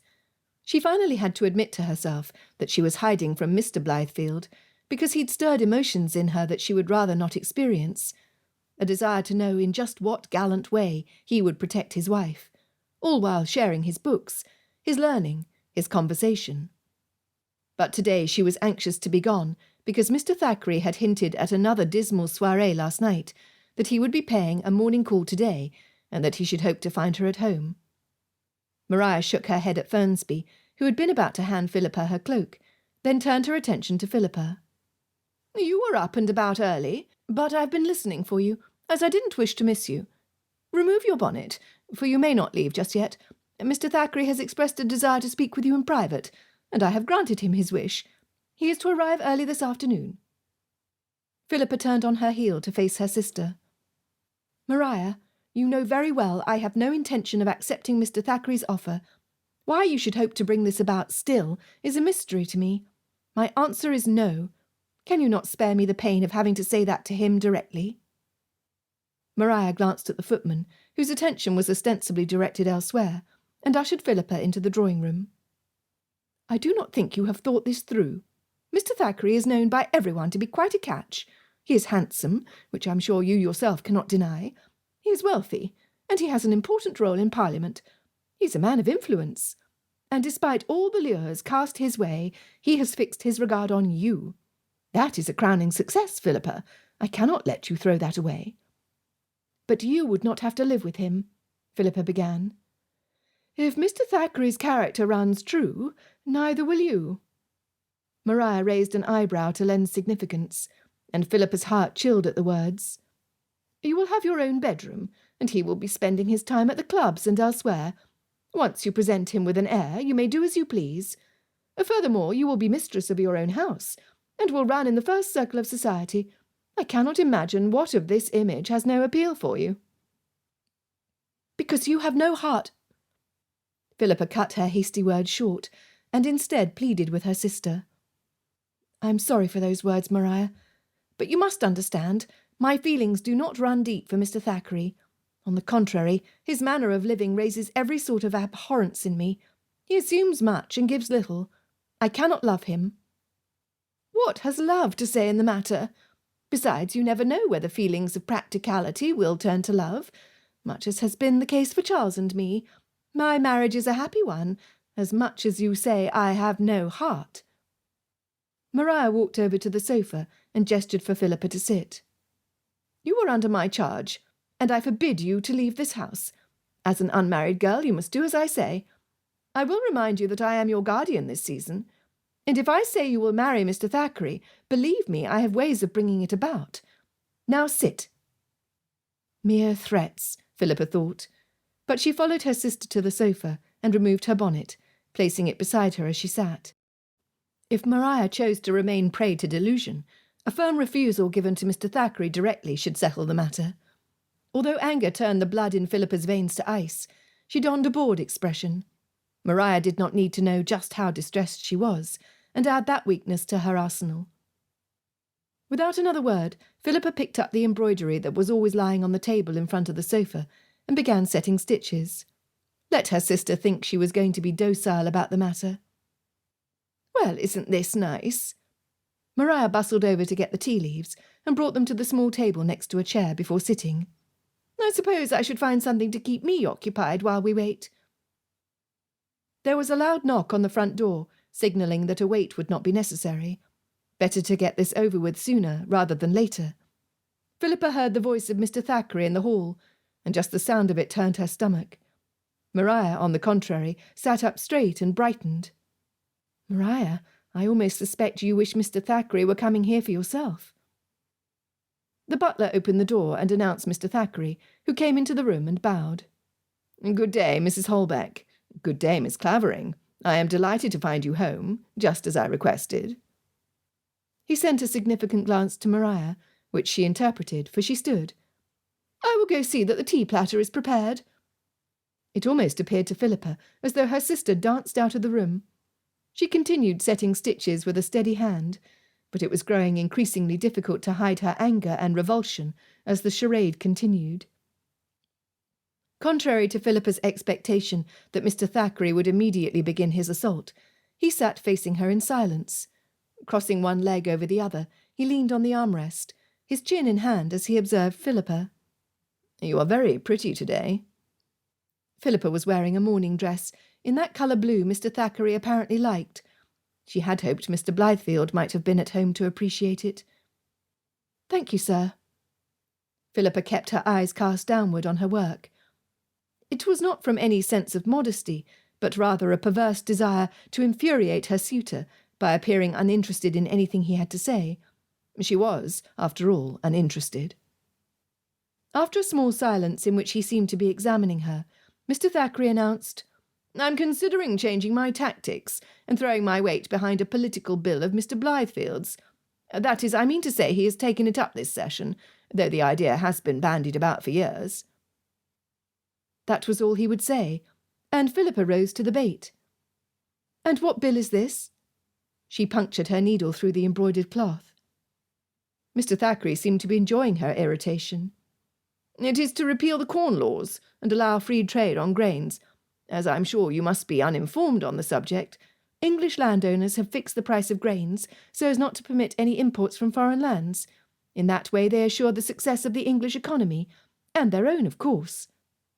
Philippa pulled the green embroidery thread to its length. He raised both brows. "Learned as well as beautiful. I admit you still surprise me, although I am beginning to be unsurprised by the surprise." "You flatter me," she answered in a bored voice. "How did you learn about the contents of this bill?" Mr. Thackeray lifted his chin from his hand and clasped both hands on his lap. "You have a natural interest in politics?" "Oh, no," she demurred. "Women should not have any strong opinions on politics. Much better they put their focus on running a household to their husband's satisfaction and making the place welcome for when he comes home." Philippa began making reckless stitches that she would just have to undo. She silently dared him to prove her wrong when she added, "Any sort of political ideas are out of place in a woman's mind when such a thing is better left to the men." Mr. Thackeray opened his hands, as if her comment had surprised him, despite his determination to be unsurprised about the surprise. "It gratifies me to hear you say that, and I suppose this leads me naturally to my next topic." Philippa fought with all her might to keep her expression perfectly closed, but her heart began to beat quickly. It was one thing to despise a man and be determined to refuse him. It was another thing to be forced to face such unpleasantness. "But let him speak," she thought, "for then he may be done with it." Mr. Thackeray was not content to speak. To Philippa's horror, he got up from his chair and walked the few steps to her sofa, where he lowered himself on his knees in front of her. He took her hands in his, and repulsion almost caused her to snatch them back, but she resisted the urge when she felt the force of his grasp. She wasn't sure he would release her, but to know it for a fact would be frightening. "Never did I think to find myself on my knees, declaring my love for a woman. But you have brought me to this, Philippa." "Miss Clavering, if you please." "Shh!" "What began as an idle flirtation, followed by a determination that no one would satisfy me but you, has quickly become an obsession. I cannot see you in a room without forgetting every other woman present. I cannot look upon my home without imagining you there. And even if my political career will always be my true wife, and you my mistress, I believe I shall have no need to look for any other mistress while you are at my side. With that welcome home you are so determined to create for your husband." He pulled her hand to his lips and kissed it fervently. "A most noble aspiration, my love. I can only imagine that you will satisfy my every need. So I ask you—" At that moment the door opened, and Maria stepped through with the footman hard on her heels, carrying a platter with teapot, saucers, cups, and cakes. Maria stopped short at the sight of Mr. Thackeray on his knees, with Philippa's hand in his, and the footman bumped into her from behind. "You clumsy oaf!" Maria cried, turning to leave the room. She pushed him backwards, closing the door quickly, and Philippa heard a loud clatter from the corridor, followed by a series of muttered oaths. She was at last encouraged to lift her eyes and look at Mr. Thackeray, the humour of the situation giving relief to some of her indignation. The proposal could not get any better than this. Mr. Thackeray did not share her humour. Irritation for having been interrupted in his passionate declaration was written all over his face. Philippa could only assume he was not interrupted very often in Parliament. He got up from his humiliating posture and sat at her side. "I am asking you to marry me."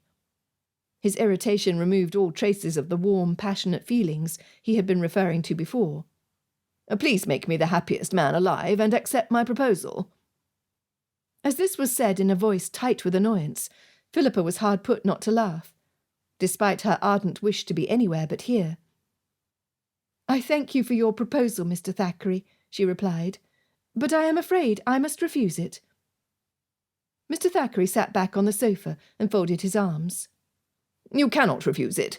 I feared you might try resistance, although perhaps I deluded myself into thinking you were beginning to come around with your rational words just now." He regarded her with a smug expression. "I have already spoken to Holbeck, who has accepted on your behalf." Philippa paused, horrified. Surely such a thing was not still done in this modern age. Only a small quake in her voice could be heard when she replied, "Charles cannot accept on my behalf. He is not my guardian. My mother is." "I am sorry to contradict a lady," Mr. Thackeray said. "However, your sister has assured me she has your mother's written approval to the match. I'm afraid you will have to resign yourself to the inevitable, my dear, and take my offer. There are worse proposals than mine, you know." "Such high praise for yourself," she replied in an icy voice. "And yet true." Philippa stared ahead of her, refusing to turn to him.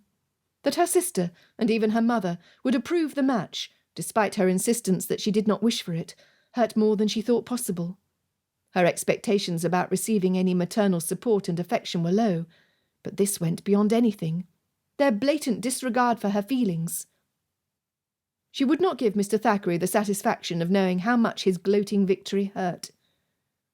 "I will fetch Maria. The two of you will have many things to discuss." Philippa clutched her bonnet, then stood and walked toward the door. "Ah!" Mr. Thackeray cried out, in a voice of delight. "I'm so glad to see you are so easily brought to reason. We shall rub along very well together." Philippa paused at the door and faced him. "We may not have time to rub along together, as we will not be spending any time together at all. I would like to make one thing perfectly clear, Mr. Thackeray." She opened the door where sounds of the footman cleaning the broken porcelain echoed through the corridor. She paused at the threshold and looked back. "I will not marry you." Philippa shut the door to the drawing-room and stepped over the spill. She hastily tied her bonnet under her chin as she strode to the front entrance. Her pelisse was no longer in sight, and she decided it was possible to do without it. The footman stood at the door, ready to open it. "Philippa!" Maria's voice rang down the corridor as she came up from the kitchen. "Where do you think you're going?" "Out!" Philippa stepped over the threshold, and without waiting for the footman, yanked the door shut from the outside with a loud clack. 16. Jack paused at the door to his father's study, about to knock, when a quick rap at the front door informed him of his brother's arrival. No one else but Christopher had quite the same imperative knock. There was some shuffling movement coming from the dining-room, which was likely Shank's. Their butler never seemed to be near the door when there was a rare visitor. It would be more expedient for Jack to open the door himself. "Jack, I had not thought to see you here."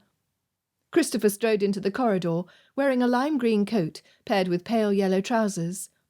Jack supposed it was slightly better than some of his other outfits, although if his brother was going to wear such garish colours, Jack wished he would stick to the more form-fitting pantaloons, rather than the wide-legged slops he had on. "Are you trying to avoid meeting me?" Jack stepped aside, as Christopher removed his hat and cane and set it on the bench. "If so, you have accomplished your purpose. I don't believe you have been here since Susan has made all the changes in the drawing-room." "You mean all the changes Miss Clavering made?" Christopher said. "Susan told me all about it, and it appears most of the ideas were her friends." Jack walked over to the drawing-room and threw the door open. "Well, see for yourself. Whether or not it was Susan or Miss Clavering, the effect is pleasing. You may almost wish to move home." Christopher looked around the room and up at the ceiling, then gave a slow shake of his head. "Very nice. But no, I do not wish to move home. Why, are you worried about me racking up too great a bill at the Heart?" "Peace, brother. It was not my intention to start a fight." Jack stepped away. "I was just going to see father." Christopher shut the door to the drawing-room behind him. "I will join you then. That's why I've come, as it is time for my quarterly allowance, although it pains me to have to remind father to give his approval to the solicitor. Better he let me deal directly with the man." Christopher stopped short. "What is this I hear in the dining-room? Oh, surely it is not Shanks making such a noise. Has he learned to dance?" Jack laughed at the thought of their aged butler doing anything so unlikely.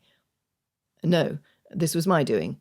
After such an impressive change in the drawing-room, I thought we might improve the dining-room as well. After all, we do have one of the more sizable houses in London, despite the lack of a ballroom. Shame we never invite anyone to use it." He rapped on his father's door and heard the permission to enter. Christopher followed behind him. "Are you thinking of entertaining? Things have changed around here, then. At whose feet may we lay this extraordinary novelty?" Jack did not answer. Despite Mr. Whitmore's advice to throw a dinner party, Jack did not think he would have had the courage to attempt it if Miss Clavering had not brought about such a magnificent transformation to their drawing-room. Jack's family came from centuries of affluence, and he sometimes wondered what his ancestors would have thought of the way the fortune had dwindled down.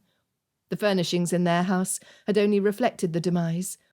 Miss Clavering had seen the potential, had wasted no time in bringing it about, and all this she accomplished with an economy he could only admire. Inside the library their father was sitting in contemplation before the fire. For once he was not poring over ledgers trying to make ends meet, or envisioning a great future from his latest acquisition. He seemed in a listening mood, and Jack thought there was no better time than the present to approach his father with his objective. "Father, I came to talk to you about this dinner party I mean to host." "Good day, father," Christopher added, with a wry look at his brother, before taking a seat in one of the armchairs. "Yes, Christopher has come," Jack said. "We've settled on the date, and Miss Summers reminds me that we should hire a temporary use of the Mews on Carlisle Street. I'm not sure if we need a permit." "Only for crowds above 50, Christopher said, surprising Jack with this bit of worldly knowledge. Jack pressed his lips together in thought.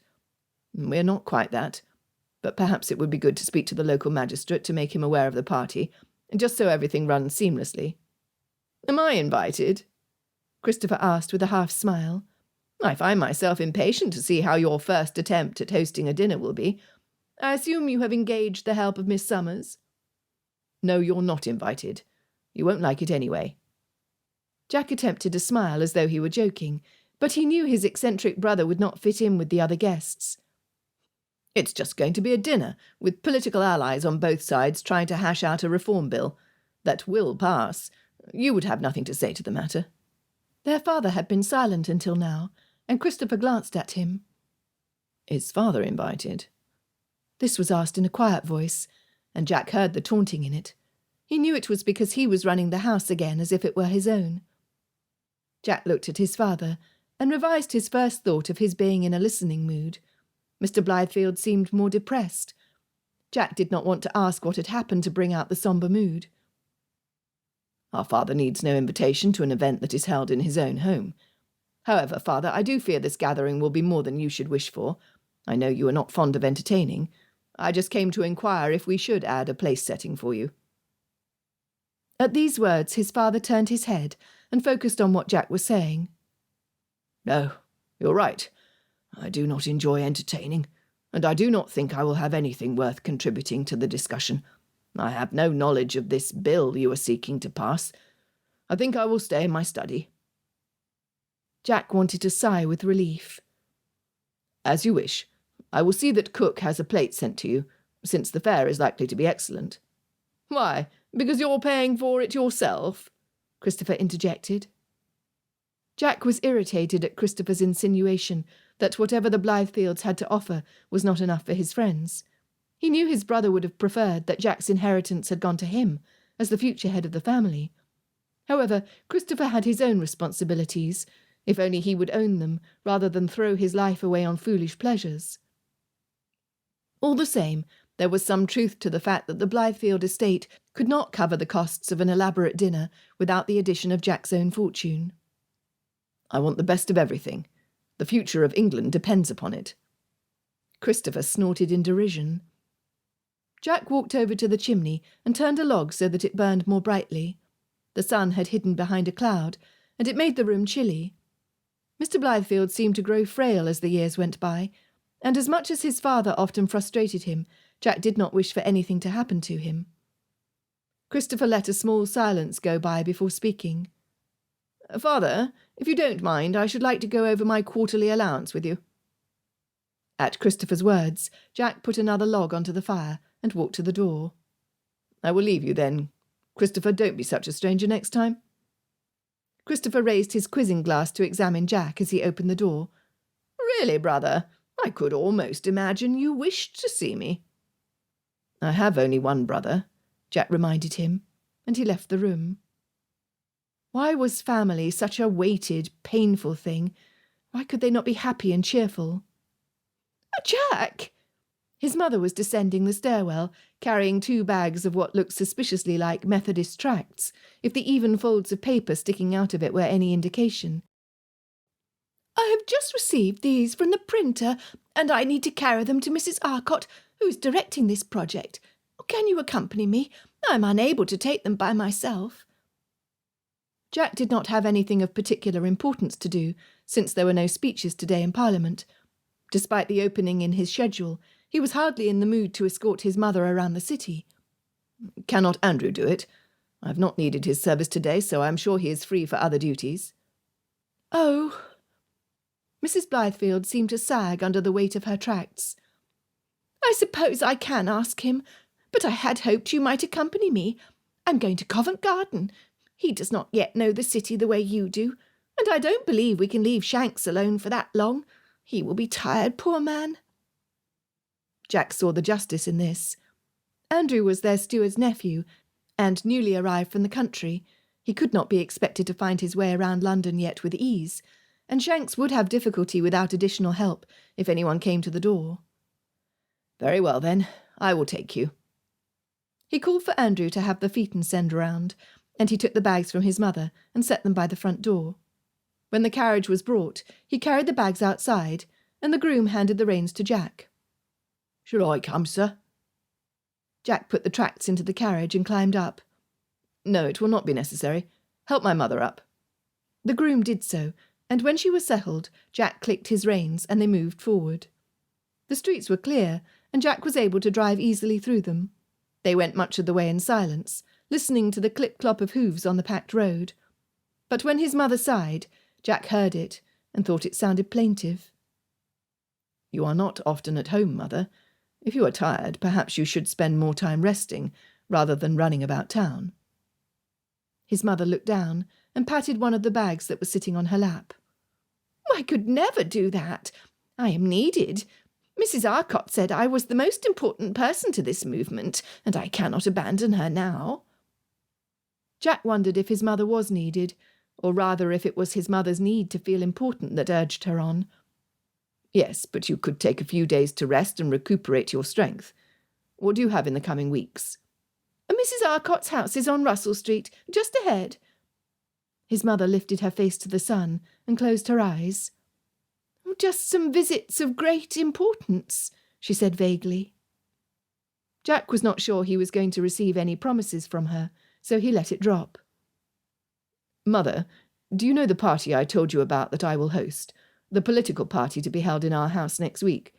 It will be a somewhat dull conversation about political matters, and Father does not wish to attend. I assume you will not wish to either?" He phrased the question in such a way that would make it seem beneath her interest, and was relieved when her answer came. "No, that is not where I am most useful. My work is in carrying out the reform on the streets, rather than talking about it in the dining room." She looked straight ahead and clasped her hands over her bag. Jack experienced a pang of sadness. His mother had noble ambitions, surely, but she drove herself hard, and he could not imagine her life to be a happy one. Had she been more content when she was newly married? "Shall I wait for you while you deliver these?" he asked. "Oh, no. Mrs. Arcott and I will be spending a considerable amount of time discussing how we shall handle the willing converts, once we've managed to convince them of a life away from gin. I will take a hackney home when it's time." She picked the other bag up from the floor of the carriage. Jack had learned better than to ask his mother for more details about her projects. If she grew carried away, the horses would be kept waiting. "Very well. Here, let me hold these for you while you climb down. There, can you manage?" "Yes, I will be fine." Jack's mother waved at him, then picked up the 2 bags and lugged them to Mrs. Arcott's front door. He felt a twinge of remorse for not being more accommodating or helpful to her causes. But truly a man could not be everywhere at once, and he had his own battles to fight. He clicked the reins, and his horses were off. Jack turned down Bow Street and kept his horses at a steady trot until he reached the Strand. The sun had reappeared, and although it was too chilly to feel anywhere close to summer, it was still nice weather. He wished he had some greater purpose than just going back to his house, and he had no desire to go to the club, or even to embark on another debate. Despite his home being a vast improvement, there was not much there for him, and he could almost wonder at himself that the idea of marrying and setting up his own home had not occurred to him earlier. Before turning at Charing Cross, a movement on the side of the street caught Jack's attention, and when he glanced over, he perceived the form of a young woman who looked familiar to him, one who set his heart pumping. He pulled in the reins. "Miss Clavering," he called out. When she kept walking, he puzzled his brows. She surely must have heard him. "Miss Clavering," he called out again. At this she turned, and he was struck by the variety of emotions that could be read on her face. Pale cheeks, full lips pursed, eyes that had just a hint of red in them, but also an expression of defiance that showed she would not accept the defeat of dissolving into tears. She stopped and looked at him. "Mr. Blythefield." Her voice was hard and sounded unlike her. She had no cloak on, and she was unaccompanied. He could not fathom what she was doing here, or why she was so lightly clad. She must have been freezing. "I regret that I cannot alight to assist you. I have no one to hold the horses. Please, allow me to escort you somewhere." She hesitated, biting her lip, and it appeared she was trying to gain control over her emotions. After only a slight pause, she came to the carriage. "Very well. I was hasty in leaving my sister's house, and I've no money for a hack. No maid, as you can see." Miss Clavering gave a brittle laugh. "And not even a cloak. So your arrival just now is providential." She climbed into his phaeton, and due to the nature of his sporty carriage, was forced to sit close to him. He tried not to focus on her nearness, but on her distress instead. He unbuttoned his cloak with one hand, then handed her the reins. "Here, hold these." He wrapped his cloak around her, then took the reins from her. "Now, will you tell me what has troubled you?" Jack urged the horses forward again. "And where shall I take you?" Miss Clavering was silent for a moment. "I suppose my brother Lucius's house. He lives at 5 Whitehall Court." "That is easy enough," Jack said. He gave her time to answer his first question, but she did not do so right away, and he was forced to prod. "If you are uncomfortable sharing with me what has happened to distress you, I will not press for details.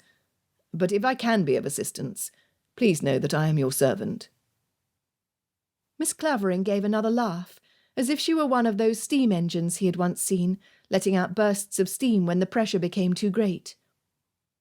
"I am too angry to return a lucid answer, or speak rationally, I fear, on any subject.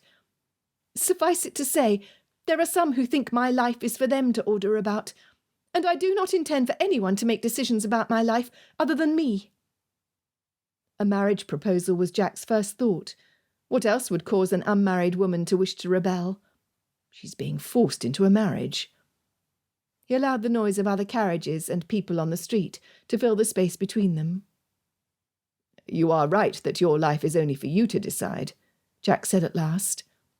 He steered his horses around the corner, adorned with a wrought-iron fence, regretting that this particular drive was not a long one.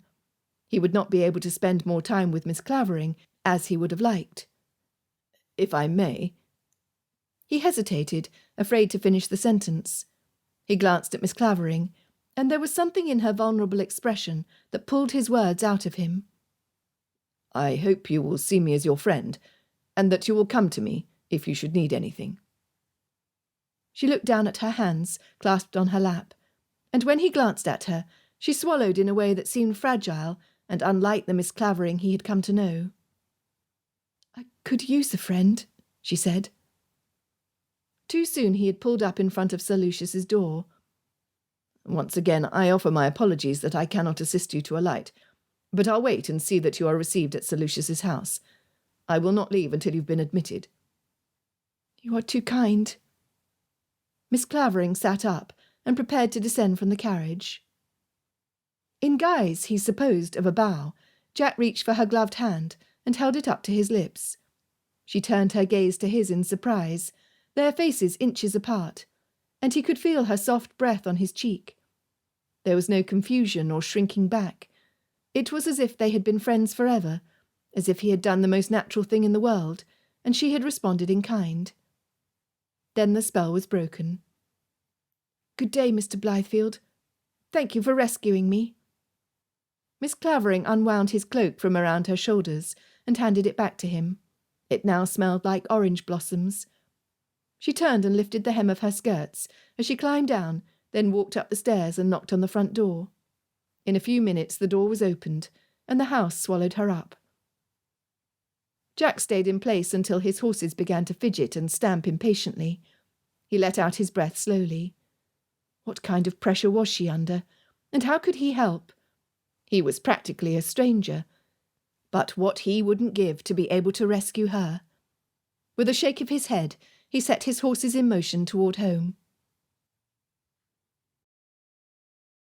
17.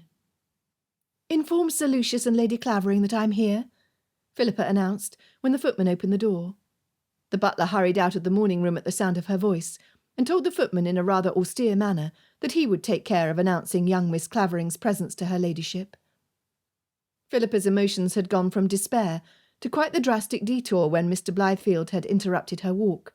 He was the last person she had expected to see, especially between Maria's house and Lucius's. She associated him with Susan, with social affairs, with glittering balls, and all the times when Philippa was at her best. She did not associate him with overwhelming distress.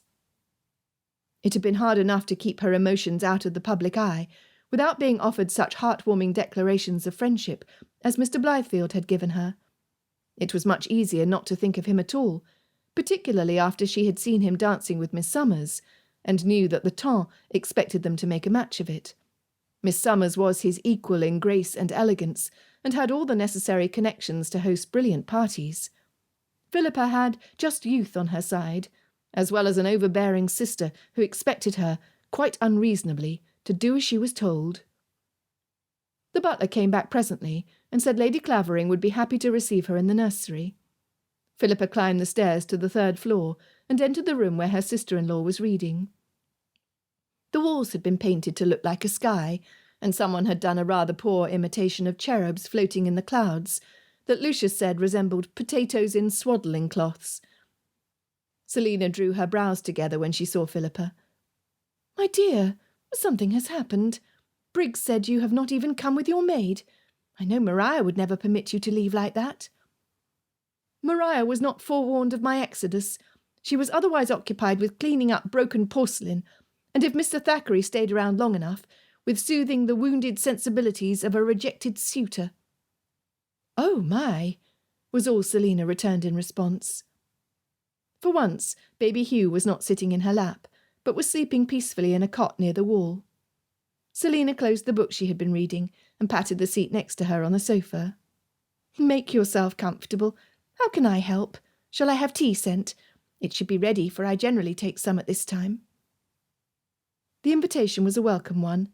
Philippa sat and nodded. "I am cold." She slowly pulled at the silk ribbons from her bonnet. "Let us take care of you straight away, then." Selina stood and rang for the footman to come, then went over to a trunk and pulled out a blanket. This she wrapped around Philippa's shoulders. A lump formed in Philippa's throat, but she dampened the emotion. She had too much to do to put up with tears. "To answer your question, I believe I am more in need of Lucius's help than I am of yours. Except—" She glanced at Selina, assessing her face, which showed nothing but kindness. "Do you think it would be possible to stay here? I should not like to be a burden." "I shall have to ask Lucius, of course." Selina put her hand on Philippa's arm. "But that is more of a formality, for I shall insist that you stay here. Is Maria causing you problems?" "Maria is applying such tremendous pressure for me to marry Mr. Thackeray, as if she could bring such a thing about when I am unwilling."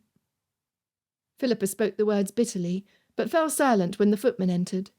Selina gave him the request for the tea to be brought, then turned to Philippa. No one likes to be forced into a marriage, but is he really so bad?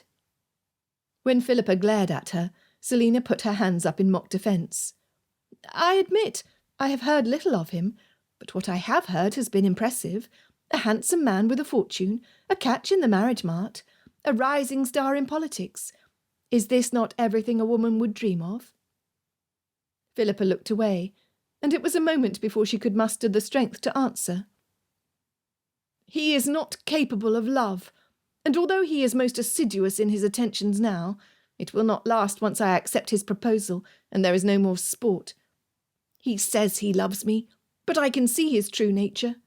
His eyes change in an instant as soon as one thwarts him. Philippa gave a grim smile. And heaven only knows that I would be forever doing that. Selina laughed. It is what I like best about you. But I suppose you will need a husband whose pride is not too great to tolerate such a tendency. And that is not he. Philippa absently braided the fringe of the red wool blanket draped over her. But Maria applies such pressure, she practically insists I marry him, and has gone so far as to accept him on my behalf. I gave an unequivocal no to Mr. Thackeray just now, and left before anything further could be said. I needed to make it clear, because I also require someone with authority to take up my cause. Your mother? Selina proffered. Philippa shook her head firmly. No, not her.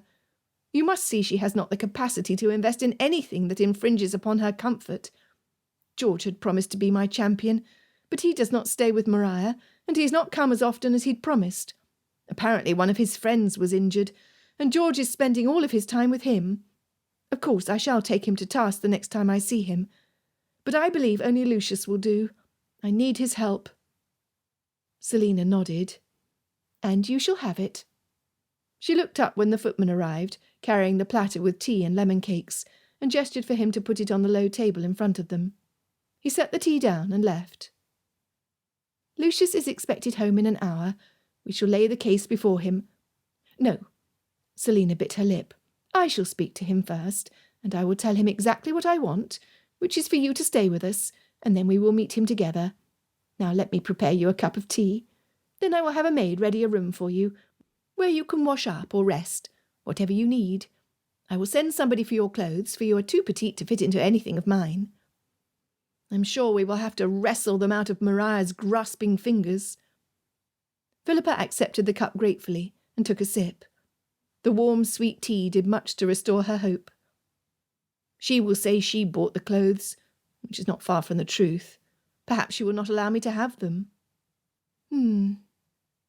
Selina pursed her lips as she sipped the tea, a smile lurking in her eyes. I shall simply send a nice note around, requesting that the trunk of clothes be made up, and if Maria should desire my assistance, I will be happy to oblige. She need only tell me when it is convenient, and I will come. Anything to avoid me darkening her doorstep should do the trick. Philippa laughed, and some of the tea spurted through her lips in a most unladylike manner. The corner of Selina's mouth curled up, and she handed Philippa a napkin.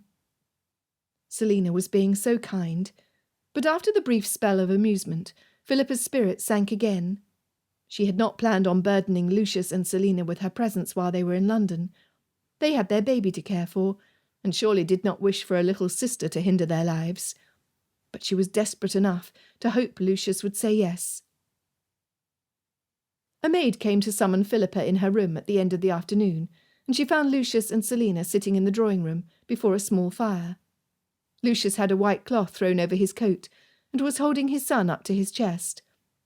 Philippa wanted to tease him about presenting such a paternal picture, but did not dare. Marriage had brought a positive change over him, and there was no need to remind him of what he had been before. Come in, have a seat. Lucius directed her to a chair. His tone was kind, rather than admonitory, so Philippa did not think she was about to be scolded or thrown out. She also had confidence in what Selina could accomplish where Lucius was concerned. Maria is pestering you to marry Mr. Thackeray, is she? I had thought the matter quite settled last season when you declared yourself determined not to have him. Lucius narrowed his eyes, But Philippa did not sense the irritation directed toward herself. You only had my opinion on the matter through my letters. Having taken a small nap, Philippa was rested and less distraught than she had been when she arrived. But the memory of the whole affair threatened to darken her mood. It was apparently not settled in Maria's mind, nor in Mr. Thackeray's. The assault began almost as soon as I arrived in London.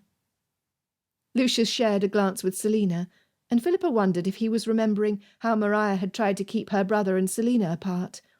Perhaps so, for his next words gave her courage. Well, it will not do, and I shall have something to say to that. I wish you would. It is not just Maria, although she is the messenger. It's Charles. I believe he hopes to gain more influence by boasting of a relationship through marriage with a man who drives Parliament. Nothing can get Maria or him to see it any other way. Philippa kept her eyes trained on Lucius. He was her only hope, but she trusted him. He began a small bouncing movement with Hugh, who gave off a lusty burp. Lucius raised his brows. Not bad, little fellow. He transferred his gaze to Philippa. Of course you may stay here. I will not have my little sister bullied by Maria or Charles about whom she should marry. Why did you not come to me before? A sudden surge of tears threatened to overcome Philippa again, and she swallowed quickly. She'd thought she had mastered all desire for tears. I thought I could manage it, but I did not realise how far Maria would go in her aim. I was able to bear the hints, the threats, and even the tedious parties where she continually threw me in Mr. Thackeray's path, when I would rather have been anywhere else. Philippa lifted her head and found her brother looking at her in concern. I truly thought if I made it clear I would under no circumstances marry Mr. Thackeray, she would see how futile it was to insist. But Maria is so stubborn. She promised me to him against my will. She seems to think that with a little pressure on her side I will see reason. Lucius let out a wry chuckle. Maria is not well acquainted with reason. Selina stood and tucked a fresh cloth under their contented baby's chin, then kissed Lucius's cheek. Let us discuss how you might enjoy the remainder of the season, Philippa. I make a very poor chaperone. Even if I could leave Hugh to accompany you, my presence would not exactly endear you to the society matrons. Lucius scowled her way. If anybody has anything to say to my wife, I will make sure it is said to me, and not repeated. As much as I am thankful to have a champion in my quarter, I do not wish to take on society. Selina smiled at him fondly. I just wish to raise children and be a wife. Philippa stared out the window at the darkening sky and longed for something unnamed. Perhaps it was that brief connection she'd shared with Mr. Blythefield. It was as if her heart presented him to her mind in just such a cosy context. It was the first time she could imagine saying similar words about another person. What a strange thing, too, because they were scarcely acquainted. All they had done was to bicker and bandy about words.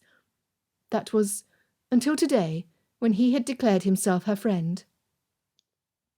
There was a knock on the door, and Philippa's heart leapt. It was completely irrational, but she hoped it might be Mr. Blythefield. Briggs entered. Mrs. Maria Holbeck. Lucius shared a look with Philippa. Maria bustled into the room, speaking before she had fully entered. I told Briggs to bring Philippa's trunk up to the room where she is staying, although I don't know why she should stay here with you. Mother left her in my charge. Mother did not leave Philippa in your charge to enter her into a forced marriage. She is not without protectors, Maria. How could you attempt something so harebrained? Maria took immediate umbrage to his words. I most certainly do have the authority to arrange such things for her.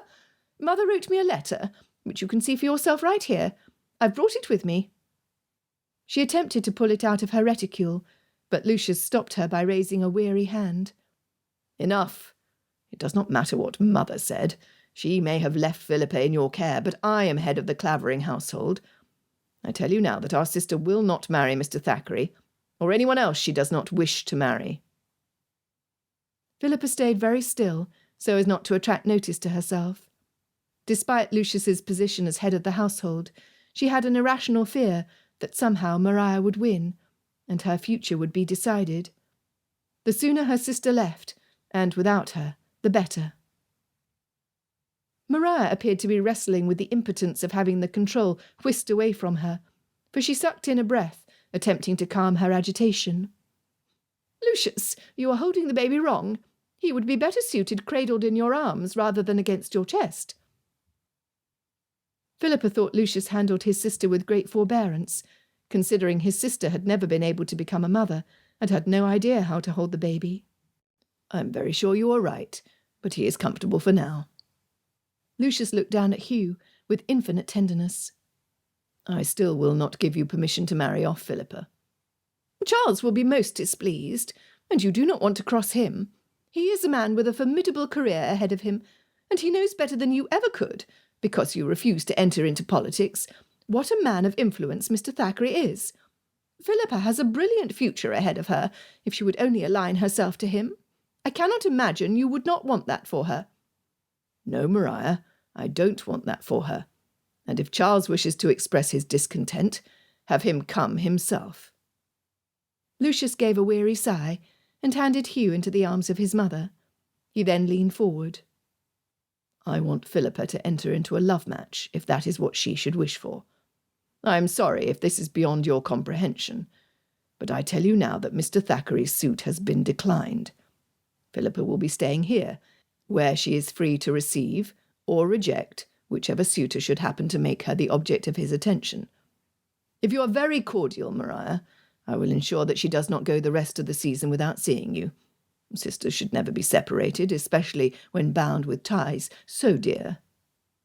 Lucius pronounced these last words with his heaviest irony. "Well." Maria stood, her jaw clenched. "I will not stay for tea. Charles will be expecting me. How unfortunate that you have chosen this path, Philippa. Do not expect me to console you when at last you realise what you have lost." Maria picked up her cloak and whirled around to leave. She grasped the doorknob, but it opened before she could exit. George walked in, his eyebrows raised in surprise when he caught sight of her. Maria took one glance at him and huffed before exiting without saying a word.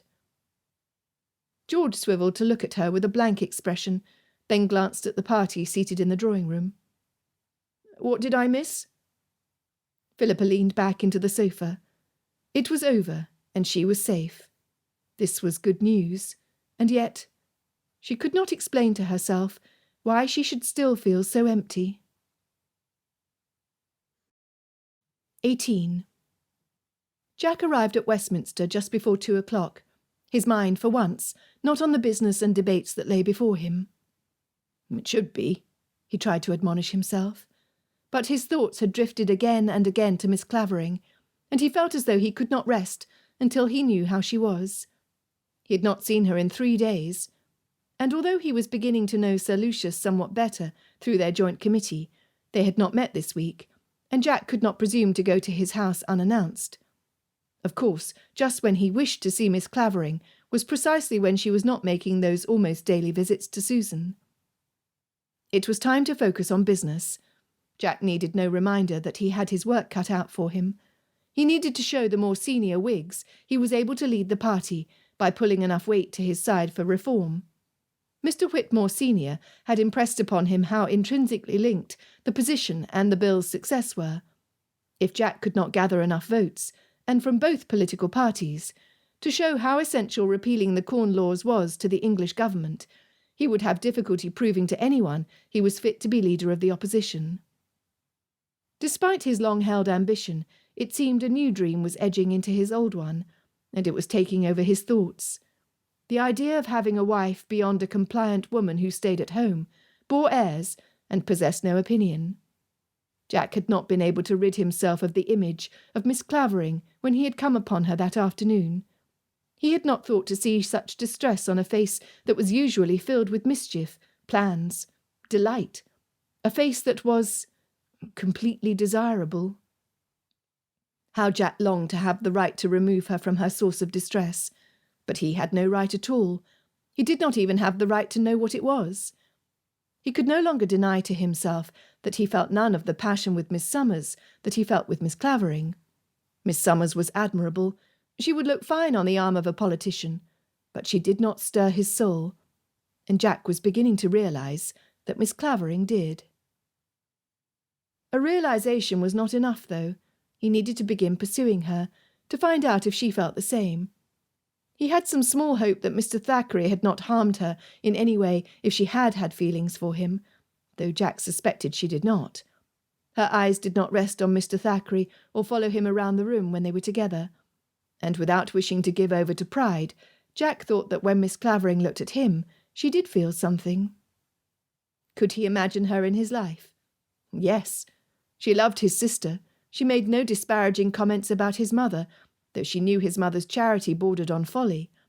She reminded him of his father's proper place as head of the household, something Jack had slowly been losing sight of over the years.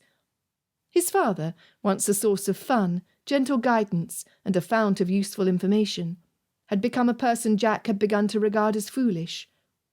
But he did not wish to behave so abominably to his own father, and Miss Clavering was helping him to see that.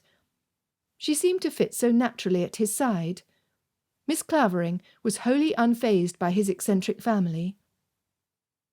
He wondered when he might be permitted to call her Philippa. "Jack, here you are." Mr. Whitmore Senior motioned to him from outside the Parliament chamber, and Jack came at once.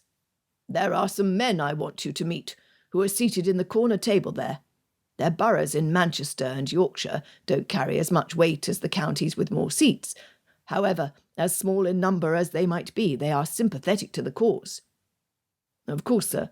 I must say I have not succeeded in gaining quite the number of votes for repeal that I had hoped. Mr. Cummings and Lord Bailey are not to be persuaded. But I am hoping my dinner will fix the interests of those who are wavering. If some of the more influential landowners see what it is to allow for free trade, they might convince some of the others that having a healthy England will be, even in the short run, more prosperous for our country than protecting the interests of few." "It is a fine thing that you organised this party, and to own the truth, I was not sure you would follow through."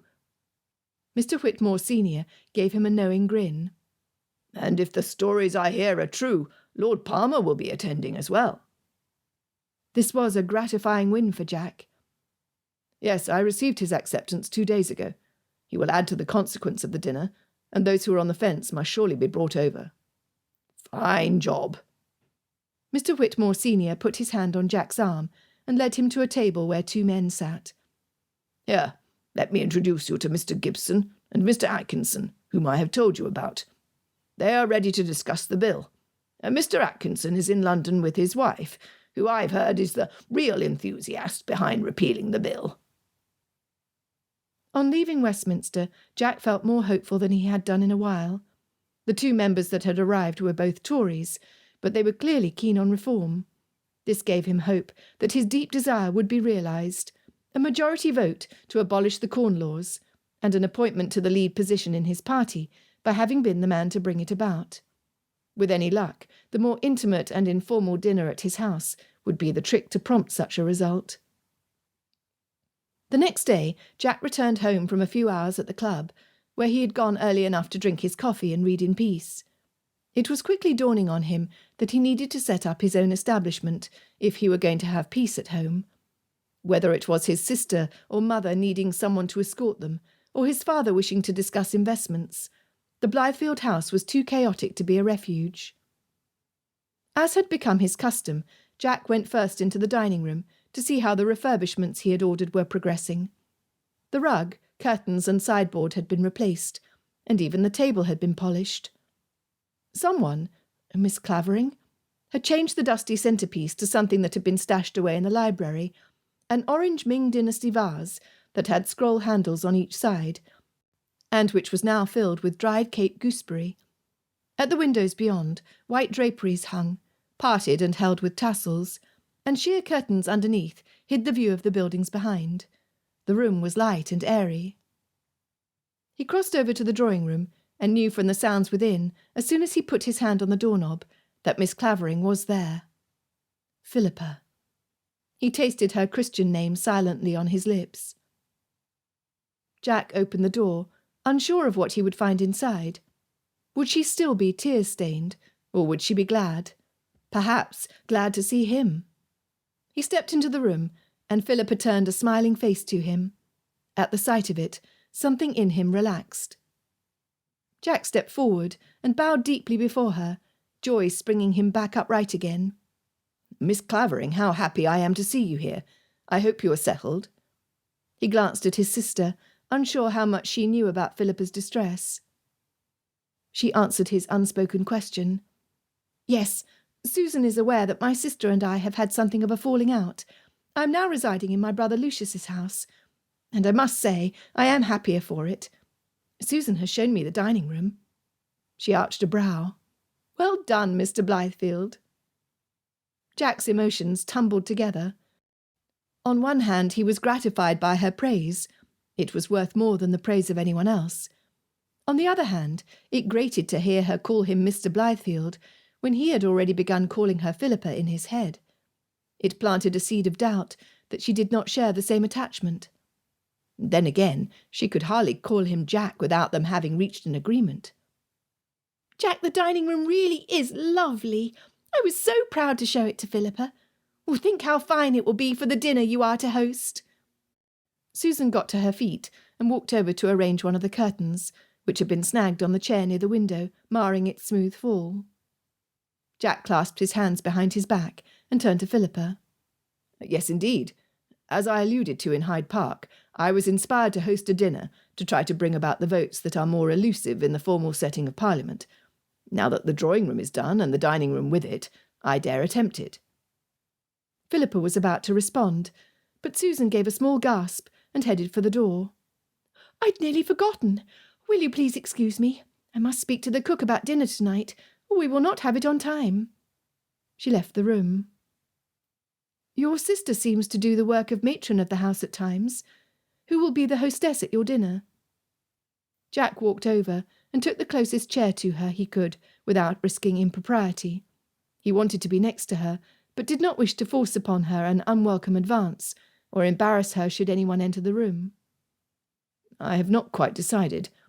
I must say I have no experience in the matter of hosting a dinner, but Miss Summers has been helping me. She is well versed in such matters. It would not be proper for her to play the role of hostess, as she is unrelated, but she is willing to share her knowledge." Philippa's gaze on him was unnerving. She seemed to want to ask what he wished he could blurt out. "Miss Summers means nothing to me." Of course she could not ask, and he could not answer. At last, Philippa dropped her gaze. "Should you not have your mother act as hostess? It seems the most fitting choice since you are unmarried." Jack could not entirely hide his horror at the thought. He opened his mouth to speak, but then, how did one actually say there was no way his mother could possibly be an appropriate choice for hostess? He could not explain it. Philippa was waiting for an answer, so he needed to try. "I am not sure about the suitability of my mother in this role. She has ideas that are not common to society. The party I'm hosting is one that requires finesse, for it is bringing men of vastly different views together to try to get them to agree on this one crucial bill. I cannot risk anything going amiss at this dinner, for it would kill the motion before it even made it to the vote." Philippa clasped her fingers together and knit her brows. "I do understand your reticence on the matter, but surely your mother can be brought to understand the importance of this issue and respond in the manner you should require." This seemed unanswerable, and as Philippa looked as though she wished to say more, Jack waited. "But I am generally too forthcoming with my views. I'm sure you know what is best. Have you considered Susan, then, for the role?" Jack was beginning to feel as though the walls were closing in, and he was stuck in some sort of trap. It was not the kind of sensation he had when he was getting unwelcome lures cast out from a young woman, or from her mother. Rather, it was the feeling that he was being asked to do something he knew was correct, but didn't dare. Philippa deserved a truthful response. "I fear Susan is too silly for such a role." He flicked a glance at Philippa to see how she took the news, and when she frowned, rushed to explain himself. "I love her dearly. I love my mother, my whole family. But sometimes I think they are not the Blythefield face I want to put forward to society. Not if I wish to achieve my ambition." Jack stood suddenly, struck by the sense of selfishness and arrogance he was portraying, to a woman he had hoped might form a good opinion of him. I know my words, unfiltered as they are, must make you think me odious. It can be a struggle to carry the weight of the family alone. I also realise I am speaking to you with more familiarity than I should. I do not mind it. In fact, I like this side of you. Philippa laughed, and her cheeks had spots of pink. This informal side. Emboldened, Jack came and sat on the sofa with her. And I confess that winning your good opinion has become an object with me. Philippa did not pull away, a good sign, and settled her gaze on him. In that case, allow me to say that Susan has a good heart. In fact, she has one of the purest hearts I know. I do not think she will embarrass you at your party, especially if you give her instructions on exactly what you need from her. And I believe the joy you'll give her by asking her to play hostess would do much for her confidence. Jack wished to recapture the closeness they'd had in the phaeton. This sofa was much too large. Yes, I think you are right. I'm being made aware of my faults in not having declared a hostess before now. I suppose, as long as Miss Summers was lending a hand, I was not too focused on the omission. I will have no choice but to ask Susan, for I have no other option. I know you said your mother would not do for the role, but does she want it? Jack shook his head. She will not come to the dinner. I asked her, and she declined attending. She said her reforms on the streets are more important to her than any reform I could make in Parliament. Jack could have stared at Philippa's face all day. Her eyes were so clear, and they crinkled when she found something funny.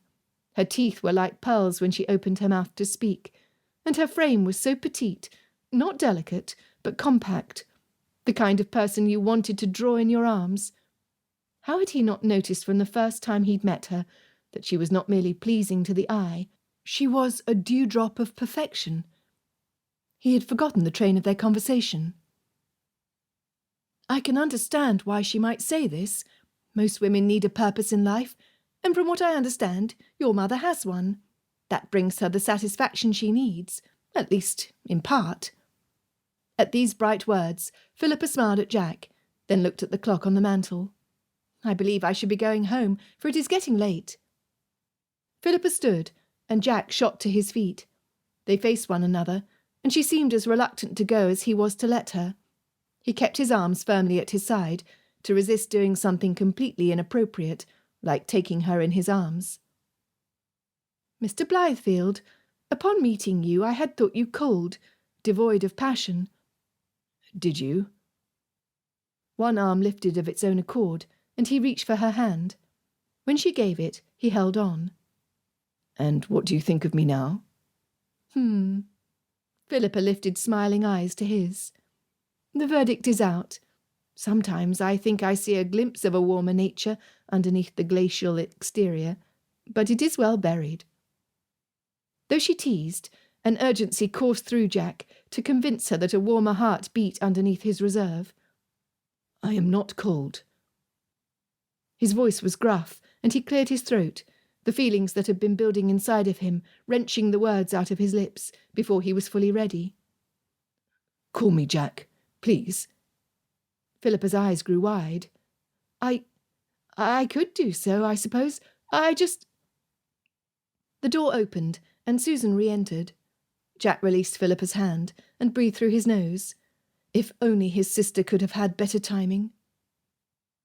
Philippa pulled away before his sister could notice they had been standing so close. My dear Susan, I must go, but I promise to visit again soon. Was Fernsby in the kitchen? Must you leave already? Yes, Fernsby was sitting with cook. I'll send Andrew down to fetch her.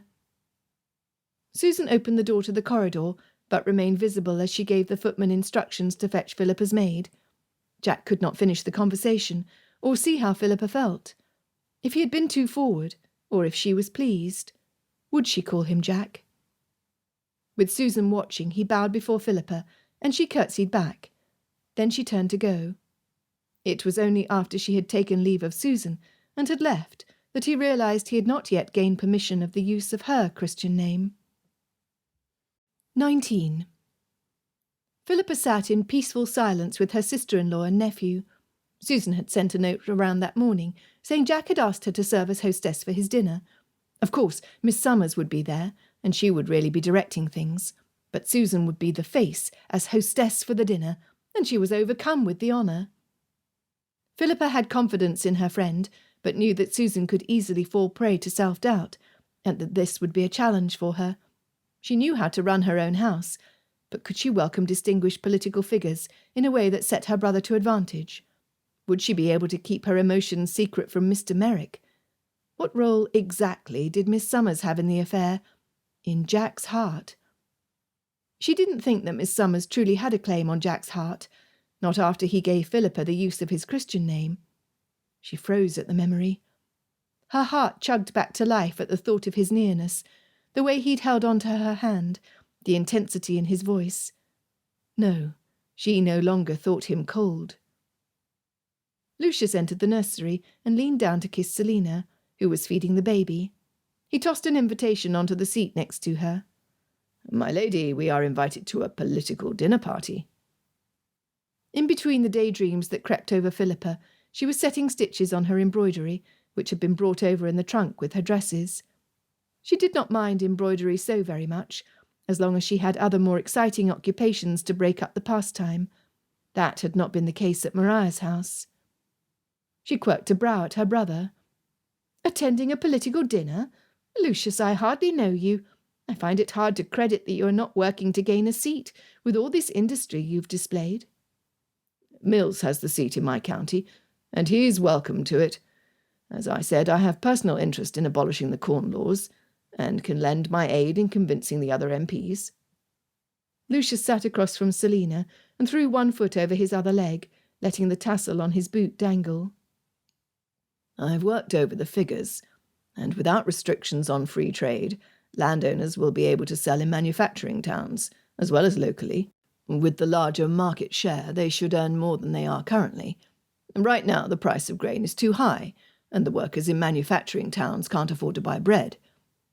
It is my goal to prove it if I can, although I must say I'm not as confident as Blythefield that such a thing is easily done."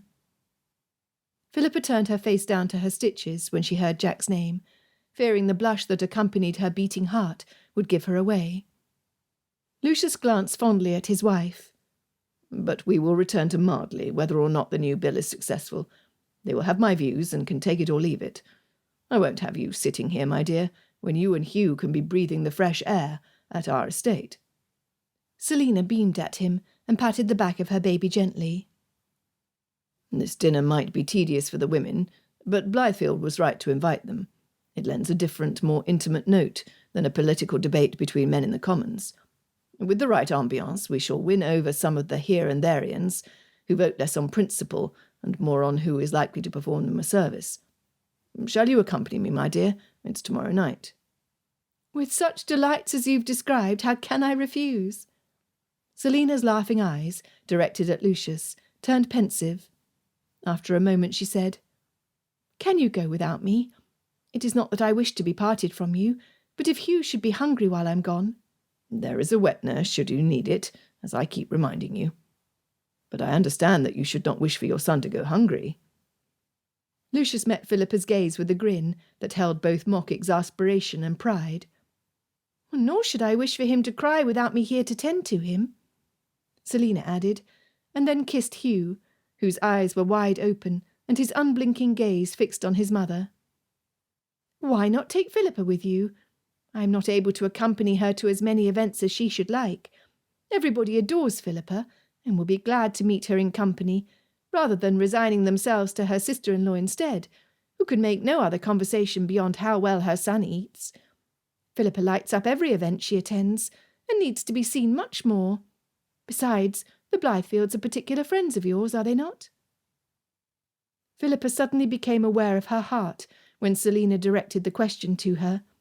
She would be interested in a dinner where women were invited, in some degree, into a political discussion, but that such a dinner was in Jack's home complicated the matter. He had not precisely invited her that day in the park. It was only when everyone else had talked of going that he did so. Would he not have extended her an official invitation if he thought her presence essential? "Would Mariah be there?" she asked. I doubt it, Lucius answered. Holbeck is staunch in his position, and if Blythefield is smart, he will only invite the more moderate MPs who can be persuaded. And Mr. Thackeray? She did not trust her hands to be steady when she waited for the answer, so she laid the embroidery frame on her lap. Lucius tightened his lips and shrugged. I do not know all who have been invited, but I imagine he will be there, because he acts as the whip for the Tories. But you can be sure of one thing. He will not speak 2 words to you, or I shall have something to say to him. Philippa weighed the consequences. She hoped her heart did not deceive her when she thought Jack might like to have her come. She transferred her gaze from Lucius to Selina. Yes, Susan is a particular friend of mine, and she has told me she will act as hostess for the party. Selina had been feeling for wet on the cloth under the baby, but she looked up at this. Susan? Is she not young? It seems odd to me that Mr. Blythefield, he's not engaged, I believe, that he should not request his mother to act as hostess. It is a large role for a girl as young as Susan to assume. As Lucius was busy inspecting the baby's wraps and ringing for nurse, Philippa was not pressed to answer right away. She did not wish to betray the disclosures Jack had made to her concerning his family and the shame he'd felt over them. When nurse had come and taken Hugh away to be changed, Selina turned a questioning gaze to Philippa.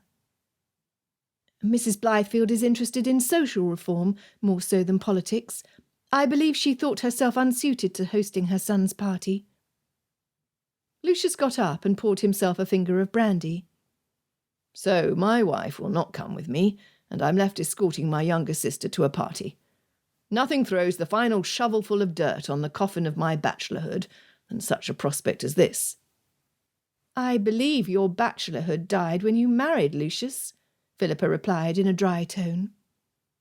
He sat and gave such a long-suffering look that Selina laughed. Poor dear, it is a hard trial to bear, you who were once such a catch. She winked and pulled a reluctant grin out of him. Philippa would go, though the prospect unnerved her, most particularly at the thought of meeting Mr. Thackeray. She also had a fluttering sort of nervousness about seeing Jack again, but that was something she needed to bury deep until she could sort out what it meant. I shall attend with you if you wish it. I'm surprised you are only receiving the invitation now. I am to understand the dinner has been prepared for many weeks. Yes, and I have been remiss. Lucius swallowed the rest of his drink. I had forgotten about the invitation until Blythefield approached me at our meeting to ask whether or not I was coming. I told him I undoubtedly would, and that I would be bringing my wife. He will not mind if it is my sister instead. Philippa hoped that were true. The memory of her brief moment with Jack in his drawing-room was an elusive thing. When she had closed her eyes that same night, his face loomed large in her vision. In the cold light of day, she feared it had not happened exactly as she had remembered it. Do you think it will accomplish what he hopes? Lucius shrugged. I do not know, but I must go. He mentioned Lord Palmer and 1 or 2 other significant people who had been invited, and this dinner will be no small affair. What size is Blythefield's house? Philippa set her embroidery down. Oh, rather large. It has the drawing-room and dining-room on the ground floor. It's bigger than the Holbecks' house. They will be able to fit 40 at the dinner table, I believe. As many as that? Lucius gave a soft whistle. I had not been given to understand that Mr. Blythefield had more than modest means. And from what I understand, although this is only from things Susan has said, Mr. Blythefield has a separate estate, which would make such a dinner possible. And although the family estate was once grand, and the townhouse with it, it is debt-ridden and not kept up. Susan said the Blythefield estate is little more than a shell of what it once was. I suppose I shall see it for myself tomorrow. I'll be out most of the day, but see that you're ready for me at 7 o'clock. Lucius warned Philippa. And being married to a woman who is more prompt than most of her sex has spoilt me. I won't be kept kicking my heels. Oh, fear not, Lucius. I have nothing planned tomorrow that will hinder me, Philippa returned. Lucius and Selina entered into a conversation about one of their servants who was expecting a baby and needed to be replaced, and Philippa was left alone again with her thoughts. Selina and Lucius never let her feel unwanted, But Philippa did entertain some doubts about how welcome her presence could be when they had more important things to think about. Rarely did she let herself dwell on the horrifying marriage proposal she had received a week ago, and at the hands of her own sister. But now she was going to have to face the man once again. Philippa drew in a deep, fortifying breath. Phew! The next day, Selina leaned back against the sofa as another young gentleman left after having come to call upon Philippa. He had followed on the heels of Mrs. Yardmouth and her daughters, and had left at the same time. The drawing-room was now empty. "I guess the Ton knows you're living here now. I'm not sure my parents' drawing-room was half as busy when I was out in society." Philippa could only be pleased at the attention, especially without Maria here to spoil it. When she'd come out under the auspices of her sister last year, Philippa had thought the season would always be full of gaiety such as it was now. And last year it had been to some degree. In hindsight, she now understood that Maria had been making an extraordinary effort to launch Philippa for her first season. However, when Philippa refused 2 suitors that Maria had found perfectly acceptable, and this year threatened to dissuade Mr. Thackeray, Maria had thrown up her hands. Unless there was a particular gentleman that Maria was interested in for Philippa, she allowed her sister to attend only the events that Maria wished to attend. As Maria did not necessarily endear herself to anyone, nor was she at home to any but a very few callers, certainly none that Philippa liked, Philippa's 2 months in her household had been dull to the point of despair.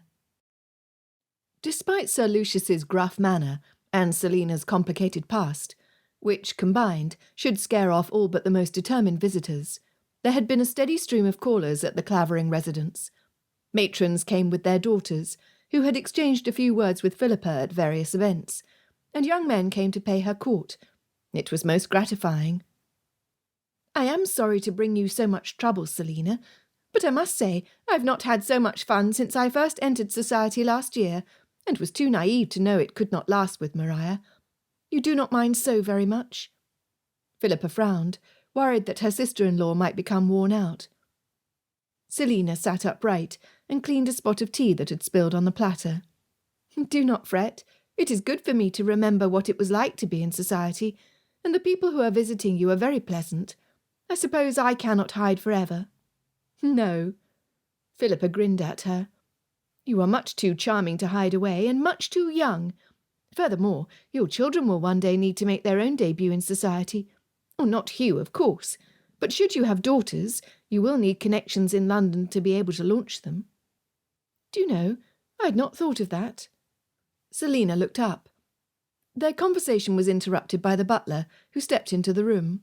They had not heard the knock on the front door. Mr. Lloyd to see you," he announced. Philippa's gaze flew to Selina's in horror. "Oh no, I cannot. He is deathly boring. We must not admit him." "Oh, dearest, we could hardly turn him away. He must have seen the last visitors leaving our house. We cannot say we are not at home to visitors."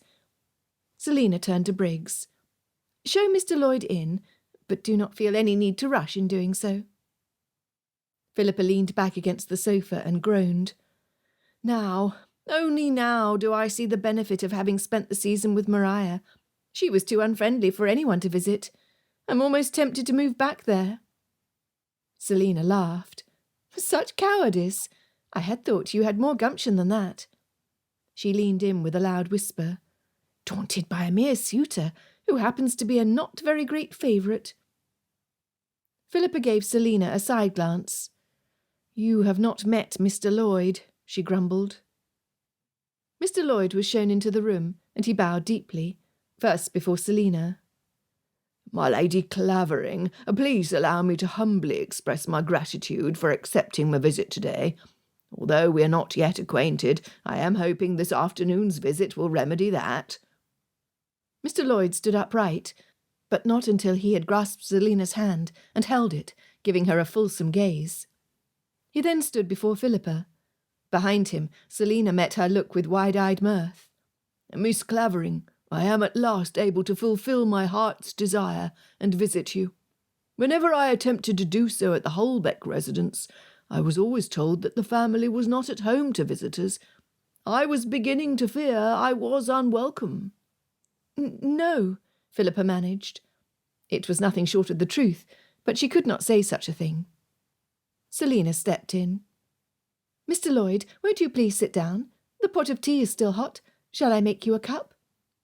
Philippa glared at Selina, trying to impress upon her through a look not to do such a thing, or he would never leave. Selina returned a bland smile. "Oh, that would be very kind of you." Mr. Lloyd sat and took the cup she offered. He set it on the table next to him and made a steeple with his fingers, which he opened and closed in contemplation, while Selina and Philippa waited for him to speak. "I do not know if you have been in the habit of visiting London's most impressive sights, Miss Clavering." Every time Mr. Lloyd broached a new topic of conversation, Philippa could never guess in advance what it might be. This did not add to the delight of his conversation, for it was always ponderous, and said in such a way that convinced her he had prepared his speech. Any sense of compassion she might feel for someone who was so awkwardly tuned was rapidly dispelled when his discourse turned into a monologue that was impossible to interrupt. She shook her head, and he appeared gratified to hear it. "Well, I have brought a guidebook on London's sights. Not that I do not know quite a bit about the subject already, but there are those smaller details, you know, the more elusive ones, that delight the hearer. You, Miss Clavering, are not from the city, as I am, and I believe you should see all the famous sights in order to be well informed for such topics of conversation that come up in polite society." He patted the book he had been holding discreetly in one hand. "I've taken the liberty in the time that I was unable to visit you to reacquaint myself with every significant sight mentioned in the book, and I have jotted down some notes about each place with facts and figures that should enthrall, in hopes that I might persuade you, that is, Here Mr. Lloyd looked at her, and his glance made it evident that enthusiastic approval of his suggestion was the only proper reaction. "I've made arrangements for us to be able to visit them all, beginning tomorrow. As there is no event I'm aware of this evening that might fatigue you as one of the gentler sex, and thereby postpone our mission, I am sure you will be well rested to begin our adventure tomorrow." "Excuse me." Selina stood and turned suddenly toward the desk, keeping her back toward Philippa and their visitor. "I just remembered. I have something I must—" Her voice came out breathlessly, but Philippa detected the tremor of laughter in it. How dare Selina abandon her? Fortunately, as Philippa's ability to contain her ire was rapidly dissipating, a dull thud was heard on the front door, which was opened immediately, and was followed by the sound of George's voice. There were other voices she recognised as well, and her shoulders began to relax as she discerned who they were. Mr. Lloyd turned in his seat, his back stiff, frowning at the noise that was interrupting his proposed plans. The door opened, and her brother stepped in, hair wind-blown and eyes bright from the outdoors. "Afternoon, Selina. Philippa.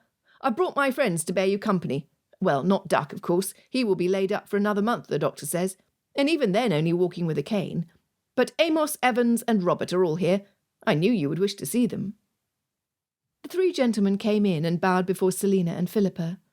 George greeted Mr. Lloyd in a more subdued tone, then turned back to Philippa and grinned. She shot him a scolding look. The men sat down, and Selina, having composed herself enough to return to their circle, saw that each of them was comfortably settled.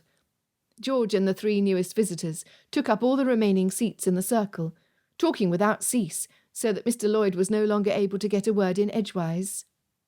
"Lady Clavering," Robert Whitmore said, after Selina had handed him a cup of tea, "I believe you will be attending, if I'm not mistaken, the dinner party held by Mr. Blythefield. I saw your name and Sir Lucius's on the list. Mr. Blythefield apparently decided the party would be more of a success if the ladies were invited, and I'm inclined to agree." Selina sat and tucked her satin-slippered feet under the chair. "I was invited, but Sir Lucius and I decided I will not attend. Philippa will go in my place." "Well, you don't say." Whitmore eyed Philippa. "You always seem glum when Mrs. Holbeck brings you to political parties. You don't think this will be a dull affair?" "I do not see how it can be," Philippa replied. "There will be my friend Susan, Mr. Blythefield's sister. Also, if I am not mistaken, you will be discussing the negative effects of stopping free trade and the motion to repeal. I'd like to hear the conversation and better understand the topic." "Women should not," Mr. Lloyd began. I can hardly credit my ears, George crowed, popping a meringue in his mouth. He swallowed it. You always such a flighty thing. It's hard to imagine such a topic could interest you. Well, George, if you would spend a bit more time conversing to me as a woman of sense, rather than a flighty little sister, you might have discovered it for yourself. Matthew turned to her. Who will be hosting the dinner? Philippa smiled at him. Their friend Matthew was still under the throes of love. I believe Mr. Blythefield's sister Susan will be hosting. His mother has some other project she is unable to put aside. When Matthew heard that, he nodded and rested his chin on his hand. The conversation turned to other society events in the coming weeks, and they speculated on which ones were likely to be a crush. Mr. Lloyd opened his mouth to speak more than once, but either George or one of his friends was too quick to fill the silence for Mr. Lloyd to take his turn. Philippa was grateful. George could not have known that Mr. Lloyd had darkened her doorstep at the particular moment he happened to come with his friends, but she thought George was perhaps trying to make it up to her for not having provided sufficient protection from Mr. Thackeray. He had already apologised once he'd learned of her move into Lucius's house, and she had forgiven him. For all that, she was not sure he would have done better had he been given a second chance. He was still young. Philippa suspected he would not truly become attuned to the needs of others until he had been touched by Cupid's arrow himself, and could think of nothing else but one woman. She was looking forward to the day when she might witness that. Although Mr. Lloyd far outstayed his welcome, George refused to leave until he was able to escort Mr. Lloyd personally out of the premises. She had had a late start, but Philippa was at last able to begin her toilette for the party, and when Lucius sent her word that he was waiting, she hastened downstairs with only a 10-minute delay. Inside the carriage, Philippa fidgeted with her hands. She sighed, then leaned back, looking at the darkened streets as they rode through them. With such a sombre face, I will begin to think you do not wish to come with me, Lucius said. And here I thought you might enjoy a party given by your friend and her brother. I don't know, Lucius. Philippa turned her face slightly to the window when she caught a scent of linden blossoms in the spring breeze. I know at this party I must meet Mr. Thackeray for the first time since I rejected his suit. I cannot look forward to that. If only it were just my friend I were dining with. And her brother? Lucius said with a lift of an eyebrow. Philippa glanced at him sideways, surprised at his statement. She hadn't thought she had given any clue as to her growing curiosity about Mr. Blythefield, unless Selina had picked up on her feelings and transmitted them to Lucius. As much as Philippa loved her brother, he rarely noticed anything beyond the end of his nose. I am very fond of Susan, Philippa replied firmly. Let that set him in his place. She was not about to reveal to Lucius whether her curiosity over Mr. Blythefield had led to a deeper emotion, although if she dared to examine her own heart, she would probably have to own that her heart was already lost. 20. Miss Summers had come, as prearranged, a short while before the party was to begin. She was accompanied by her mother, who'd promised to stay out of the way and let the young people prepare. Mrs. Summers would be helpful when some of the MPs' wives arrived, as she was skilled at these events, and she would also balance their number, since Mr. Gibson had arrived without his wife. Jack was more nervous than he typically was, before even the most challenging parliamentary debate. He had seen to it that his parents were otherwise occupied, so there would be no untoward incident that might derail his plans and embarrass him. That had required a bit of finesse. His father had been working quietly earlier that day, and although his face had seemed a bit exultant and his eyes overly bright, he'd assured Jack once again that he would be perfectly content with a quiet dinner in his study. Jack's mother had left 2 hours earlier, a martial light about her as she went forth on one of her missions. He had been too preoccupied when she'd described what it was. He only knew that her friend's latest project had excited his mother's zeal. Jack had not bothered to contact his brother, since he had made it clear that Christopher was not exactly welcome. Miss Summers ran her finger down the names, as she had not seen the finalised list. You have the Morrises here, Lord and Lady Palmer. Sir John is not bringing his wife, which is no surprise. She never attends any event that carries a whiff of politics. Mr. Whitmore Senior, excellent. Edward Zachary and Miss Fairfax, barely betrothed, and they are attending a political dinner together. I applaud them. Mr. and Mrs. Grundon, Lord and Lady Harraden. Miss Summers turned a questioning gaze to Jack. Who are the Harradens? Jack had invited Lord Harraden after having met him at Parliament, though not without reservation, knowing Philippa's dislike. Lord Harraden was a vote, after all. And after speaking with him, Jack judged him to be a likely one if he could be persuaded. He seemed to have no firm ideas on the bill yet. Lord Harraden recently won a seat, and he shows interest in the reform. I thought it prudent to invite anyone who might be persuaded to the cause, and even better, vote for it. I see. Miss Summers skimmed the rest of the list before setting it on the escritoire and taking in the hired servants bringing in refreshments. Jack knew it would not be long before people began to arrive. Would you like to see the place settings? She nodded, and he led her to the dining room.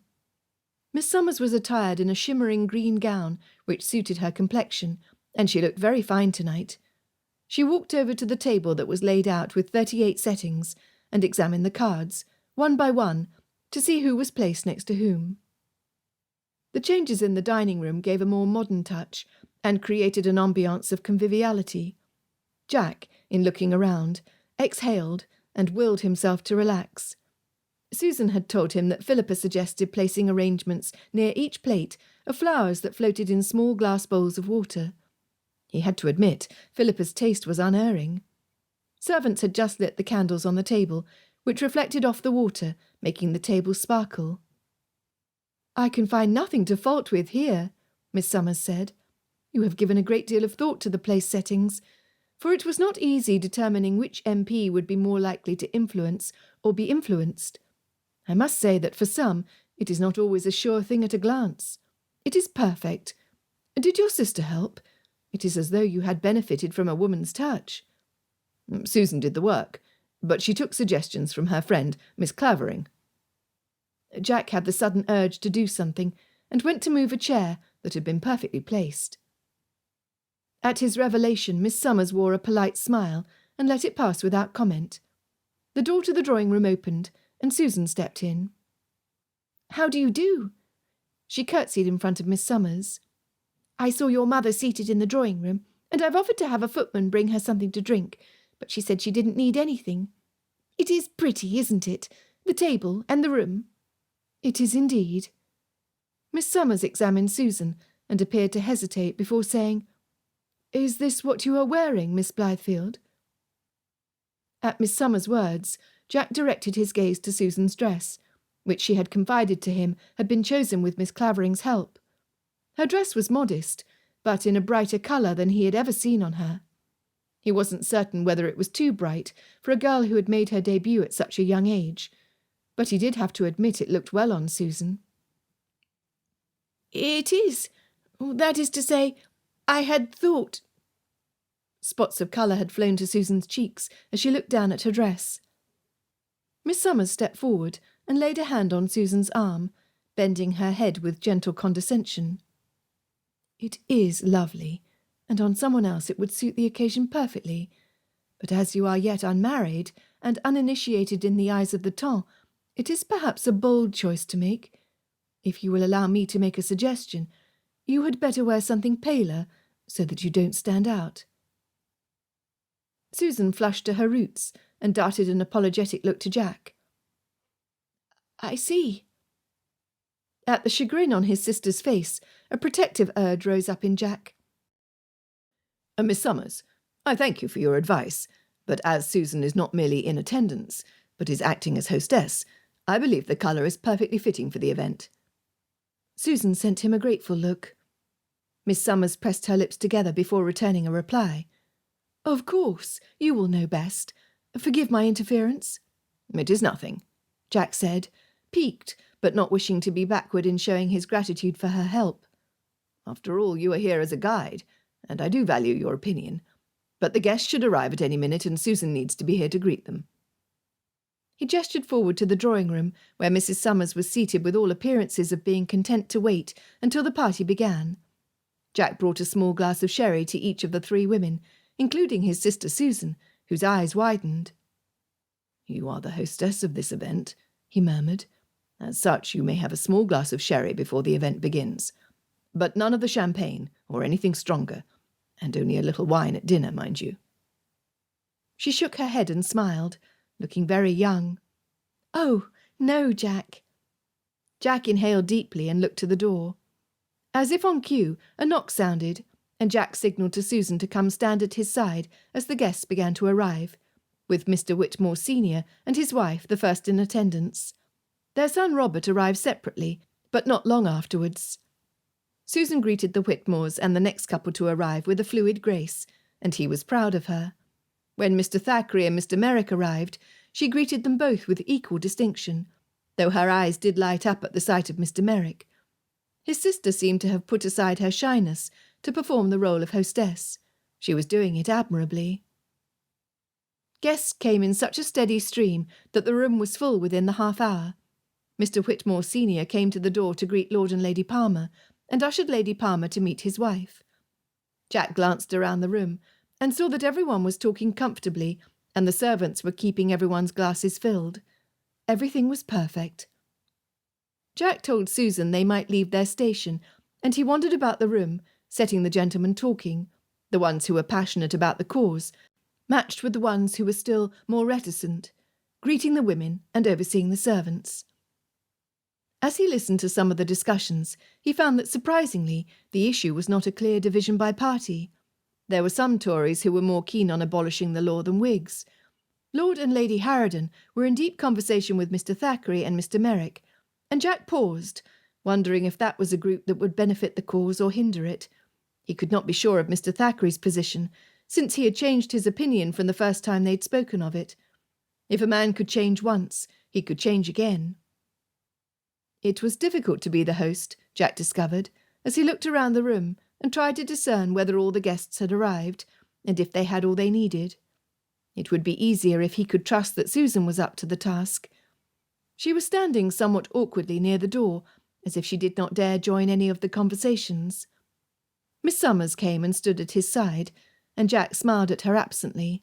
He was too preoccupied to think about making conversation, and they both looked up when the door opened. Shanks announced, "Sir Lucius Clavering, Miss Philippa Clavering."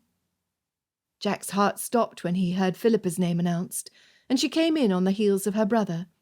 He started forward, the unexpected surprise pulling his lips upward. He greeted Sir Lucius, then turned to Philippa and bowed before her. "I had not expected the pleasure of having you here tonight." Her eyes twinkled when she smiled at him. "That is because I had turned down your very kind proposal in Hyde Park, as you well know. I hope you do not mind that I took my sister-in-law's place, for she is not yet ready to go out into society so soon after my nephew's arrival." Sir Lucius put his arm around Philippa's shoulders.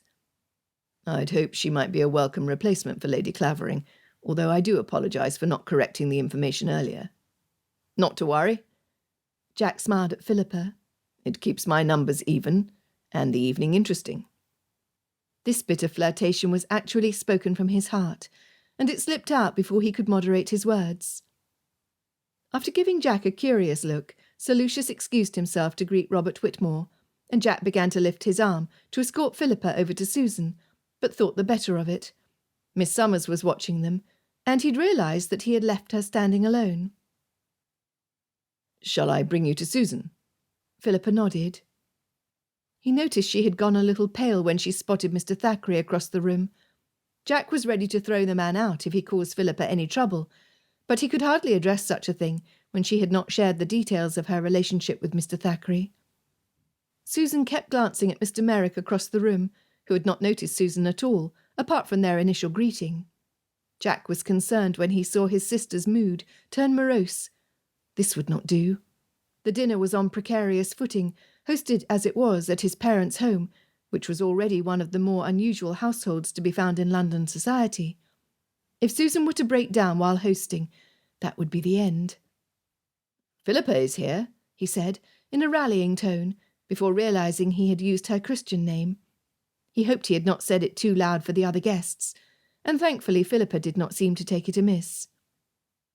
Philippa slipped her arm through Susan's, and Jack heard Philippa whisper, "Do not let him know you are hoping to be noticed by him. Come, will you show me how the flowers look in the dining room?" Jack watched them walk off, and suddenly the success of the party seemed more likely, as if a fresh wind of hope promised victory. That worry taken care of, Jack turned to assess which group would most benefit from his attention, and settled on the newcomer, Lord Harrowden. His vote was the least sure, Jack thought. Lord Harrowden was now speaking to Mr. Atkinson, who was flanked by Robert Whitmore. "Despite my initial enthusiasm for the reform, I'm plagued by a suspicion that abolishing free trade will encourage the riffraff of this country to think they can have anything they want whenever they want it. I begin to believe grain prices should remain fixed by the hands of the landowners, who can better judge the surplus or deficit." Jack exchanged a glance with Robert. He knew this did not bode well, and he regretted his impulse to invite the Harrowdens, especially after Lady Harrowden had managed to corner Jack and flirt with him outrageously when he'd gone to instruct the servants to have more candles sent. Now, his gamble that Lord Harrowden would be another vote on the side of repeal was turning against him, as Lord Harrowden's ringing voice managed to draw Mr. Thackeray and Lord Palmer. "Besides," Lord Harrowden continued, "we cannot allow ourselves to be swayed by some discontented unionists who want more than just food on the table. They want to be like us. Nor can we bow to the pressure of the factory owners." Jack narrowed his eyes at Harrowden. The man looked like he was enjoying all the attention being directed his way. And what did he know anyway? He hadn't even attended Parliament the entire session. Why did I invite him? "I have it on good authority," Harrowden continued, "that the owners just want to abolish the law so the bread will be cheaper and the factory owners can pay their workers less." This was met with an outburst of argument. "The majority in Parliament is against the motion for a reason. If we do not keep the laws and decisions in the hands of gentlemen, the country risks to be overrun by savages." You have it on whose authority? Jack wondered. Had his dinner been infiltrated by men who'd appeared sympathetic, only to show up with the mission to oppose reform? Mr. Whitmore Senior had been listening quietly, but he now raised his voice above the melee. "I understand your reservations, Lord Harrowden. The learned gentlemen gather tonight." Mr. Whitmore Senior took a moment to sweep the small crowd with a kindly gaze. "Are far from the riffraff you spoke of, as you must be able to see for yourself. Many of them have years of experience in politics, and the ideas we are discussing tonight are for the good of the country. And yet you find among us many supporters for repealing the bill." Mr. Whitmore Senior gestured to Jack at his side. "Mr. Blythefield himself is a respected landowner, and although he is a Whig, he has many conservative ideas. He would not propose anything radical or harmful to England or to the civil foundations upon which we stand. On the contrary, he has invited you here." A strange noise came from the hallway, interrupting Mr. Whitmore's speech. Jack turned toward it, half in irritation, half in alarm. His servants knew how important this dinner was. He could not quite decipher what the sound could be, and he glanced at the door, which was closed. The noise grew louder, and it was not just one voice, but several. It was not the moaning he'd first thought it, but singing. Another voice joined in. "Excuse me, gentlemen. I must see to this disturbance." Jack started toward the door and crossed gazes with Philippa, who looked as alarmed as he felt. She began to walk toward him.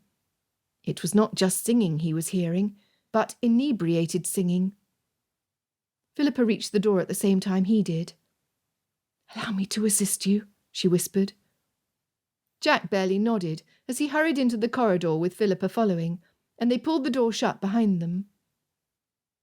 The first person who met his astonished gaze was Matthew Evans, who was flanked by 3 other men of undistinguished appearance. Fuming, Jack reached out to take Evans by the arm, but he halted, hand outstretched, when he saw the man's expression. Mr. Evans did not in the slightest way appear to be under any influence. Rather, he had an apologetic look on his face. "What in the deuce?" Jack muttered. Mr. Evans was not given a chance to answer, because the three men, whom Jack now perceived wore coarse patched clothing and reeked of some homemade choice spirit and questionable hygiene habits, stepped around him. The singing fell off when the men gazed at Jack and Philippa in all their finery. Jack's mother came through the door last. Where was Shanks? Not that he could have done anything against this crowd, old as he was. Jack was bewildered by the unprecedented event, and paralysed by what it meant to his dinner party. Through the noise of clearing throats and shuffling feet, Philippa's clear voice rang out. "Good evening, Matthew, and everyone. Good evening, Mrs. Blythefield. I propose we step into another room while we decide in what way we may assist." Jack snapped to attention. The very thing. His father was in his study, but perhaps the library. "Jack!" Mrs. Blythefield grabbed him by the arm. "This is what I've been trying to tell you. I'm giving you a chance to see for yourselves the effects that the lack of proper wages can have on a man." "Yes, mother, but let us discuss this in the library." Philippa seemed only to be waiting for his word, because she darted forward to the library, one benefit of her having spent so much time with Susan since she knew where it was. "Mrs. Blythefield, I see there is a warm fire in here that will surely do you much good. Matthew, will you assist these men to enter?" To Jack's relief, this was precisely what Mr. Evans did. Jack soon had the satisfaction of closing the door behind them in the library and removing the corridor of all sound, but not of filth. Shanks came out of the dining room breathless. "Have someone clean this mess," Jack hissed, before stepping into the library. Inside, his mother gestured to the drunken band with a flourish. "Jack, I present to you Mr. Smith, Mr. Orwell, and Mr. Nebbit." Silence. He looked at each of them in turn, and no one made a sound. Misters Nebbit, Smith, and Orwell pulled off their caps, and one of them wavered on his feet. Another put his arm around the man's back to steady him. Jack opened his mouth wordlessly. Of all the scenarios which had crossed his imagination when picturing this evening, including a rogue vision of kissing Philippa when she walked through the door, this scenario was not one he had been prepared for. Jack whirled around when the door opened, but he saw only Sir Lucius step into the room. "I thought I might be of assistance." Jack's mother put her hand on one of the men's shoulders. "If this does not persuade you to join the Society for the Oppression of Gin, I do not know what pitiful sight could. With such an influential assembly gathered in one place, their goodness of heart, I am sure, will stir the gentlemen in the drawing-room to help in this cause." Jack sidled up to her. "Mother, this is not the place," he said in low tones. Philippa stepped forward as well. "Mrs. Blythefield, how right you are to see to their needs." She smiled kindly at the three men, standing foolishly just inside the room. "But shall we not bring them to the kitchen, where they might be fed? And I do wonder if the servants might have some excess clothing for them, so that they may clean up. Shall I accompany you?" "No," Jack said, darting forward. He could not let Miss Clavering go in the company of such rough men. "I do not think you understand." Sir Lucius stepped forward and put his hand on Jack's arm. "I will go. Matthew." He gestured to Mr. Evans, who nodded. Jack would have to find out later what Evans had had to do with this whole affair. Sir Lucius turned to the three men. "Shall we?" he said, as he escorted them out. Philippa came to Jack's mother and put her arm around Mrs. Blythefield's waist. "You must be exhausted after such a noble effort. Now that the men have your guests well in charge, shall we bring you to where the servants might attend to you? I'm sure some tea would do you good." "Why, I am rather tired," Jack's mother said. "Yes, I do believe that is a good idea."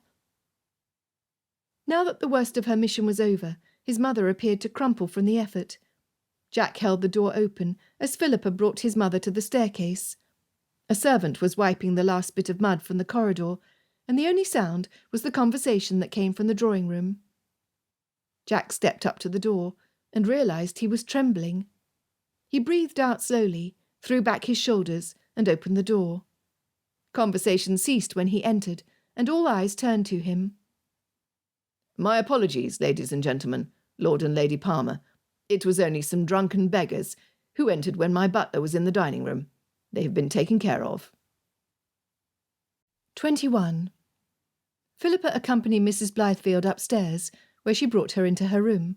Surprisingly, it did not seem odd to be in her private quarters, and since the older woman did not appear to be put out by the sudden familiarity, Philippa decided she would not give it another thought.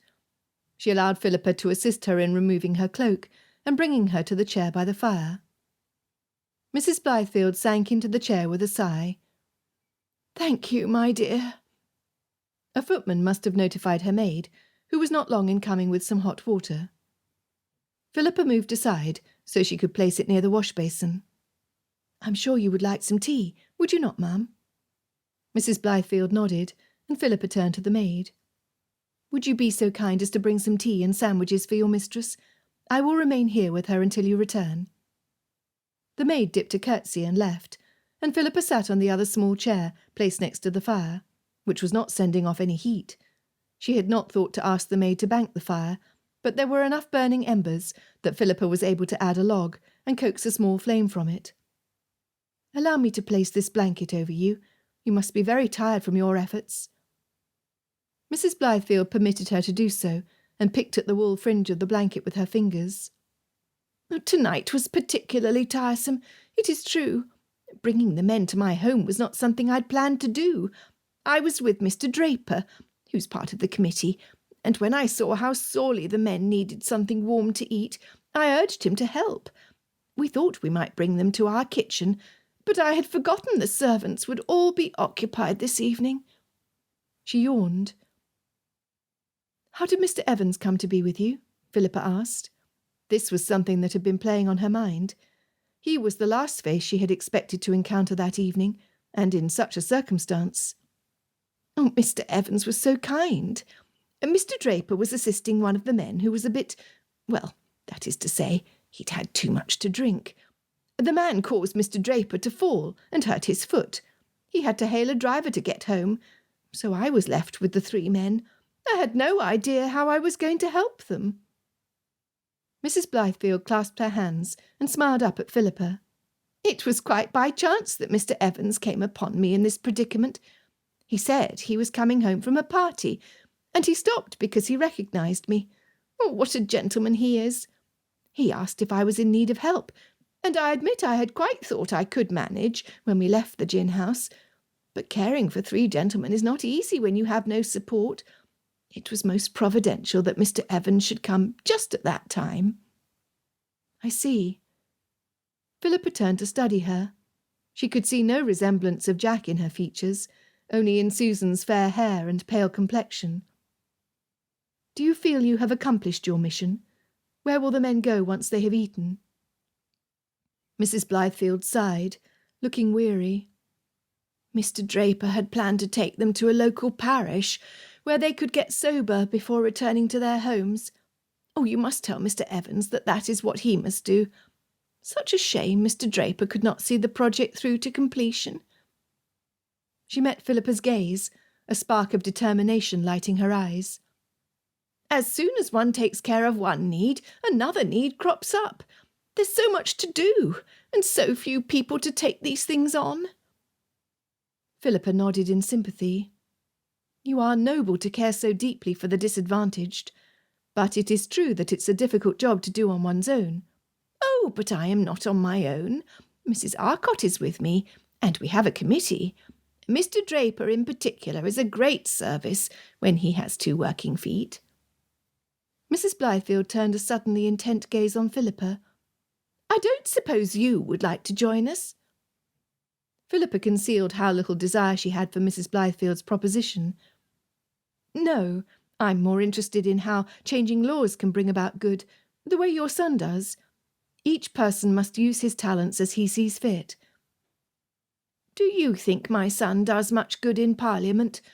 Are they not simply men debating and arguing over what will most benefit the entitled? I have always deplored the fact that Jack works to assist those who already have the advantage." Philippa turned to Mrs. Blythefield in surprise. Your son is devoted to reform, Mrs. Blythefield. This is why he has invited all these gentlemen here tonight. It is so he can bring down the price of bread, so the workers will have enough to feed their families." It was Mrs. Blythefield's turn to look surprised. "I had no idea Jack was involved in such a noble endeavour. My husband is primarily interested in shoring up wealth for our family, and Christopher is bent on seeking pleasure. I had assumed Jack was the same." Philippa reached out and took Mrs. Blythefield's hand in her own. It was a daring gesture, but she followed the impulse of her heart. Mrs. Blythefield seemed more lonely than she let on, and Philippa wondered if this was why she was so devoted to social causes. "Perhaps you should spend more time with your son. You might find that you have much in common." Mrs. Blythefield kept Philippa's hand in hers as she sat in contemplation. "Yes, perhaps I should." The maid returned with the tea, and Philippa had her turn the log so that the fire might burn even brighter. She poured tea for Mrs. Blythefield and handed her a cup, then stood, smoothing the fabric on her dress. "You have had a fatiguing evening, and I shall leave you now, ma'am." "Thank you, Philippa." Mrs. Blythefield looked down as the maid came to unlace her boots, and she submitted quietly to the ministrations. "Susan is fortunate to have a friend like you." It had not been until Susan's mother said Philippa's name that she could be sure that Mrs. Blythefield even remembered who she was. She always seemed to live in a world of her own making. "It is I who am fortunate. This season would not have been half so pleasant without all the time I've spent here with her. Good night." Philippa curtsied and took her leave. Downstairs the guests were already seated at the table in the dining room. The first course had been served, and when she entered, Jack stood quickly and went to meet her at the entrance. "Thank you for caring for my mother," he whispered. "I was glad to be of assistance," she replied, looking up at him. She could see the worry lines between his eyes. "Is all well? Were you able to bring the conversation back to the topic of repealing the bill?" Jack gave a slight shake of his head. "I think some of the guests were a bit shocked, but I was able to explain it away. I only hope the rest of the evening is pleasant enough that they will forget the interruption. Sir Lucius and Mr. Evans are still with the men. I'm guessing in the confines of the kitchen, for I'm not hearing any singing." Philippa chuckled. "They did appear properly chastened once we brought them to the library, and they took in their surroundings. Let us hope they were satisfied to have performed before supper, and will not feel the need to thank us with another song." Jack laughed, smoothing some of the worry lines on his brow. He glanced behind him at the table and said in a near whisper, "I'm sorry for your seat placement, as you were next to Lord Harrowden, and I know you are not overly fond of him. It was a last-minute adjustment. One of the guests never showed, and I allowed Miss Summers to rearrange the table settings, which perhaps I ought to have done myself." Philippa was careful to keep her expression schooled, though she was prey to jealousy. Right, Miss Summers is his unofficial hostess. And then there was the disagreeable necessity of sitting beside Lord Harrowden. She summoned a smile. "You could not have been overseeing the table settings when you had more important things to attend to. Thank you for your concern, but it will be fine." Jack smiled and held out his arm, and she put her hand on it, allowing him to lead her to her place at the table between Mr. Whitmore and Lord Harrowden. At least Whitmore would make a pleasant dinner partner. On the other side of Mr. Whitmore sat Miss Summers, and her look was difficult to decipher as she watched Jack accompany Philippa. The first course was finished, and once Philippa had sat, the servants carried in the second course. She quietly filled in Robert Whitmore, who was sitting on her left, on what had happened in the corridor. She made a hearty meal of the fish as their conversation turned to lighter topics. It was a respite, for she knew Robert well and enjoyed his company. "How do you think Mr. Blythefield is doing in his endeavour?" Whitmore broke off a piece of bread. He glanced at Jack on the other side of the table in earnest conversation with Mr. Atkinson. "It's too early to say. I can see why Jack was reticent to host at his father's house. I suppose it is not as easy as when you've set up your own establishment. It was my father who thought this would be a good idea. The earlier interruption, though quickly subdued, might not help with those on the fence. But all of us who are pro-reform are working on setting a better tone for the rest of the dinner. My brother and Mr. Evans are not returned. I hope the servants in the kitchen will find something for them to eat, since I believe they will miss the dinner entirely. Yes, it's not an easy matter to feed and care for 3 men who are more than a trifle bosky. I'm not sure what they will do with them afterwards. Oh, Philippa rubbed her fingers on her napkin. They're both resourceful. Mrs. Blythefield mentioned the parish. I trust my brother and Mr. Evans to find a way to care for them that is compassionate and effective, and I assume Lucius has already given orders to the servants. When the dessert was brought, Robert Whitmore turned to Miss Summers on his other side and began talking to her. Miss Clavering.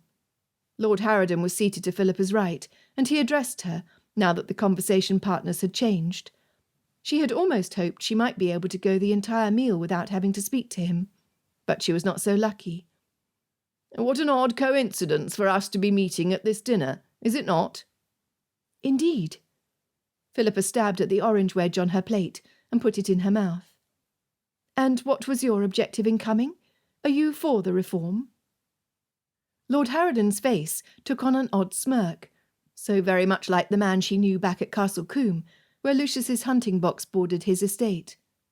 Let us just say that I can be persuaded to vote for repealing the Corn Laws if I can see the benefit to me as a landowner. I was invited to hear more on this topic, and the vote is tight enough that mine could mean something. Then there are others who depend upon me to shift the balance against the bill. That is what makes this evening so entertaining. Who knows which way the wind will blow? Philippa was rapidly losing patience with him. Entertaining indeed. That is much too cryptic for me, I'm afraid.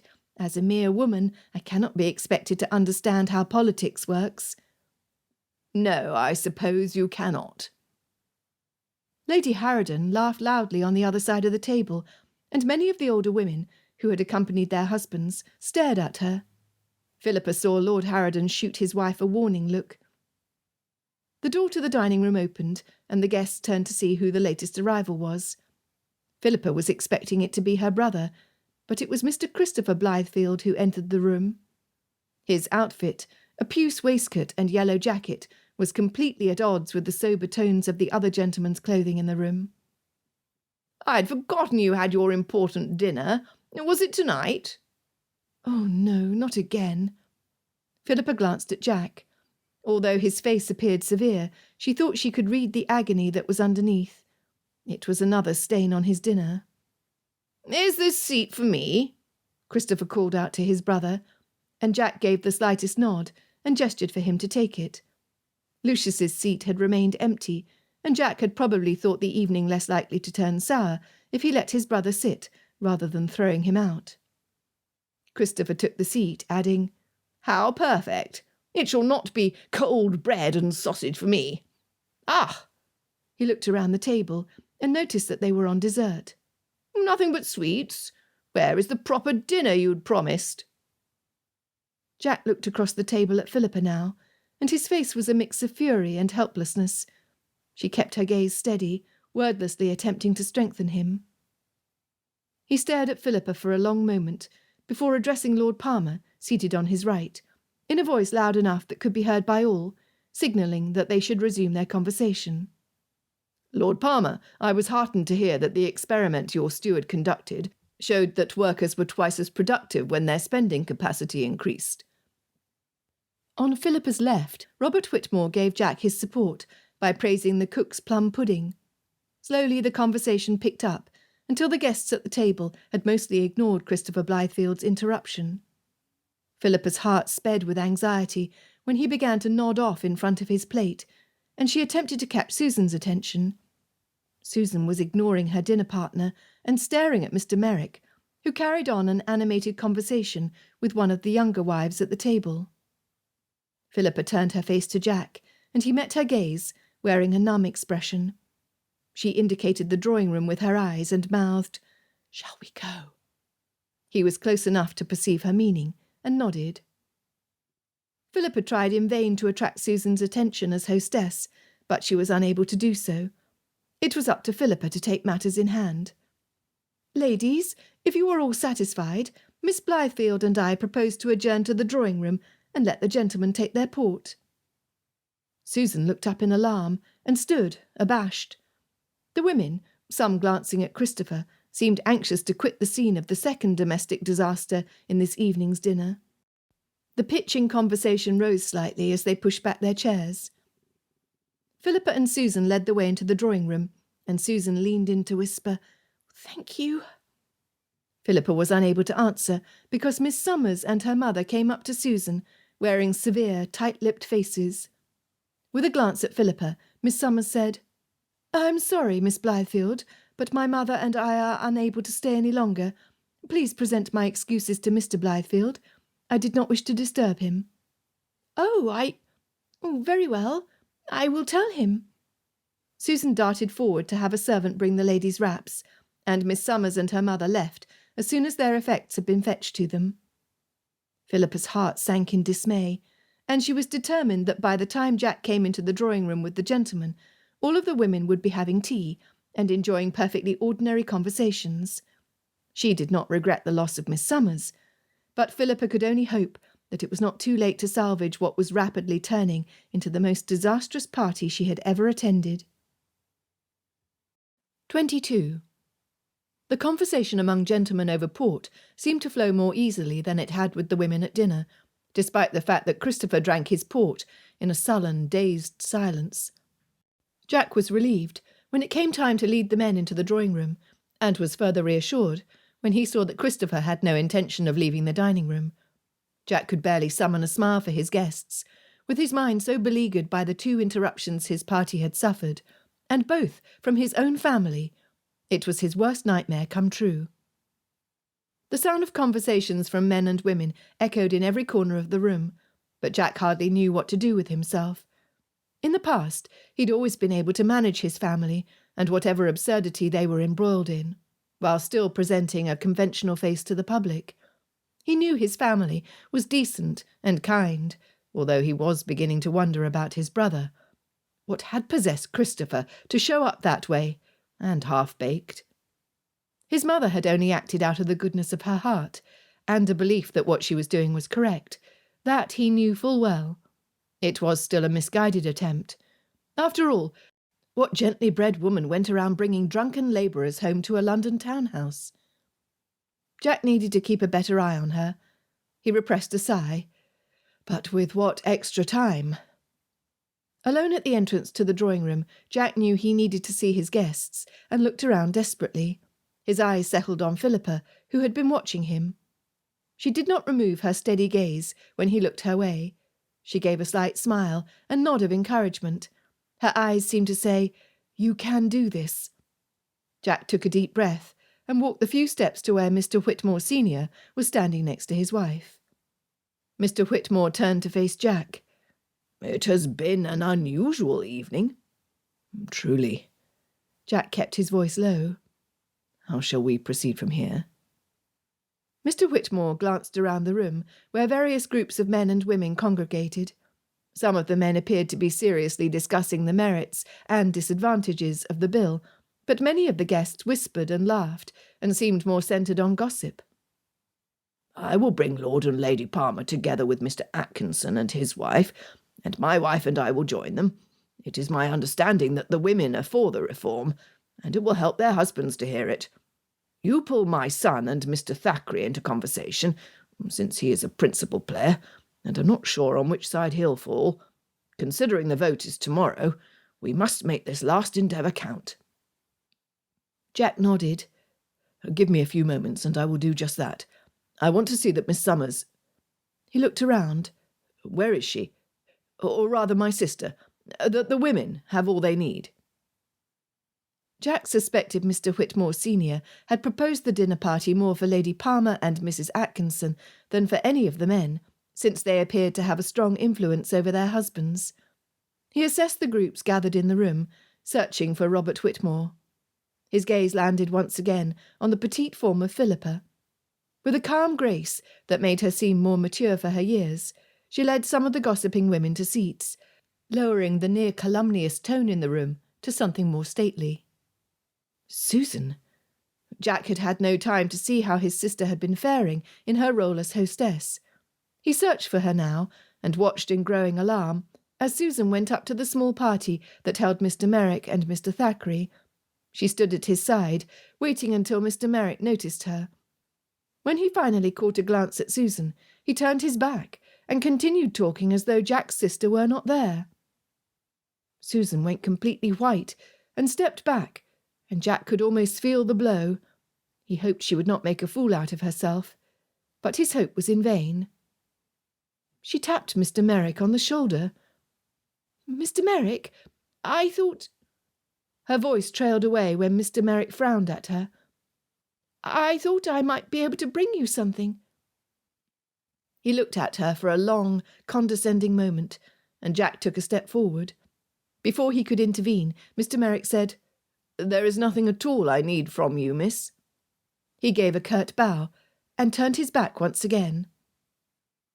It took only a brief moment for understanding to hit before Susan gasped and ran out of the room. Jack looked helplessly at Philippa, who shook her head. She continued to bring Mr. Gibson to a seat nearer to the fire, keeping up a cheerful flow of conversation. Apparently, she did not judge it wise to go after Susan just now, and Jack had to agree. He needed at least one woman present who had her head on her shoulders and was able to lend some air of normalcy. He looked around for Miss Summers again, and was puzzled as to her absence. After Mr. Gibson was settled, Philippa came up to him and said in a normal tone that was heard by those around them, "Mr. Blythefield, might I assist in pouring the tea for your guests?"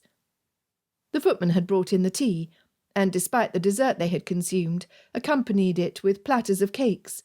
The beautiful pyramid of sweetmeats, marzipan, and candied fruits was wasted on an unappreciative crowd. He was sure anything he ate would turn to dust in his mouth, but he managed to nod. "Yes, that would be excellent." Philippa began to pour the tea with graceful hands, and he could not imagine how she was able to keep her calm when there was so much whispering. She acted as though nothing had happened out of the ordinary, whereas Jack could hardly keep his mind from spinning enough to know what to say next. Everything he had feared had all come true. By tomorrow everyone in London would know about unruly disruptions in the corridor, his brother arriving, uninvited and in his cups, and his sister, who wore her feelings for all to see. It could not have gone worse. Robert Whitmore appeared too deep in conversation to be disturbed, so Jack squared his shoulders and went to Mr. Thackeray and Mr. Merrick, and now Lord Harrowden, who had joined them. He listened to them for a few moments, and, if they had ever been in favour of repealing the Corn Laws, he was now undeceived. It had been a weak consideration on their part. Still, he had to make a push. "Mr. Thackeray, as you know," Jack began. The door opened, and with the way the evening had gone, Jack turned with misgiving, cutting off his words to see who it was. His father stood in the doorway, dressed in his day attire, and with that feverish look of excitement Jack had come to know and dread. "Excuse me." Jack walked to the door, just as Sir Lucius and Mr. Evans piled in behind Jack's father. Mr. Blythefield looked as though he wished to address the crowd, but Jack reached his father before he could say a word. "Father, how delightful. Shall we just step to the side to discuss whatever it is you came to speak about?" "Investments," his father replied, in a ringing voice that surely reached every corner of the room. Mr. Evans stepped forward and joined their circle, as Sir Lucius went to Thackeray and Merrick. That was a balm. Sir Lucius would be able to handle that group. Mr. Evans addressed Jack. "I would be honoured if you would introduce me to your father. I have long desired to make his acquaintance." Jack studied Mr. Evans, wondering if he'd planned to speak to his father about Susan. If so, it was premature. "Of course. Father, this is Mr. Matthew Evans. Mr. Evans, this is my father, Mr. Blythefield." "A pleasure, sir." Mr. Evans bowed, but did not say anything else, and appeared to be there to listen. Jack's father glanced at the men in the room as though he wished to speak to them, but he was cornered. He looked down at the paper he held in his hands, then up at Jack and Mr. Evans, addressing the two of them. "I know you are assembled here tonight for quite another reason, my son. I do not remember exactly what it was, but I feel this investment opportunity needs our urgent attention. We have a chance to invest in public land in the Americas at only £4 an acre, and it would be selfish to keep such a thing to ourselves." Jack was rendered speechless by frustration. Hadn't he warned his father not to look into any investment opportunities? And now to do so and interrupt Jack's dinner. £4! Can you imagine? Mr. Blythefield said. And this is a most fertile soil that will surely reap a return for the money within months. The best of it all is there are stewards in place who will take charge of the land, and we need only send the money in order to secure it. I thought perhaps your guests would be interested." "Father, no," Jack replied in a low voice. "Mr. Blythefield, that is a most interesting opportunity. As your son is aware, I count myself skilled at recommending lucrative investments." Mr. Evans sent a meaningful glance to Jack. Jack deciphered the look, remembering only now that Mr. Evans had promised to assist him and steer his father toward investments that would succeed, and do nothing without Jack's approval. He could trust the man. Jack nodded his encouragement, grateful for this man's help once again. "Might we discuss this together in your study?" Mr. Evans said. "Perhaps we may clarify the opportunity before presenting it to the others." He gestured out of the drawing-room, adding, "I find men are more apt to consider an opportunity when they have the facts." "Very good, very good." Jack's father followed Mr. Evans without further need for encouragement. With feelings akin to a weary soldier returning to battle, Jack faced the room. Mr. Thackeray had broken off from his group and fixed his eyes on Philippa. Jack saw her look up in alarm at his approach, and he stepped forward to intercede. Sir Lucius arrived first, and with a polite smile to Mr. Thackeray, took his sister's arm. "Evening, Thackeray. Philippa, the refreshment table has those marzipan sweets you like so well." He led Philippa away from Mr. Thackeray. Mr. Merrick came and whispered a word in Mr. Thackeray's ear. They both came over to Jack. "I believe it is time for us to go." Jack nodded, not exactly surprised, and not at all sorry to see them leave. He only regretted that he had been taken in by their seeming willingness to consider overturning the controversial bill. Lady Harrowden stood as soon as she saw Thackeray and Merrick preparing to leave, and her husband joined her. Jack beckoned for the footman to come and bring coats. It seemed to be the signal for the entire party to leave, beginning with those who were most undecided on abolishing the bill. After such a disastrous dinner, Jack was fairly certain not a single one of them would return a positive vote tomorrow. In fact, he could not even be sure he had a career in politics to look forward to, not with the peculiarities of his family publicly known. Even if the worst had been staved off, there had been a hint of scandal, and that was enough for the temps. Lord and Lady Palmer were some of the last ones to leave. "An unusual dinner, to say the least." Lord Palmer smiled, and did not seem at all put out.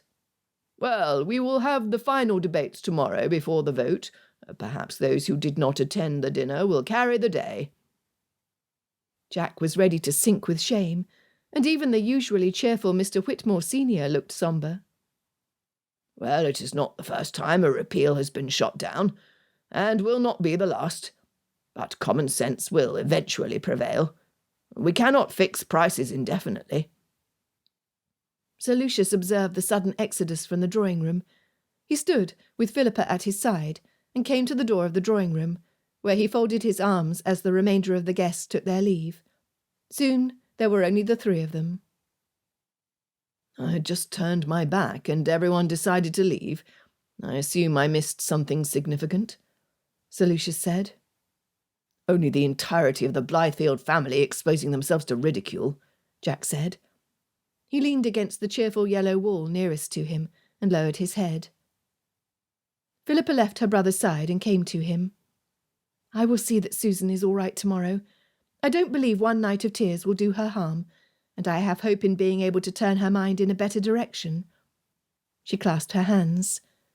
"Your vote is tomorrow as well, is it not?" Jack raised his eyes, the vision of tomorrow's debates bleak. "Unfortunately, yes. We have no time to undo tonight's damage. Perhaps there was not so much damage as you think. There was no outright scandal. No one knew your mother brought those men in, and I'm sure hardly anyone noticed that Susan was upset. Or that both my father and brother showed up, unannounced and informally attired, for reasons known only to them. Jack. Philippa took a step closer, and he noticed that Sir Lucius regarded them with a keen eye. He had not missed the intimacy in her greeting.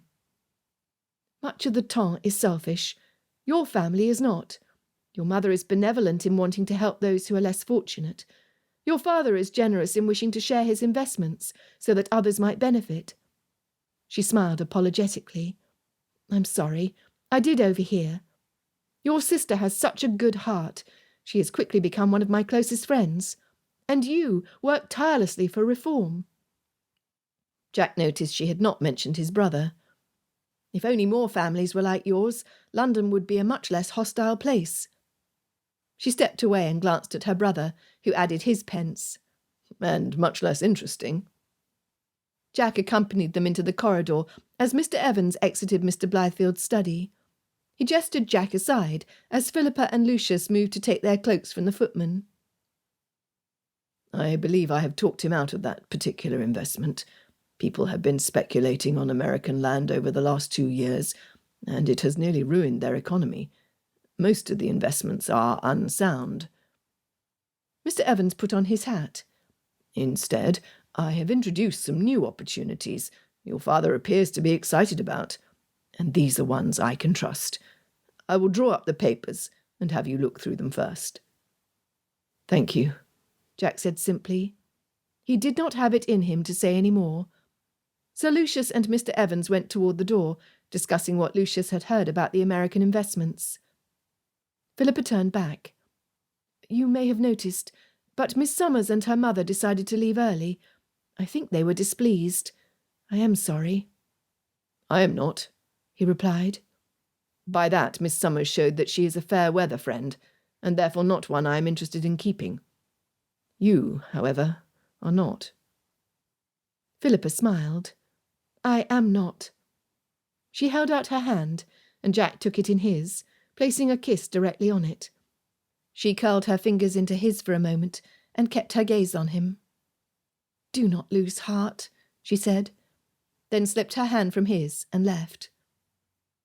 Jack walked back into the drawing-room to escape the prying eyes of his butler, but the servants were cleaning the drawing-room. He went into the dining-room, half expecting to see his brother fast asleep with his head on the table, but it was empty. Christopher must have gone to the room that was his when he stayed the night.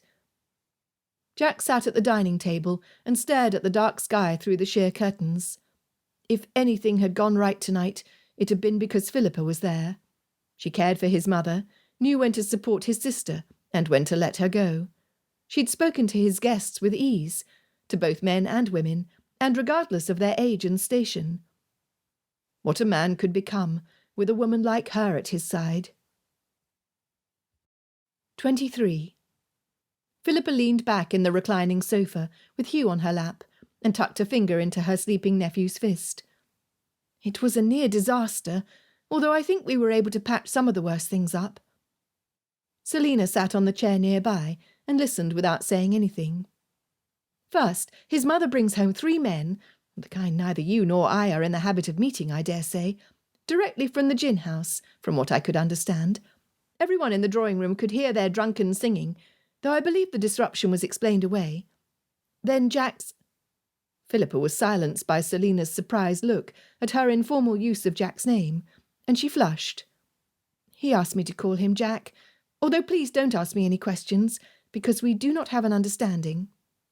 Of course not. Selina rested her perceptive gaze on Philippa, and there was a smile in her eyes.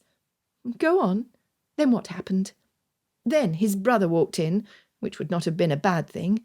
I understand Mr. Blythefield attends society gatherings on a regular basis, but I fear he was a bit on the go, for he could not stand straight. He spoke with heavy sarcasm in front of his brother's guests, then kept nodding off. I was afraid he was going to fall asleep with his head on his plate. Selina sucked in her breath through her teeth. It sounds like a most unfortunate gathering. She reached over to pull the blanket more securely over Hugh's legs. "Oh, that's not even all. When we had finished dinner and returned to the drawing-room, Mr. Merrick gave Susan the cut direct, and she ran off crying to her room. Then Jack's father entered, and it looked as though he was ready to give a speech about some investment opportunity, clearly inappropriate for the occasion. I begin to wonder if Jack's father is not beginning to age in his mind." Philippa caressed Hugh's tiny hand. "Poor Susan. Mr. Merrick made his distaste for her family quite clear after they exposed themselves. He won't be offering for her hand." "She will do better with a man who is not so fickle," Selina answered quietly. "Better she find out before she is irrevocably tied." It was only now that Philippa made the connection.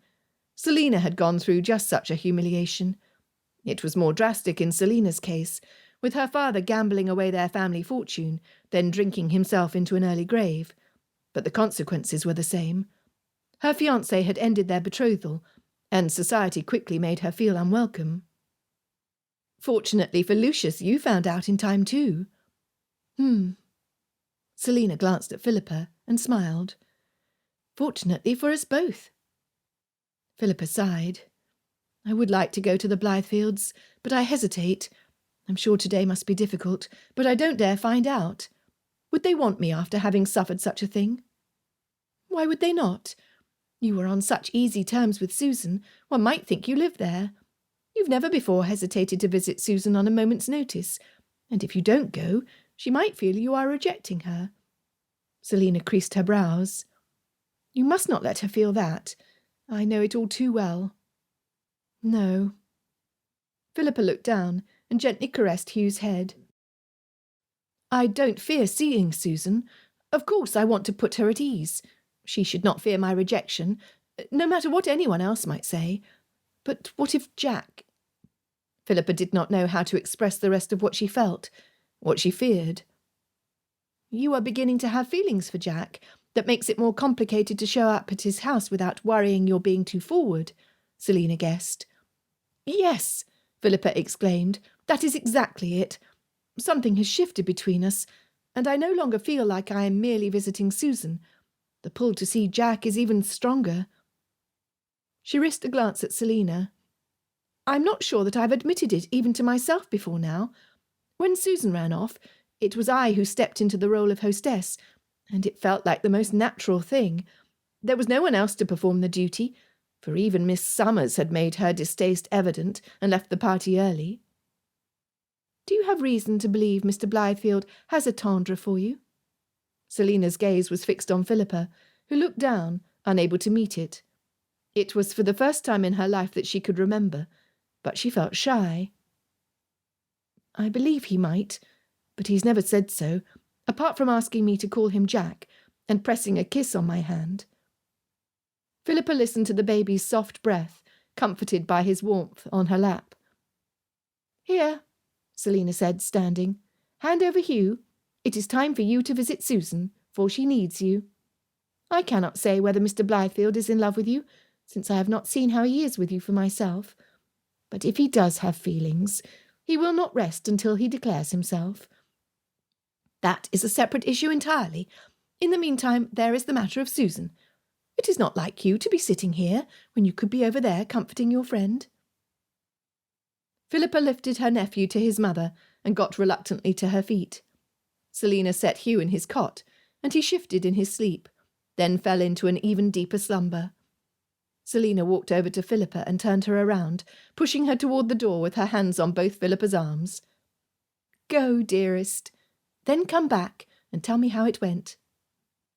Philippa smiled and let herself be led, or rather pushed, out the door of the nursery. The sudden realization that Jack had spoken of there being a vote today brought her a rush of consolation.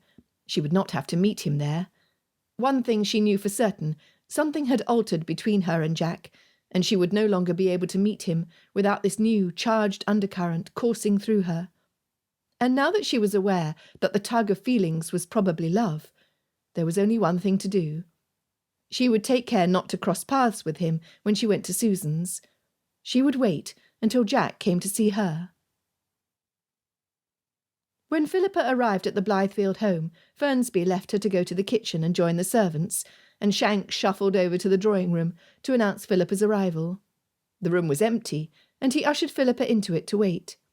She sincerely hoped he was not going to climb the steps himself to fetch Susan, but from the sounds of it, he was. Philippa stood suddenly, wondering if it would be completely inexcusable to offer to go up to Susan without being announced. She could not imagine how long it would take him, and what sort of shape he would be in when he arrived. There was another knock on the door, and Philippa walked over to the doorknob of the drawing-room, hesitating. She heard nothing without, and at last opened the door and stepped into the corridor. It was still empty of servants. Making a sudden, bold decision, Philippa walked forward and opened the door herself. "Philippa!" Matthew Evans was standing on the doorstep with a bouquet of flowers. "You are the very last person I expected to open the door." Come in, come in." Philippa quickly shut the door behind him. "I know it is most unusual. In fact, I can't believe I dared attempt it. But it appears there is no footman to assist the butler, and I don't know if you've noticed, but he's quite aged." Matthew nodded, and she went on. "Come into the drawing-room quickly. I believe Susan is going to come down." "I see." Matthew followed her into the drawing-room, and they turned to face each other. He bit his lip and stared at Philippa without really appearing to see her, then turned and set his flowers on the table in front of him. "How is she?" "Susan?" Philippa gestured at a chair and took the seat across from him. "I don't know. I haven't seen her since last night. She ran off when Mr. Merrick turned from her without acknowledging her presence." A deep crease appeared on Matthew's brow. "He hurt her, the cur.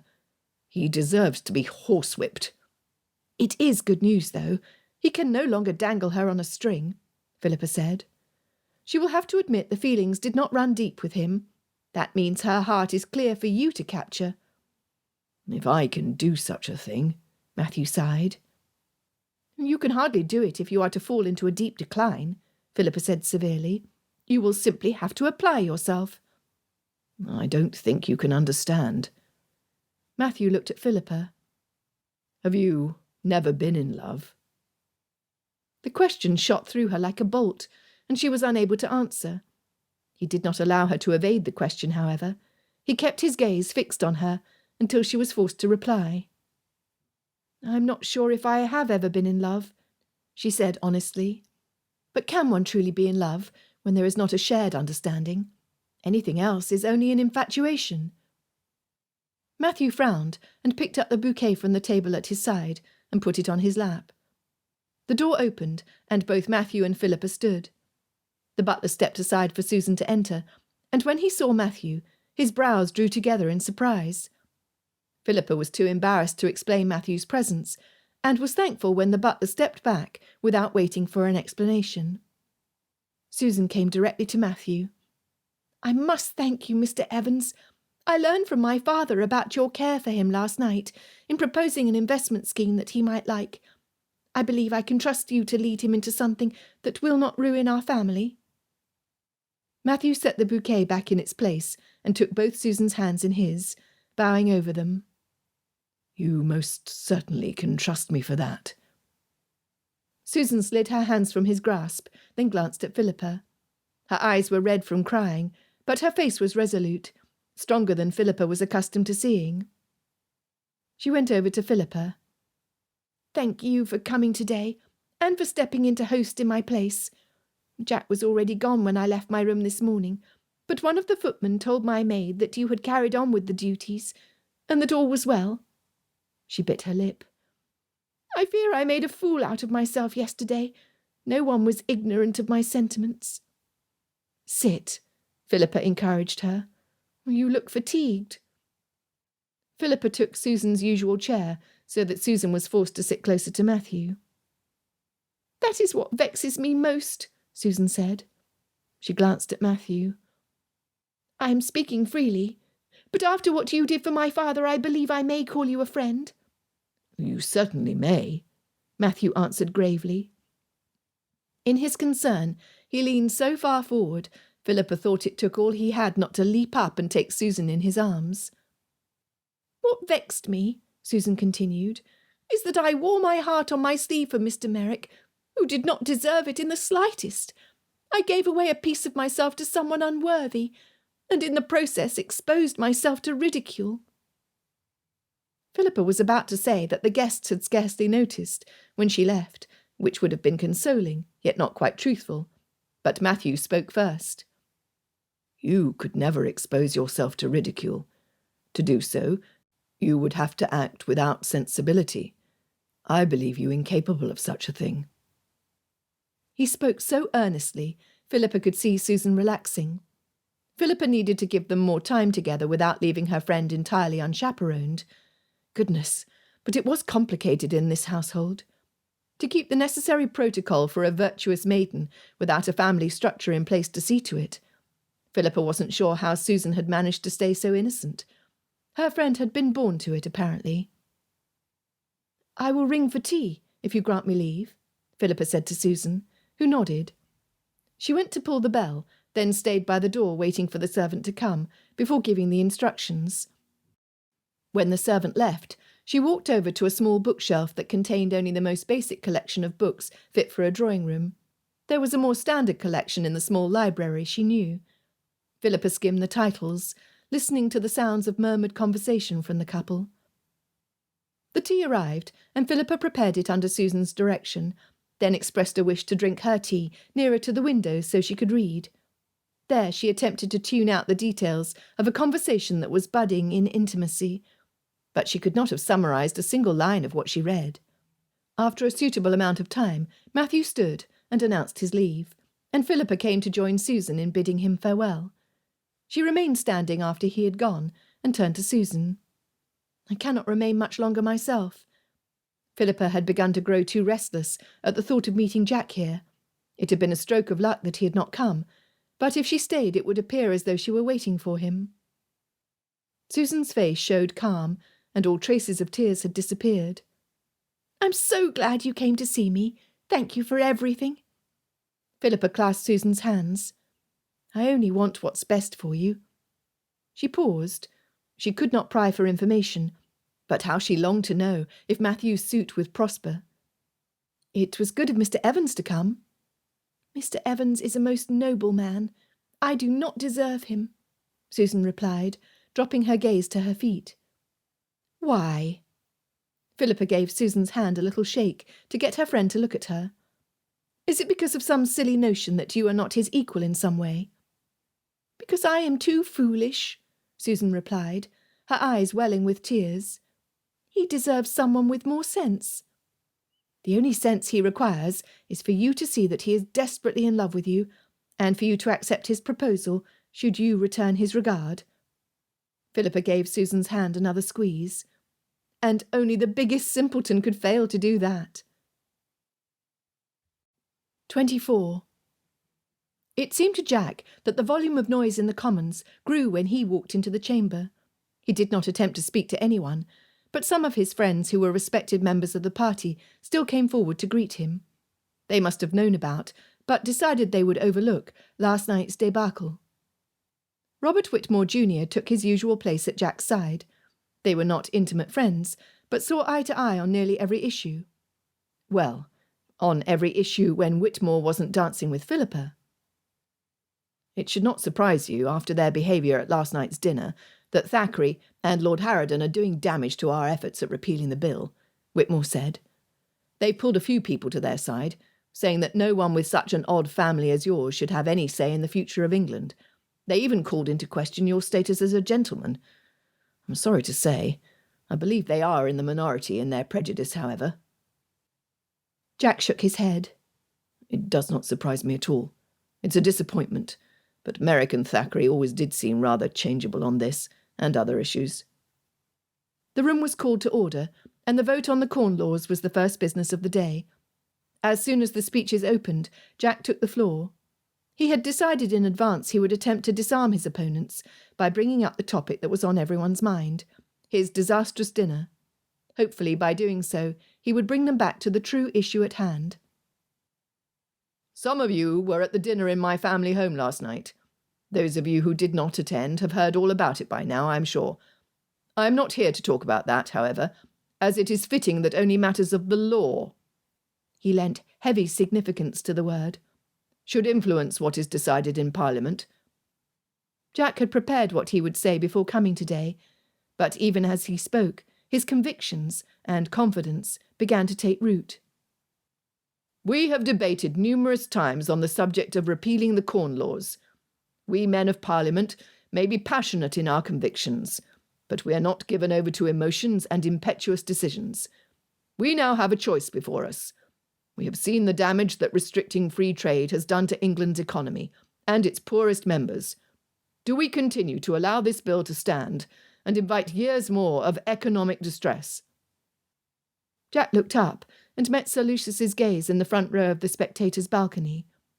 Unlike last night's dinner, when Jack was out of his depth, before the Commons he was in perfect command of himself. He detailed the facts Sir Lucius had provided him with in the committee meetings, proving a repeal would be beneficial for both landowners and labourers. He concluded by summarising his arguments. "I am here today to urge you to vote on repealing the bill, so landowners might export their product and thereby reach a wider base of people to purchase it, so labourers might feed their family and not turn to vice or revolt out of despair, so the health of the economy and the supply and demand might determine the price of bread, not a small quorum of men who do not represent the interests of the entire country."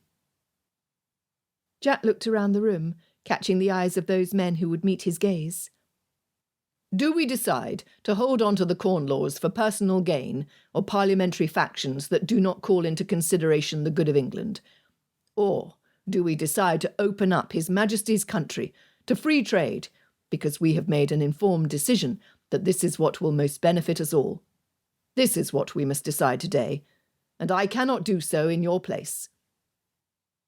Jack sat to a spattering of applause and shouts of "Hear, hear!" and some of the men around him grasped his shoulder. Opponents of the motion leapt to their feet and presented their own arguments in equally passionate and longer speeches. No one publicly discredited Jack because of his family's eccentricities, as he had almost feared when he was coming to Westminster that day. Jack began to think he might be able to pull through this embarrassment with his career intact. This was the only bill on the table for the day, and at the end of the speeches, the Speaker announced it was time to vote. "All in favour of repealing the Corn Laws, raise your hands and say aye. Then all those against repealing the bill say nay." The MPs did so, but the vote was too close a count to see at a glance which side had won. Jack tried desperately to count, but there were too many ayes mixed with nays, and he was not fast enough. The Speaker changed his tactic. "Those of you who are for repealing the bill stand on the left side of the chamber, and those of you who are against stand on the right." The House did so, and the clerk began to count those in favour of the vote. Jack stood on the left side, studying the faces of those who were on the right. He was unsurprised to see Thackeray, Merrick and Lord Harrowden on the opposing side. On his own side, he noticed Mr. Atkinson, and was gratified that not everyone who had attended his dinner had turned away from supporting the motion to repeal. The clerk handed a paper to the Speaker, who read out the numbers. "We have the final tally. 248 in favour of repealing the Corn Laws, and 269 against." The law had failed by 21 votes. Everything Jack had pinned his hopes on had failed, and possibly his future position as leader of the opposition with it. The room erupted in speech, and Jack walked over to the bench and picked up his hat, ignoring the sounds around him. Both Whitmores came to speak with him, and he answered them numbly, responding to a few others as he made his way out the door. He needed time to digest what had just happened. It was only the first large bill he had attempted to overturn in his political career, and he was still young. Perhaps the consequences of his failure to bring it about would not be as bleak as he feared. There was even a chance his career would not be destroyed, despite the devastating loss. Still. Jack walked. At first he was not really sure where he was going, as he marched down the paved sidewalk on Parliament Street, ignoring the pedestrians around him, and remaining insensible to the carriages that bowled by at a brisk trot on the street. He kept his eyes straight ahead as he tried to process the vote, his future in Parliament, his own personal future, and where he was headed. It was when Parliament Street turned into Whitehall that he began to doubt that his direction was aimless and his walk idle. Sir Lucius lived on Whitehall Court, and that was where Philippa was. When he came to the narrow lane that was Whitehall Yard, which led to the river, he paused. Did he dare see Philippa now, when he was fresh from his defeat? Could he face her? His feet moved forward, and he turned right, walking past Lord Carrington's house, until he came to Whitehall Court. Now that he had come this far, he couldn't think about turning back. "I'm here to see Sir Lucius," he told the butler, as he presented his card. In truth, he was fairly certain Sir Lucius would not yet have arrived from the Commons, although Jack had not stayed to find out. "I'm sorry to inform you that Sir Lucius is out," the butler said. He paused, and when Jack did not answer right away, he began to close the door. "And Miss Clavering, Miss Philippa Clavering," Jack clarified, in case there were any other sisters he was unaware of. It was entirely possible. "Here is my card." The butler allowed him to step in. "I will see if she is at home to visitors," he said. The door to the drawing-room opened, and Philippa came out of it with Lady Clavering. Philippa was in outdoor attire, except for her bonnet. When she saw Jack, she stopped short and broke off from conversation. She opened her mouth to speak, but was interrupted by the front door opening. Jack whirled around to see Sir Lucius enter the house. "Blythefield, it was good of you to come. I didn't see you after the vote." Sir Lucius took off his beaver hat and handed it to the butler. "I couldn't stay." Jack turned to face him. "I didn't have the heart for it." "I don't blame you," Sir Lucius said. He divested himself of his coat and handed that to the butler before gesturing forward. "Come into the library, and I can have some brandy brought." "Lucius?" Lady Clavering was standing at the entrance to the drawing-room. "Shall we not invite Mr. Blythefield into the drawing-room for tea, so that we might hear about the debate as well?" Jack glanced at Philippa, whose colour was heightened as she dropped her gaze. He could have kissed Lady Clavering's hand for proposing it. Sir Lucius stared at his wife, and there seemed to be an unspoken conversation between them before he turned to Jack. "If you are not opposed to the idea, shall we join the ladies? I'm sure they would prefer to have your thoughts on the matter rather than hearing it only from me. I can have some brandy sent here if you'd like." Jack smiled. "Tea will suit me very well." Sir Lucius and Lady Clavering led the way into the drawing-room, and Jack approached Philippa, allowing her to step through the door before him. "I take it your vote was not successful," she said sympathetically. She slowed her steps, and he treasured their brief moment of intimacy. "It was not." With Lady Clavering chatting to her husband about some household affair, Jack had almost the sensation of having Philippa to himself.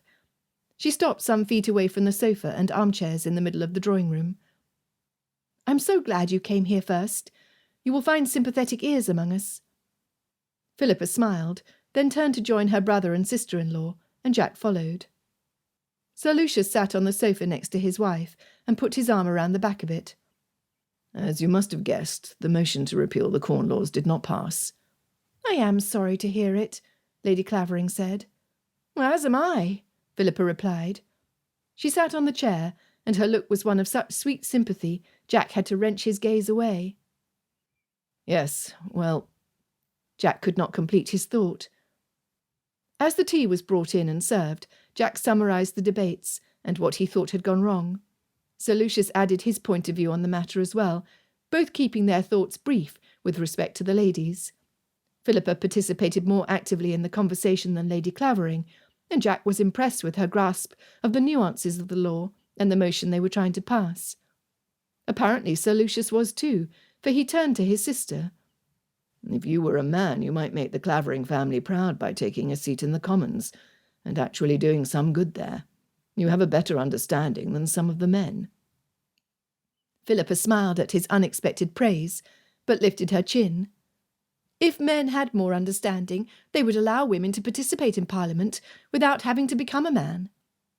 "I, for one, would not have you be a man for the world," Jack said, then grew hot up through the roots of his hair. He could not believe the inanity he had just uttered in front of Philippa, and her family too. Lady Clavering laughed in what sounded like a cough over her sip of tea, and Sir Lucius merely raised both brows. Jack did not dare look at Philippa. If only the ground would swallow him whole. Lady Clavering glanced toward the window. "It is such a fine day, is it not? Perhaps we ought to take advantage of the weather and go for a walk in the park, if Hugh is content with nurse." Sir Lucius looked at his wife, as if trying to read her intentions. "Yes, a fine idea." He turned to Jack. "Would you like to join us, Philippa?" At last, Jack dared to glance at Philippa again. She had taken off her pelisse and had laid it next to her, along with her bonnet. Her cheeks still held 2 spots of colour that must have been from the embarrassment he had caused her. If she said yes to the walk, despite having just returned from another outing, then he would be sure of her regard. "It is a splendid day. A walk would be nice," Philippa said, with a flirty look that thrilled Jack to his toes. "A walk it is," Sir Lucius said, getting to his feet. "I will go and see that nurse has everything she needs." Lady Clavering stood and left the room at a brisk pace, and Sir Lucius followed her into the corridor, leaving the drawing-room door open. Jack and Philippa both stood more slowly, and Philippa lifted her pelisse from the chair. "Please, allow me," Jack said, stepping over to assist her. When she had her coat on and turned to face him, he dropped his hands, rather than succumb to the temptation of buttoning it for her or taking her into his arms. He did not step away. Philippa stood immobile, looking up at him with a questioning gaze. Sir Lucius entered the room. "Why don't the 2 of you walk to St. James's Park, and we will meet you there? Knowing my wife, she will want to see that the baby is fed and changed before we leave. It will take us at least a half-hour to get everything ready." Philippa moved forward. "Oh, very well. Near the cherry trees." Sir Lucius nodded and went up the stairs, and Jack offered his arm once they were outdoors. His heart beat quickly from excitement. As if by mutual agreement to save their intimate conversation for a more private setting, they spoke only of the most mundane subjects on their 10-minute walk to the park. Jack listened to the warmth in her voice, so very different from the bull-headed description he had once used to refer to her. He wondered if she had changed because of him, or if he had been completely wrong about her from the start. He suspected he hadn't really allowed himself to see her for who she was. They entered the park, and Philippa drew in a deep breath and smiled up at him. She seemed to be waiting for him to say something, but he hardly knew where to begin. How did a man propose marriage when he had not prepared a speech? Jack steered her gently toward a lane that led in the direction of the cherry trees, and was less frequented than the broad path they had been on, though it was not a fashionable hour to walk, and it was not Hyde Park. There appeared to be only a handful of couples walking, and some nannies with their charges. He moved over to let an older couple cross their path, whom he acknowledged with a bow, all the while aware of how nervous he was. He cleared his throat. "I cannot thank you enough for your help at my dinner party last night. It was good to have you there." Jack blew out his breath. "The dinner might have cost me my hoped-for position of leader of the opposition, although I'm not sure the vote failed to pass because of it. I suspect some of the men, like Thackeray, Merrick and Harridan, were always against the repeal and were just causing trouble." Philippa shook her head. "Lord Harridan finds trouble wherever he goes, and I cannot imagine Mr. Thackeray looking out for anything other than his own interests. I am sorry they ruined your party and undermined your attempts at reform." Jack looked down and was briefly mesmerised by Philippa's pink kid boots that peeped out from her pale day dress as she walked. "I don't think they ruined the party," he said, drawing his eyes upwards and exhaling. "Everyone knows my family did that on its own." Philippa shrugged at his side. "Your family might fall a tad on the eccentric side, but they live passionately. They are honourable." She turned and met his gaze. "I like them." Jack drew her arm into his and pulled her near, as close to a hug as he dared. She liked his family. Never had he thought to meet a woman who would say such a thing. "Well, in any case, I shudder to think how it would have gone had you, Sir Lucius and Mr. Evans not been there." "I hope that means you will favour Mr. Evans' suit. I do seem to remember telling you when we first met that I thought he would be an ideal match." "I do remember. Because of his fortune, if I am not mistaken." Jack smiled down at her. No. She drew the word out. I merely said that because I thought it would be the only thing to tempt you to consider it. Though Philippa quickly turned to look ahead, he caught a glimpse of her upturned lips. Because you thought me abominably mercenary, I suppose, Jack said. I could not be sure, but all signs pointed to it, Philippa replied primly. He could hear the teasing in her voice. Philippa, you wretch, Jack replied without heat, and she giggled. They walked in silence for some paces, and he furrowed his brows. But I don't believe Susan is any closer to accepting your Matthew, no matter how noble a gentleman he may be. Last night she ran off because Mr. Merrick snubbed her. Surely she will not switch her affections so quickly. Well, when I was with the two of them today in the drawing-room, they seemed to be well on their way to reaching an understanding. Philippa slowed and pointed ahead. The cherry trees. I cannot wait until the blossoms rain down whenever a breeze shakes them. It's the prettiest sight. Jack tucked away a determination to bring her here later in the spring. You were at my house today, with Mr. Evans? We did not arrive together, but yes, and I drank my tea near the window so he and Susan might clear the air between the two of them. You really need to improve your library collection in the drawing-room. Have you not finished making changes in the Blythefield home? Jack teased, stopping her progress as he turned to face her. His smile fell when he saw she returned his regard with a look of uncertainty. Oh, if I have overstepped my bounds, Jack, tell me. I will not suggest another improvement. Philippa had dropped her hand from his elbow, and her arms hung loosely at her side. You have not. Philippa, don't you see? I came to you straight from my defeat, without planning on such a course. For once in my life I did something completely without planning it. It was as though my heart led me straight to you. Jack lifted her two hands and pulled them to his chest, holding them in his, and she came without resistance. Her enchanting face broke into a smile that he could wake up to every day of his life, especially when it came with such dancing eyes. And right now that smile was close enough to kiss. Will you marry me, my wonderful Philippa, and live with me, and exasperate and delight me, and suggest improvements in my home until death do us part? Philippa laughed and assumed an artful expression. A marriage proposal, and here I had not planned to get married in London at all. Where do you plan to go next? Off to the country? I will simply move there, and then I will ask you. Will you marry me and live with me, and exasperate and delight me until death do us part? You forgot about improving the home, she reminded him. Nothing escapes you, my little beauty. I will move to the country and propose to you and include home improvements in the marriage contract. Jack pulled her hands to his lips and planted a kiss on them. I suppose I shall not make you go to all the trouble of moving. Philippa's smile, which reached her eyes, blinded him. Or maybe it was his joy that did that. Yes, Jack, to all of it. Good, because I could not bear it if you had returned any other answer. Jack smiled, a bubble of hope expanding in his chest, until he thought it might burst. Their eyes met, and Jack lowered his gaze, intent on her lips. His heart thudded at her nearness and her intoxicating scent. Every sense tingled at the realization that he was going to kiss his betrothed for the first time. Blythefield! Jack pulled away and turned in time to see Sir Lucius and Lady Clavering. As Sir Lucius closed in on Jack, he leapt away from Philippa. 25. Lucius, don't! Philippa put up her arm to stop her brother, who had left Selina's side and marched toward Jack. Philippa could see from his expression that he had only one purpose in mind, and it was not a friendly one. Jack has asked me to marry him, and I have accepted, so please lower your fist and stop making such a scene. Lucius stopped and jerked his head up as two couples strolled around the bend, flirting and laughing. He dropped his arm.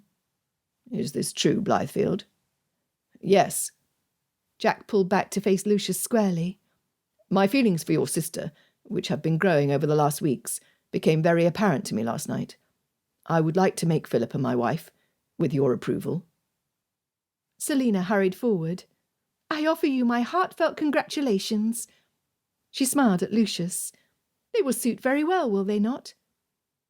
Philippa watched Lucius's initial outrage taper off and reason set in. Then I suppose there is nothing to do but invite you over tomorrow to discuss terms. Jack smiled, and a hint of relief shone in his eyes. Thank you. It would be my honour. I may not gain the position I was angling for after the less than hopeful outcome of the dinner and vote, but I am very well able to support a wife, which I will willingly go into with you tomorrow, sir. Well, since we have come for a walk, we may as well take it, Lucius said. But this time we walk together, and there will be no kissing or any other displays of sentiment in a public setting. Lucius, there was not a soul around, Philippa protested. She slipped her hand back into Jack's arm, where it fit so comfortably. Lucius glowered at her. And that is precisely the problem.